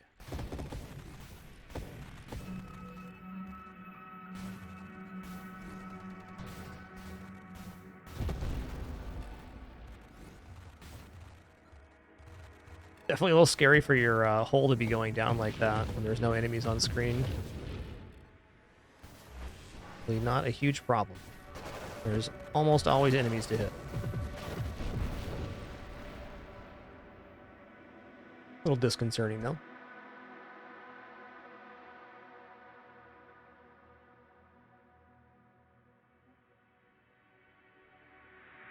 I think it's a very fair time to take strafe. Gain the ability to quickly dart forward, backward, or laterally. I use strafe exclusively on forward to dart forward. So how I have it set up is I have strafe on button press and left mouse, and then I have blink on left mouse. So if I am holding down the hotkey and I press left mouse, we strafe, and if I'm not holding down the hotkey, we blink.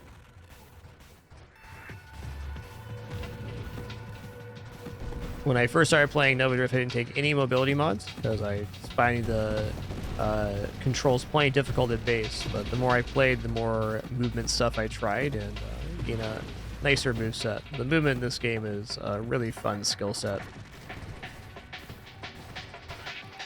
Nothing quite like it.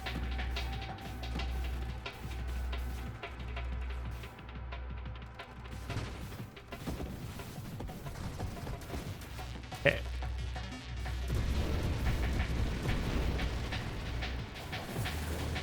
Let's not burn out here. Let's get our shields back.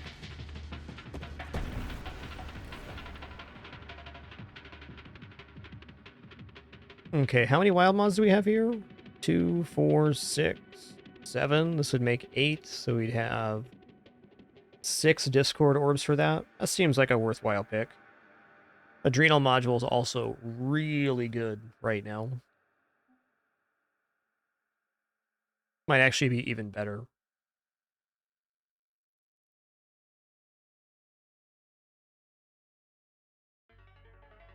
What the Discord orbs are good at is sniping the little enemies that spawn. They kind of bridge the gap between the burn damage and the larger burn damage on Dying Star. So tempting for sure. But this mod right here adds, on average, probably right now, 10% global damage, because we're always slightly injured. I think I like the way these look, so I'm going to pick them. Good enough for me.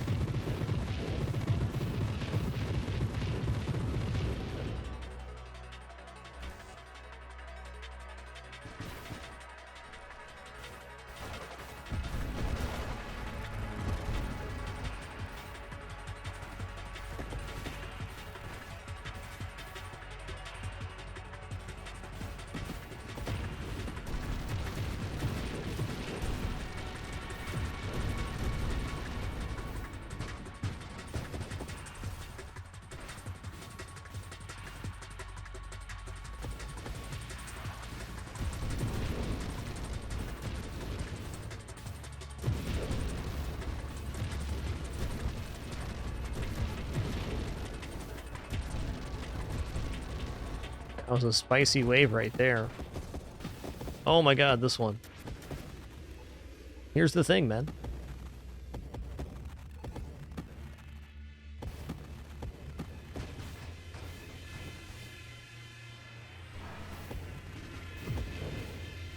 Ooh, snuck that XP. That was nice. Barrier's definitely good. If a hit to your shield exceeds 25 damage, that damage is reduced to 25. See that saving us. Won't help us versus Shredder Mines, but a lot of other stuff? Sure.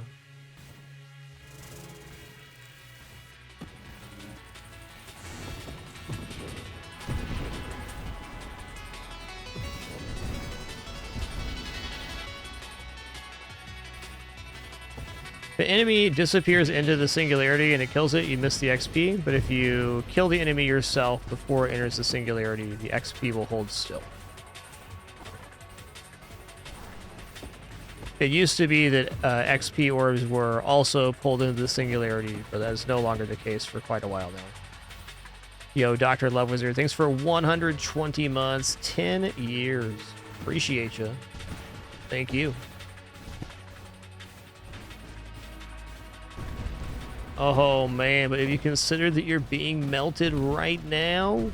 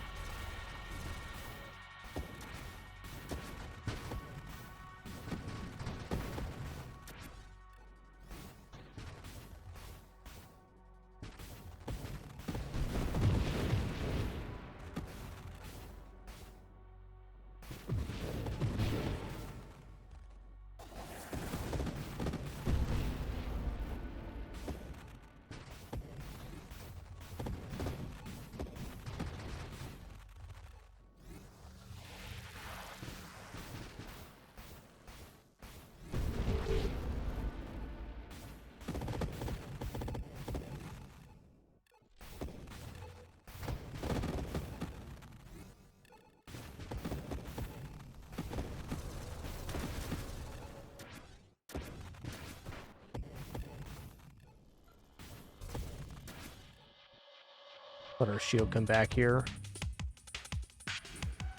I like how low that hole's getting. Need an enemy to essence sap up.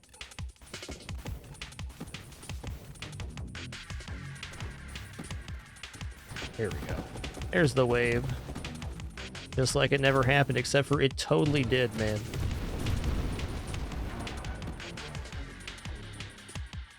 Okay, there's Adrenal Module. We're going now. Woo! Chunky numbers.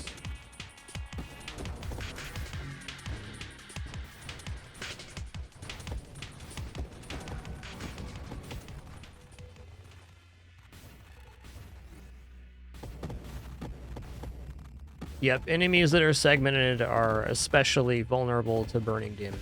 You got it.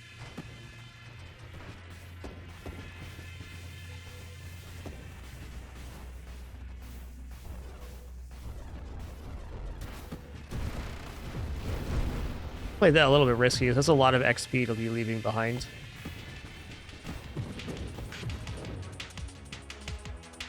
Gotta adjust here real quick. That was a terrible time to pause. I'm about to get chompered.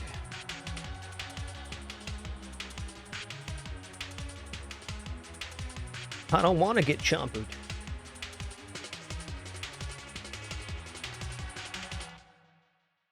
Here we go.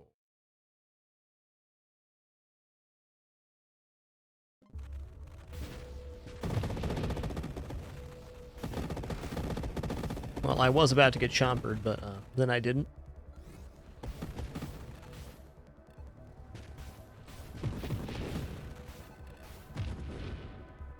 Wave 200. Okay, this is actually a pretty reasonable Wave 200.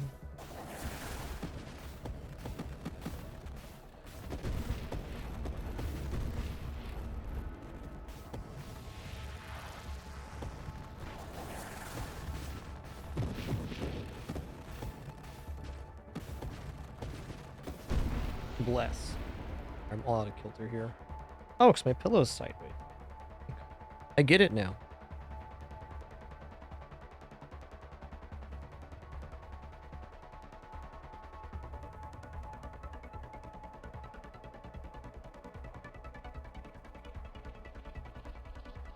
Oh boy, what a difference that made. So Wave 200 can be a lot of different boss combinations. That's about as good as it's going to get, the one we just got.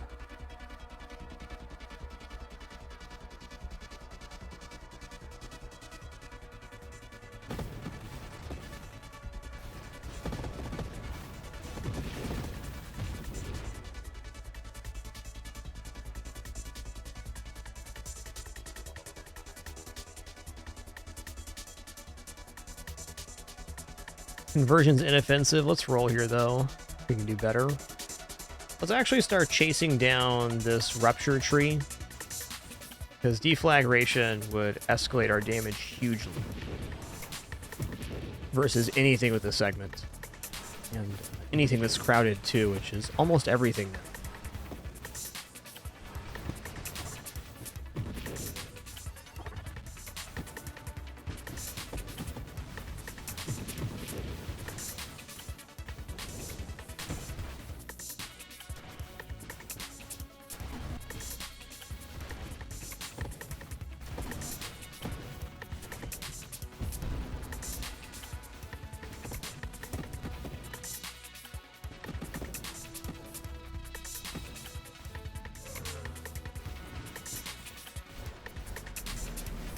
Oh my god. Scary, man.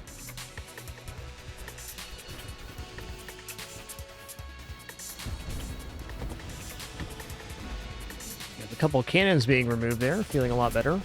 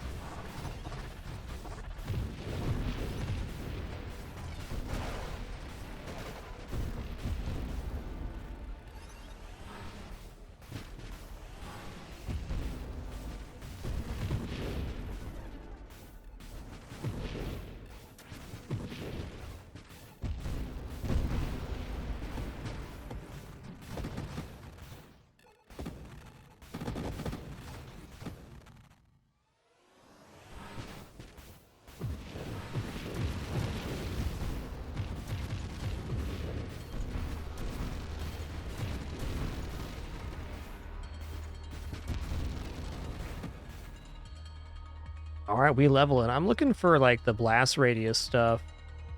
Okay, so we're going for blast damage. What is it here? Discord orbs deal blast damage. So this is 35% more damage on the orbs, and we're going into rupture, which will unlock the final mod that we want here. So if we get deflagration, the build's pretty much finished. Everything else that gets added is filler. It can be some nice filler, but that's what it is.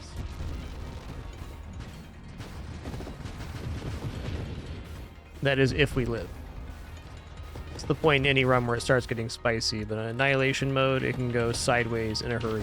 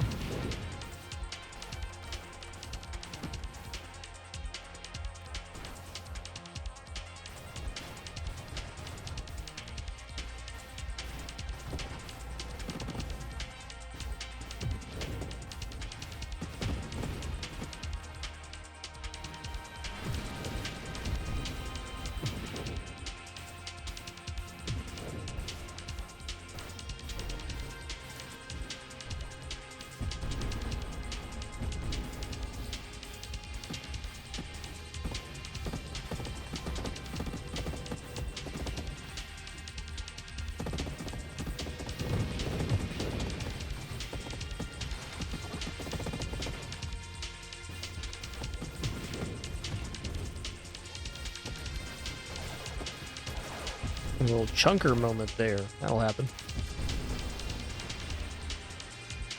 I've noticed that the mass creation of sparks by Viper and all those sources of damage can sometimes chunk a couple situations. Oh my god, I want to die. Heck. I'm alive. Everything's cool. We're cool. Keeping it cool right now. Coolest I've ever been, in fact. Not true.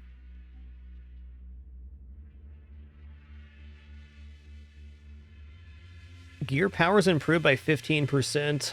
This is ignite damage. We're going to take Rupture because it puts Deflagration in the pool, and if we level up, we can just spam our rerolls looking for that. Or it can just appear right away. Something that could happen.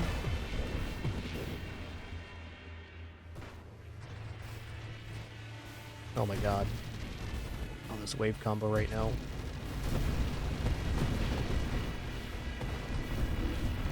Uh-huh. Uh-huh.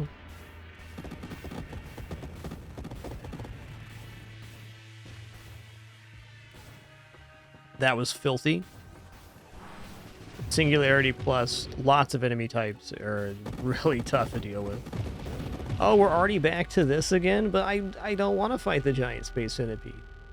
Well...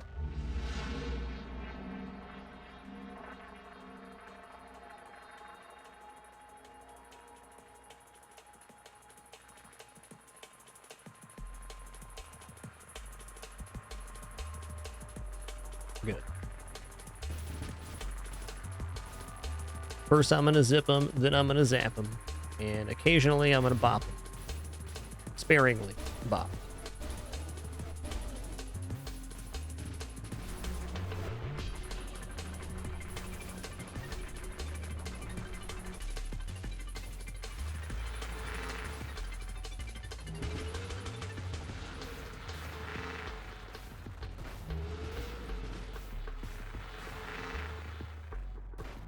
Oh, that was my bad.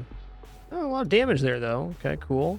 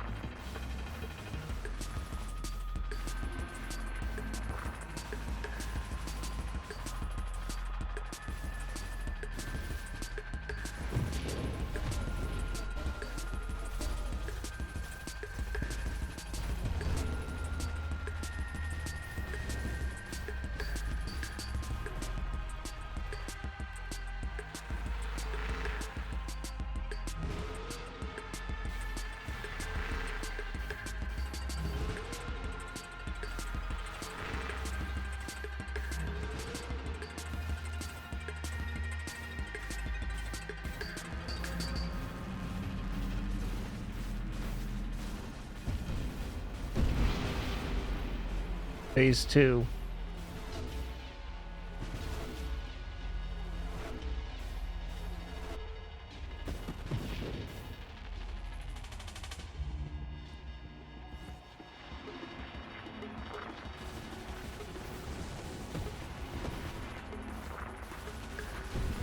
Oh man, Annihilation mode on this boss is so filthy. Bud.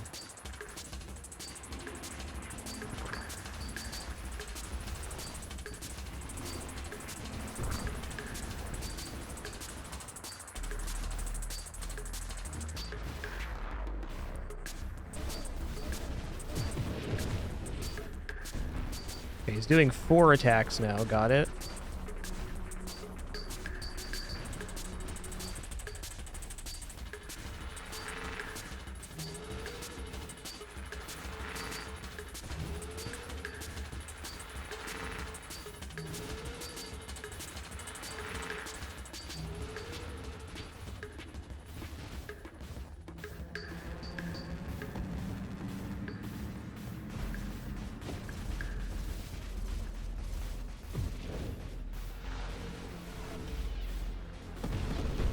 right. Woo! I held my breath a little too long there a few times. That was a spicy one. Enjoyed that. Definitely not a gimme with this build.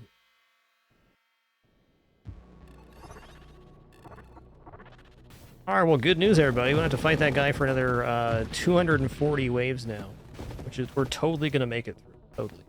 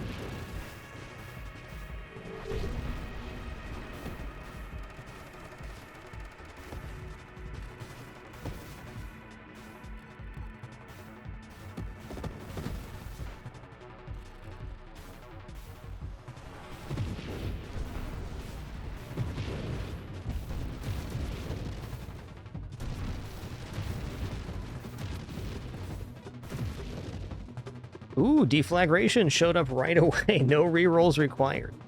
Destroying an ignite enemy, that's every single enemy we kill, will consume any ignites and trigger deflagration, dealing blast damage to nearby targets.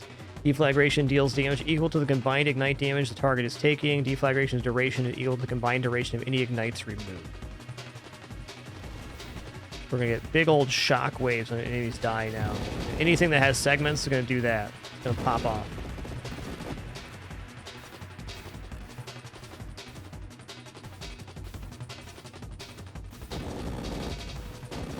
The reason it works that way is all the segments have the same amount of HP, so if you're generating enough burn damage to pop one and deflagration goes off, then they're all done.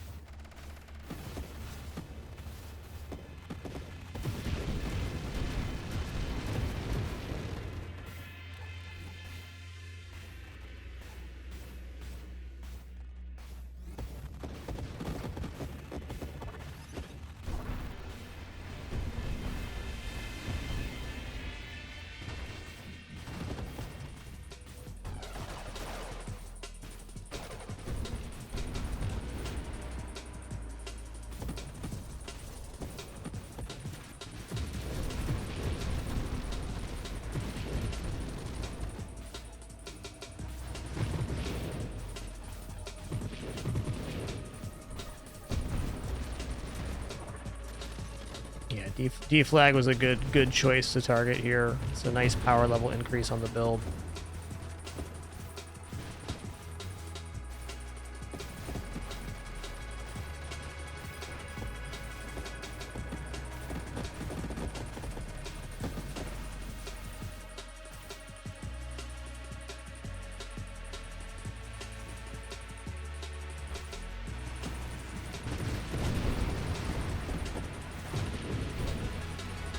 Don't clump up, though, PG.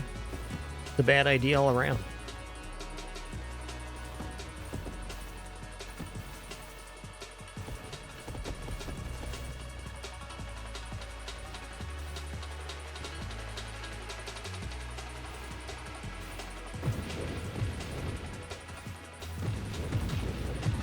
Woo!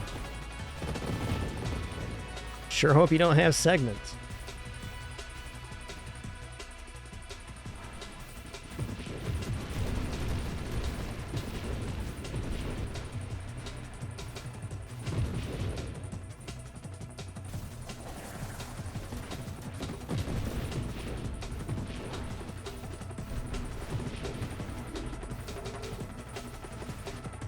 Oh my god, there's a comment coming in from the right, and the Spitfire is about to go off.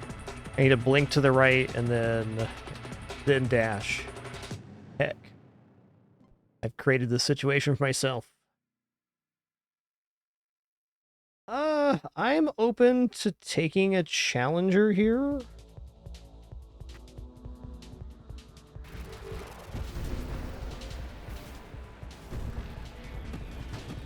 Right now. It's a crab. That's cool, man. I can dig it. Woo!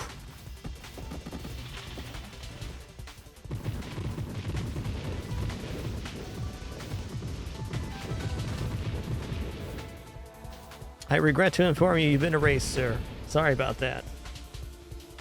Whoopsie doozle.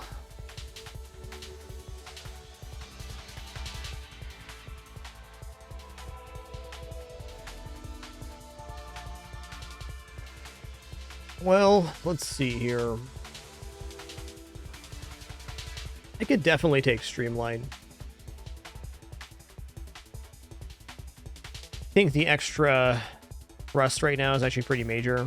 We're more or less defensively stable. Could have a hard time recovering from like a big mistake, but overall pretty good.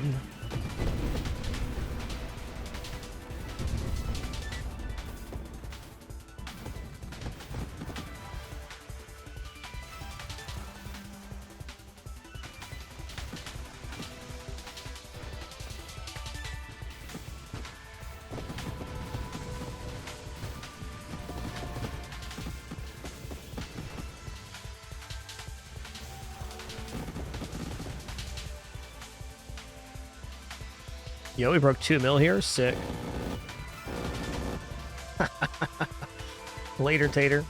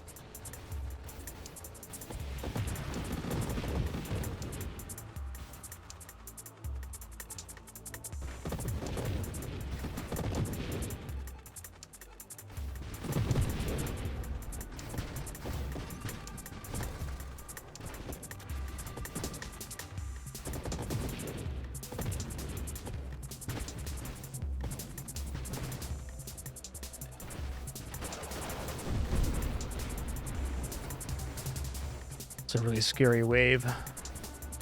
So is this. Holy crap.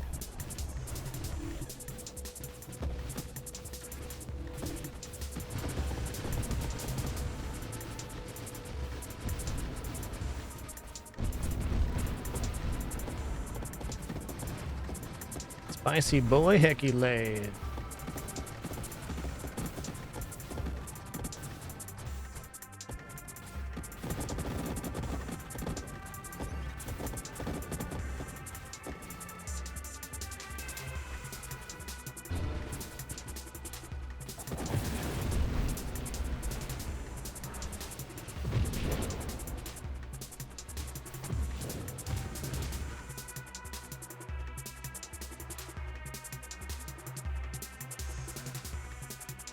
Kind of unopposed to another masochism here. I mean, another 8% self-damage resist puts our HP and shields in an even better place.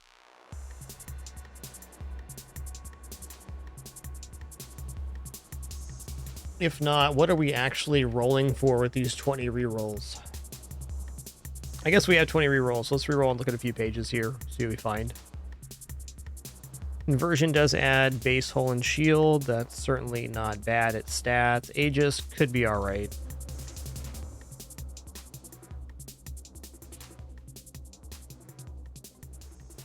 There's Bravado. I think Bravado is way too sketchy right now.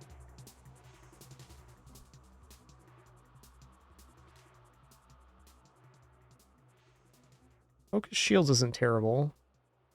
It is burn damage, but less radius. Probably about a wash, honestly. Slipstream's okay for more thrust.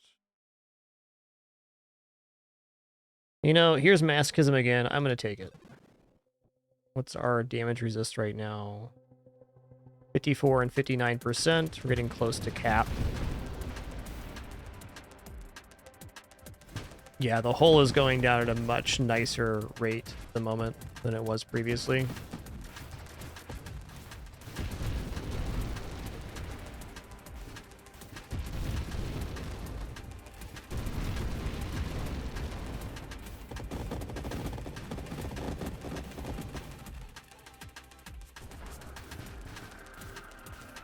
This is not good.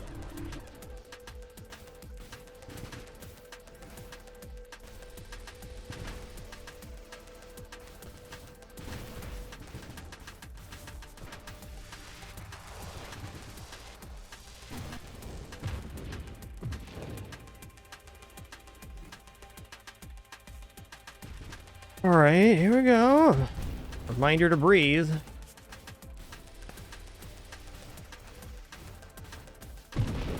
Oh my god, I survived. That wave was crazy.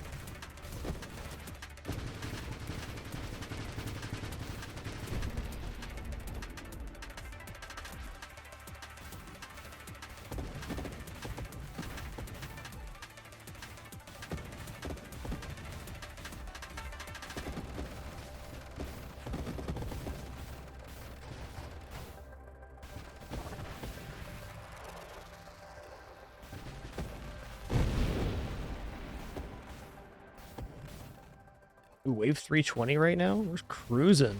2.5 mil. Hell yeah. Great build.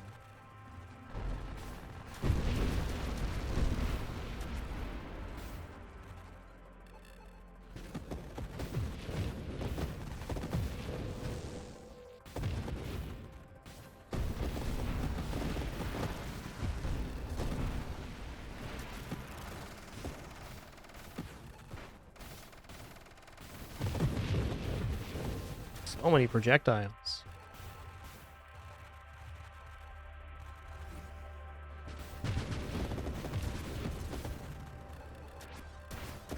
Oof.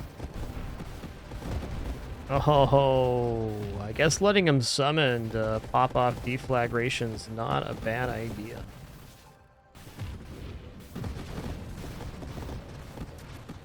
That wave, while it looked really dangerous, is almost completely negated just by having Halo's shield.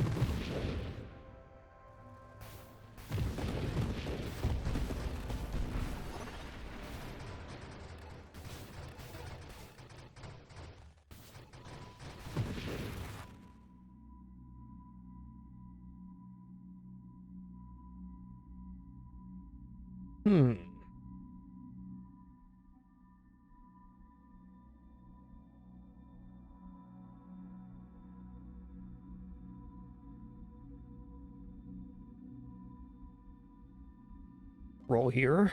Ooh, Revelation. All right, I'll hold my hopes for the next level up. We could reach self-damage resist cap. That'd be cool.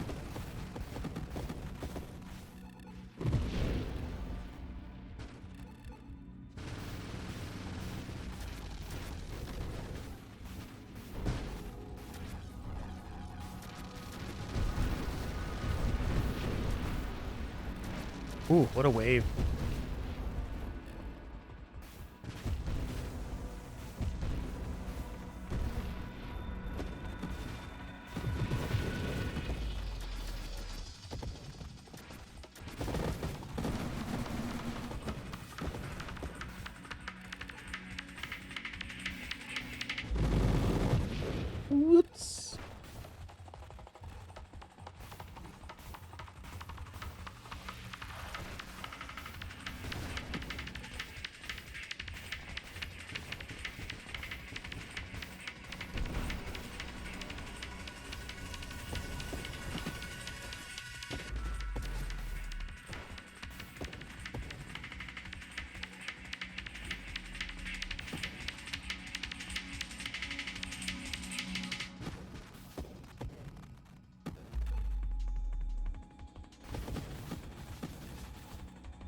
Did all that and then lost half our shields right away. Or no. Don't disagree. Don't appreciate it, that's all.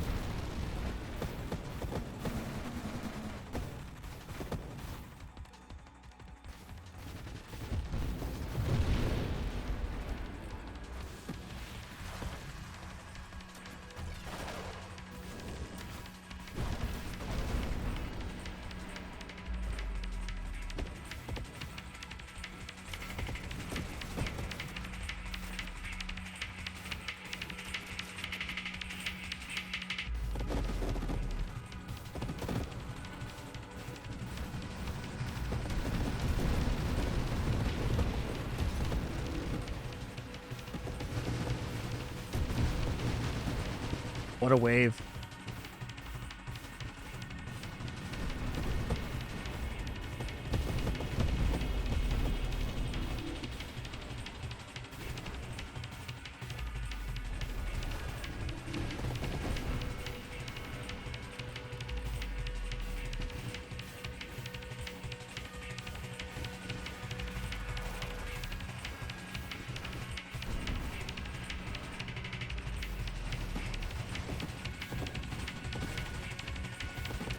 Yeah, that was the maximum amount of Viper Strike projectiles appearing. We're firing like 50-something Viper Strike projectiles when it's fully charged right now. It is spicy when that happens. Oops, sorry, did you completely melt? My bad.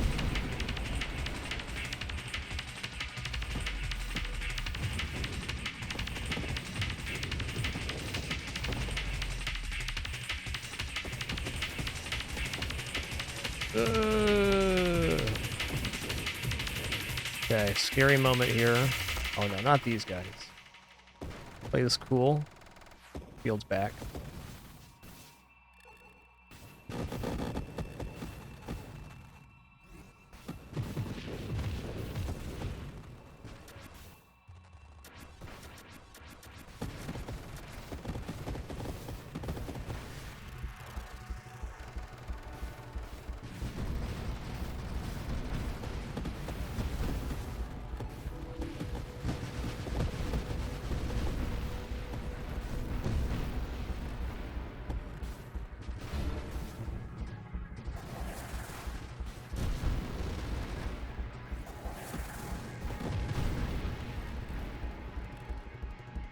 Ooh, he's broke 3 mil. Well, it's official. It's our best score since we reset for the 1.0 beta here.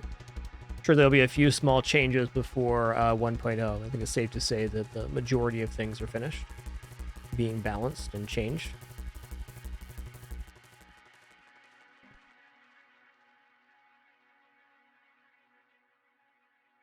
Okay, 3 times evolutionary niche. 10% per.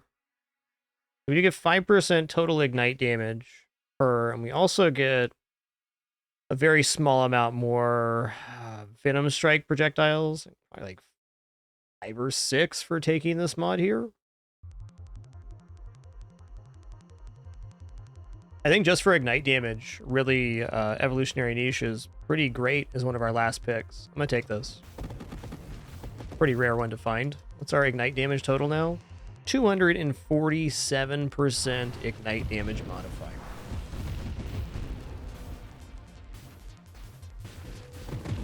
In case you're wondering if it is lit, it is definitely lit right now.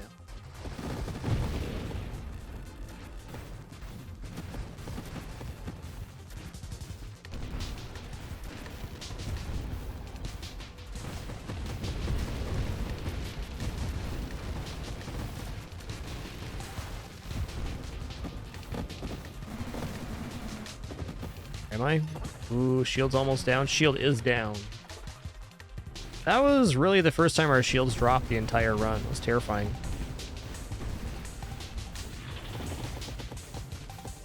Woo! I saw 46,000 right there. I saw that.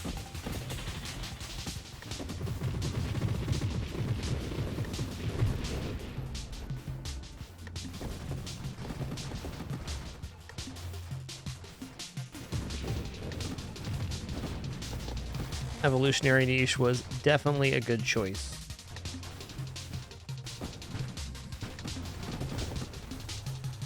Let's actually figure that out. So we get 10% of 2%. So we're getting 0.2 for each evolutionary niche. So it goes to 2.6% more for every level. Actually pretty huge. We got 0.6 over 50 levels. Pretty decent.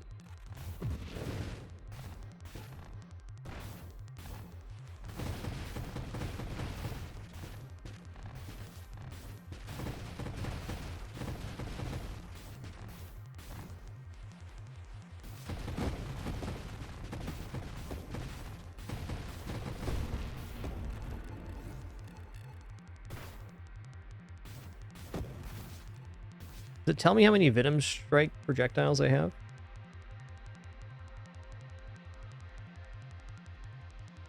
No. That's fair.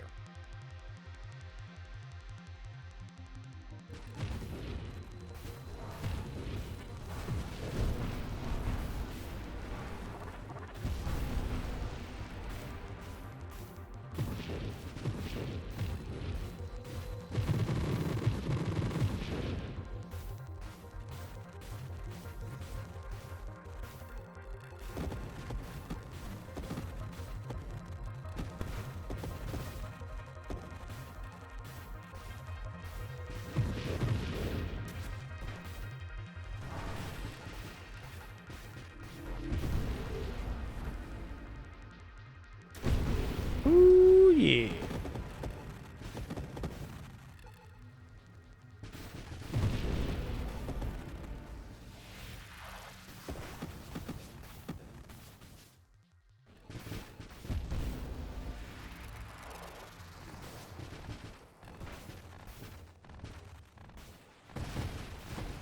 Dude, he's turning and firing so fast. Stop it.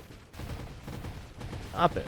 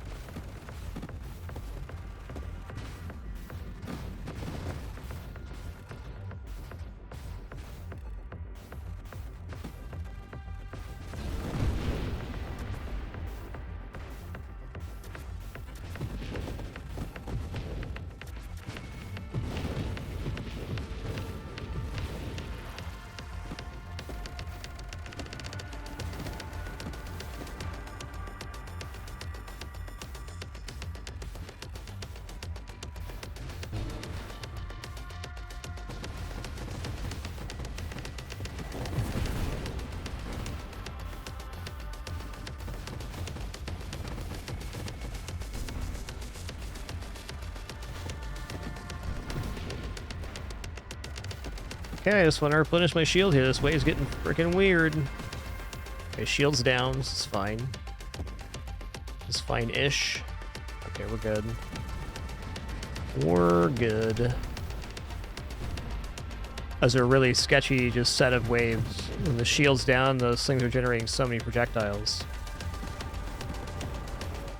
Makes you miss having antimatter rounds.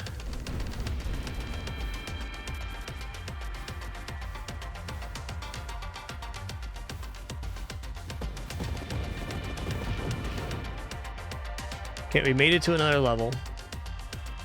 What are we looking for now?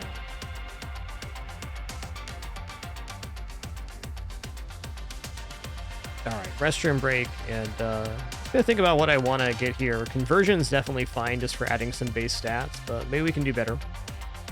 Be back in just a moment for the continuation of this pretty epic run.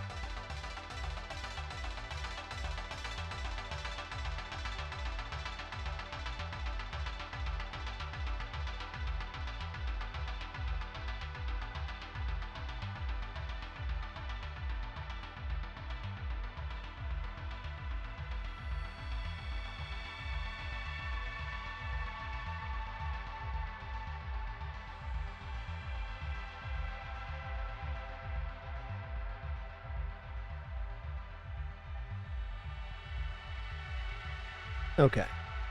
We have returned. Tab back in here and continue our run. I'm gonna roll here. I got 16 rerolls. So what's the harm?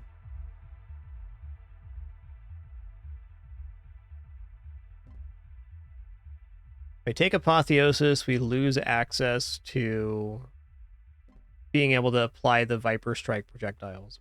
I'm enjoying using, so I'm not going to do that. Scorching makes fine. I mean, Focus Shields is fine too. It's more burn damage on the Halo Shield when we're real close. Probably actually okay. 25 shield effect power. Not bad. Keep rolling here.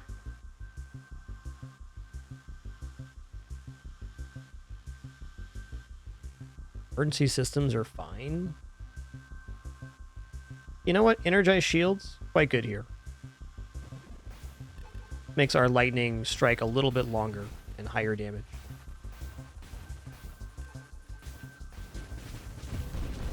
Also increased our shield cooldown, which is one of our main concerns. When the shield goes down, that's when I get really scared. At least on this build. Some builds don't really care about shield continuity. This one does, because I cannot discharge without a shield.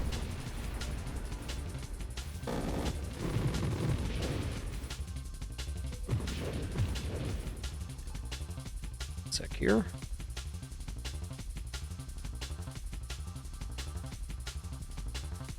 Better. Hey, glad you can make it too, Lawrence. Been a very cool Space Explosion Sunday, that's all I'm saying. Can't believe Nova Drift has a release date now, August 12th.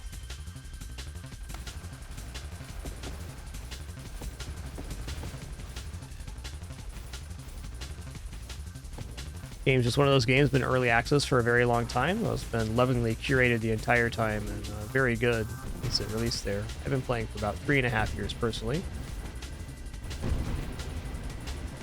I believe the dev said from conception to here, it's been about a 10-year journey. This game is awesome. Almost like somebody worked on it for almost a decade.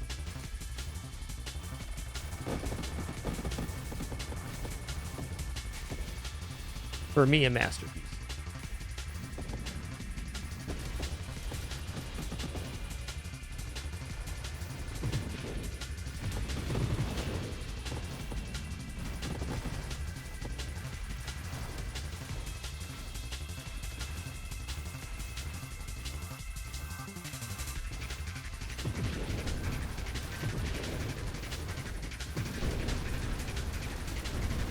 Yep, you got it, Metal Rawhawk. That's it. 1.0 release on the 12th. Okay, I did walk right into that, and I lost my shield. This is okay. We're just going to bide our time here. It's a very fortunate time to lose the shield. Adequate moment to get that back.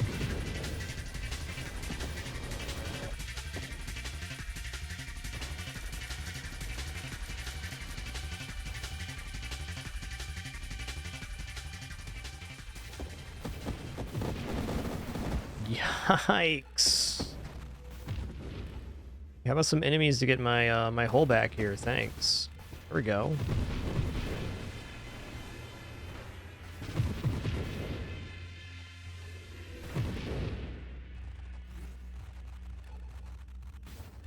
Why does it feel like the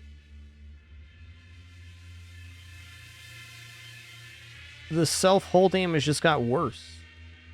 Did it? I don't think it did. I'm just scaring myself.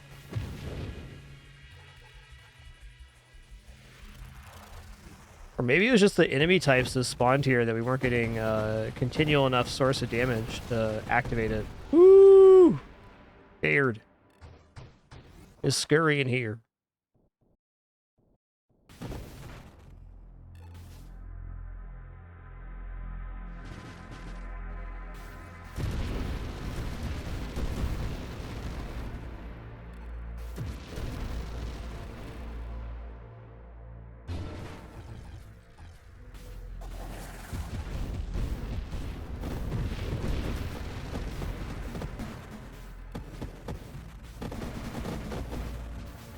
Was good.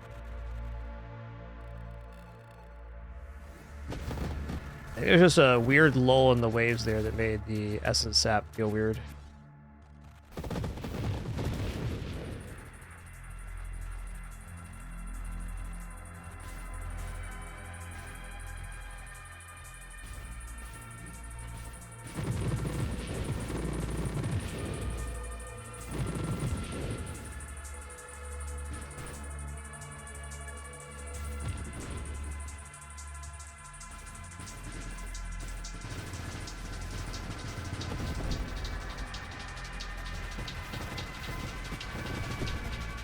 Woo!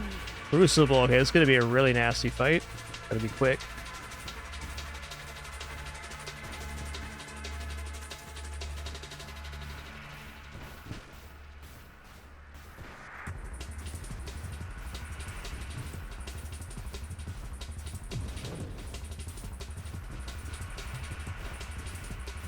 I don't think I've ever seen Crucible this sped up before. Terrifying. Gonna get my shield back. Okay.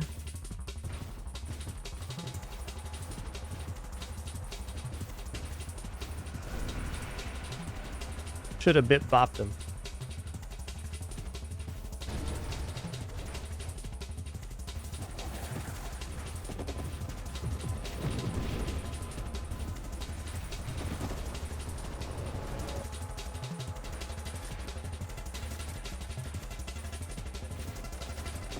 Not sure on that one, Ocelot. I'm sure there's been updates, though.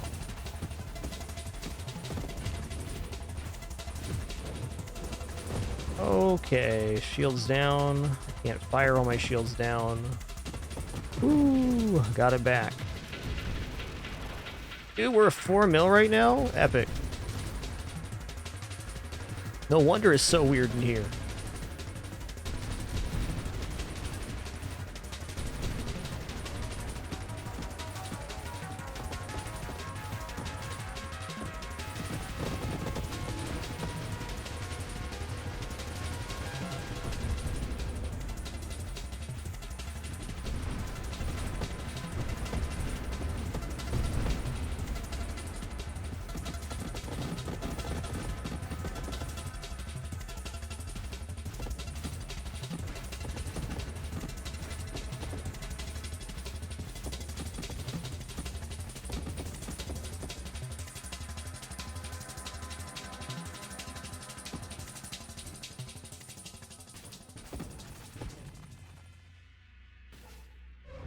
Oh god. Can you guys get pulled into the singularity? Because that'd be awesome. Thanks. Wow, I like the singularity. Pretty cool guy. Pretty cool guy.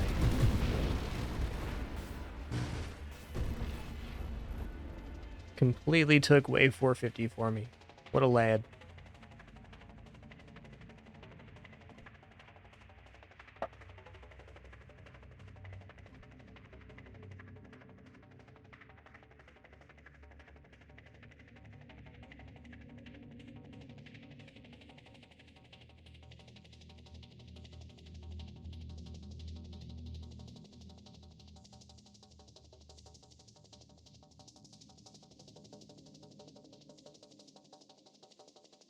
Oh, I think I'm just going to take conversion here for more hurl and shields.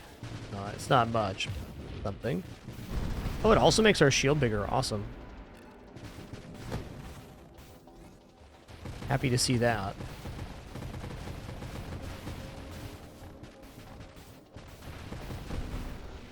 Bless. So tanky. If the singularity kills enemy, you do not get the XP. That's correct. Not really that much of a negative. Singularities are just part of the game cycle.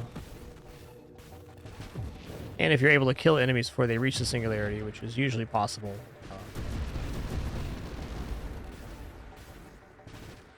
you get the XP. Like on that wave 450, I will sacrifice the XP from those 2 enemies to not deal with that wave 100% of the time.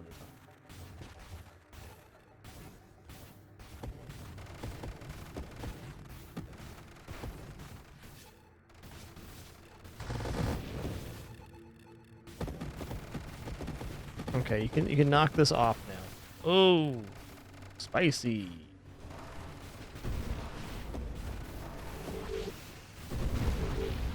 GG. Great run. 4.3 million.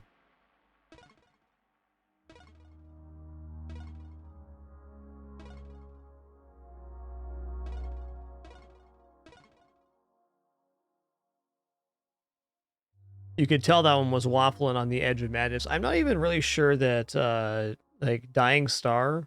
Imagine if instead of taking Dying Star, we took a bunch of other stuff that was not self-damage resist. I'm now certain for that style of build, Viper is the man. I've had other builds go like 3.5, 4 million with hidden power, but that was a different power level. And I think built slightly differently could go even a little further. Our highest score since we reset our scores for the beta, for sure.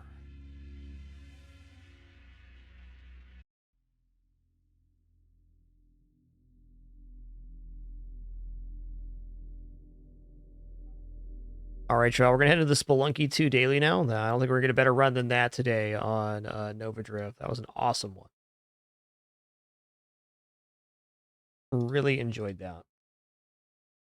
I'm going to get my capture and title swapped over, and we'll hop right in.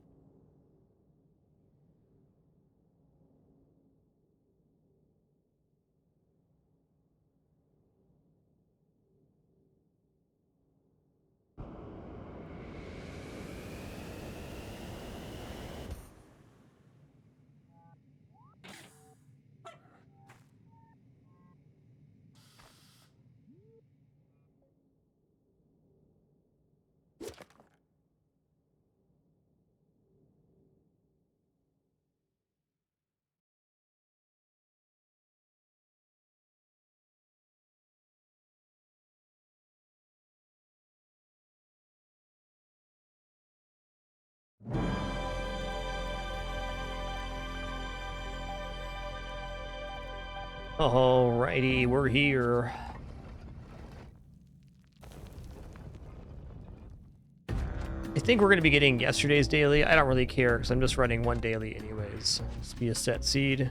I think we're right in the reset point, so we're probably getting yesterday's.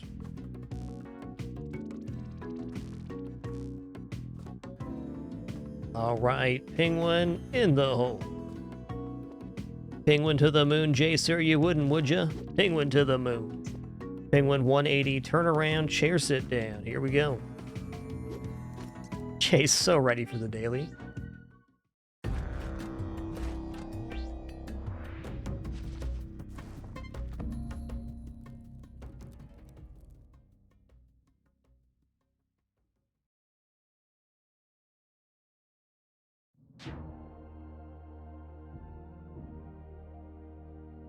Got to change the game after all. Okay, here we go.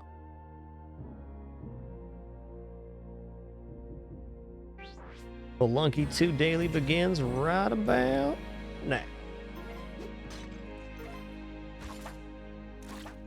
An auspicious start.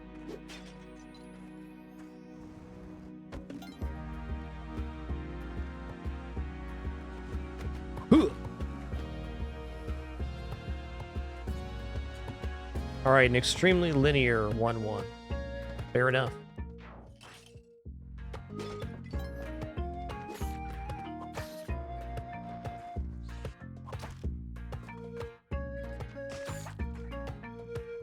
Okay, we certainly want to buy the Matic. 7,000, we'll get a great return on that. Listen here, you mole. Now it's going to say in my journal my first damage was taken by a mole. Son of a... The nerve. The mole dropped a Matic. Oh, I'm sorry for berating you, Mr. Mole, and then killing you. What a legend.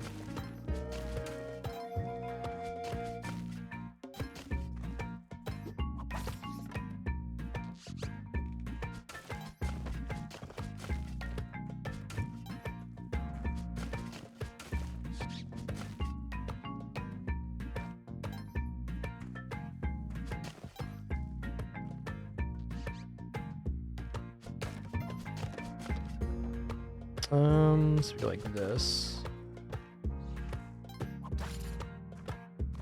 Freaking weird level right here. Oh my, stop that. Stop that. 114 right now, fair enough.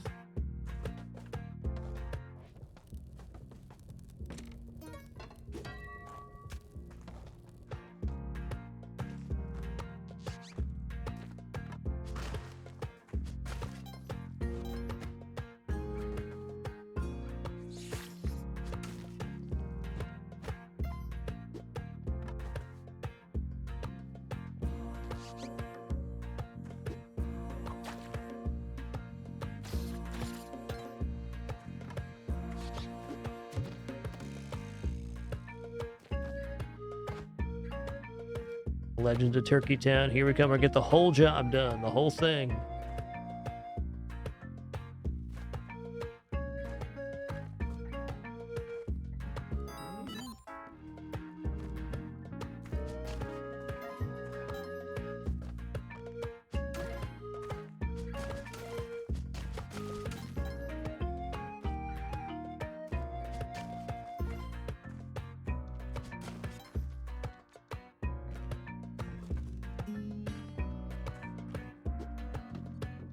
Interesting, they're facing different ways.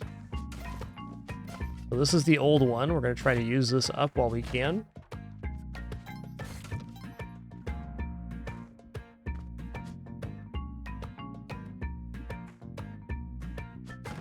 Ha-ha!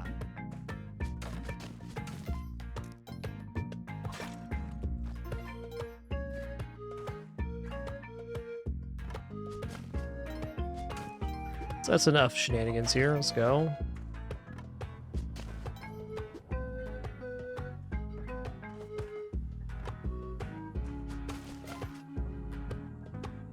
Ooh, lad.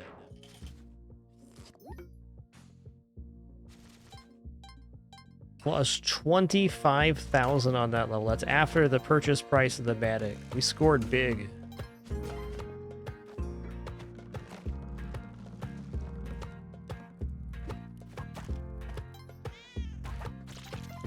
Huh, okay.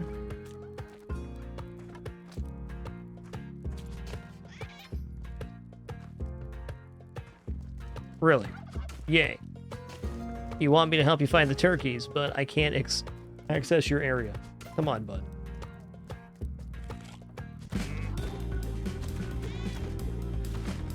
Oh no! So dead. Well, that happened. I thought I had him for sure, but no, the Matic falling is what did it to us. Actually, it was Yang's crossbow falling through that hit us there. Yang's crossbow did that to us.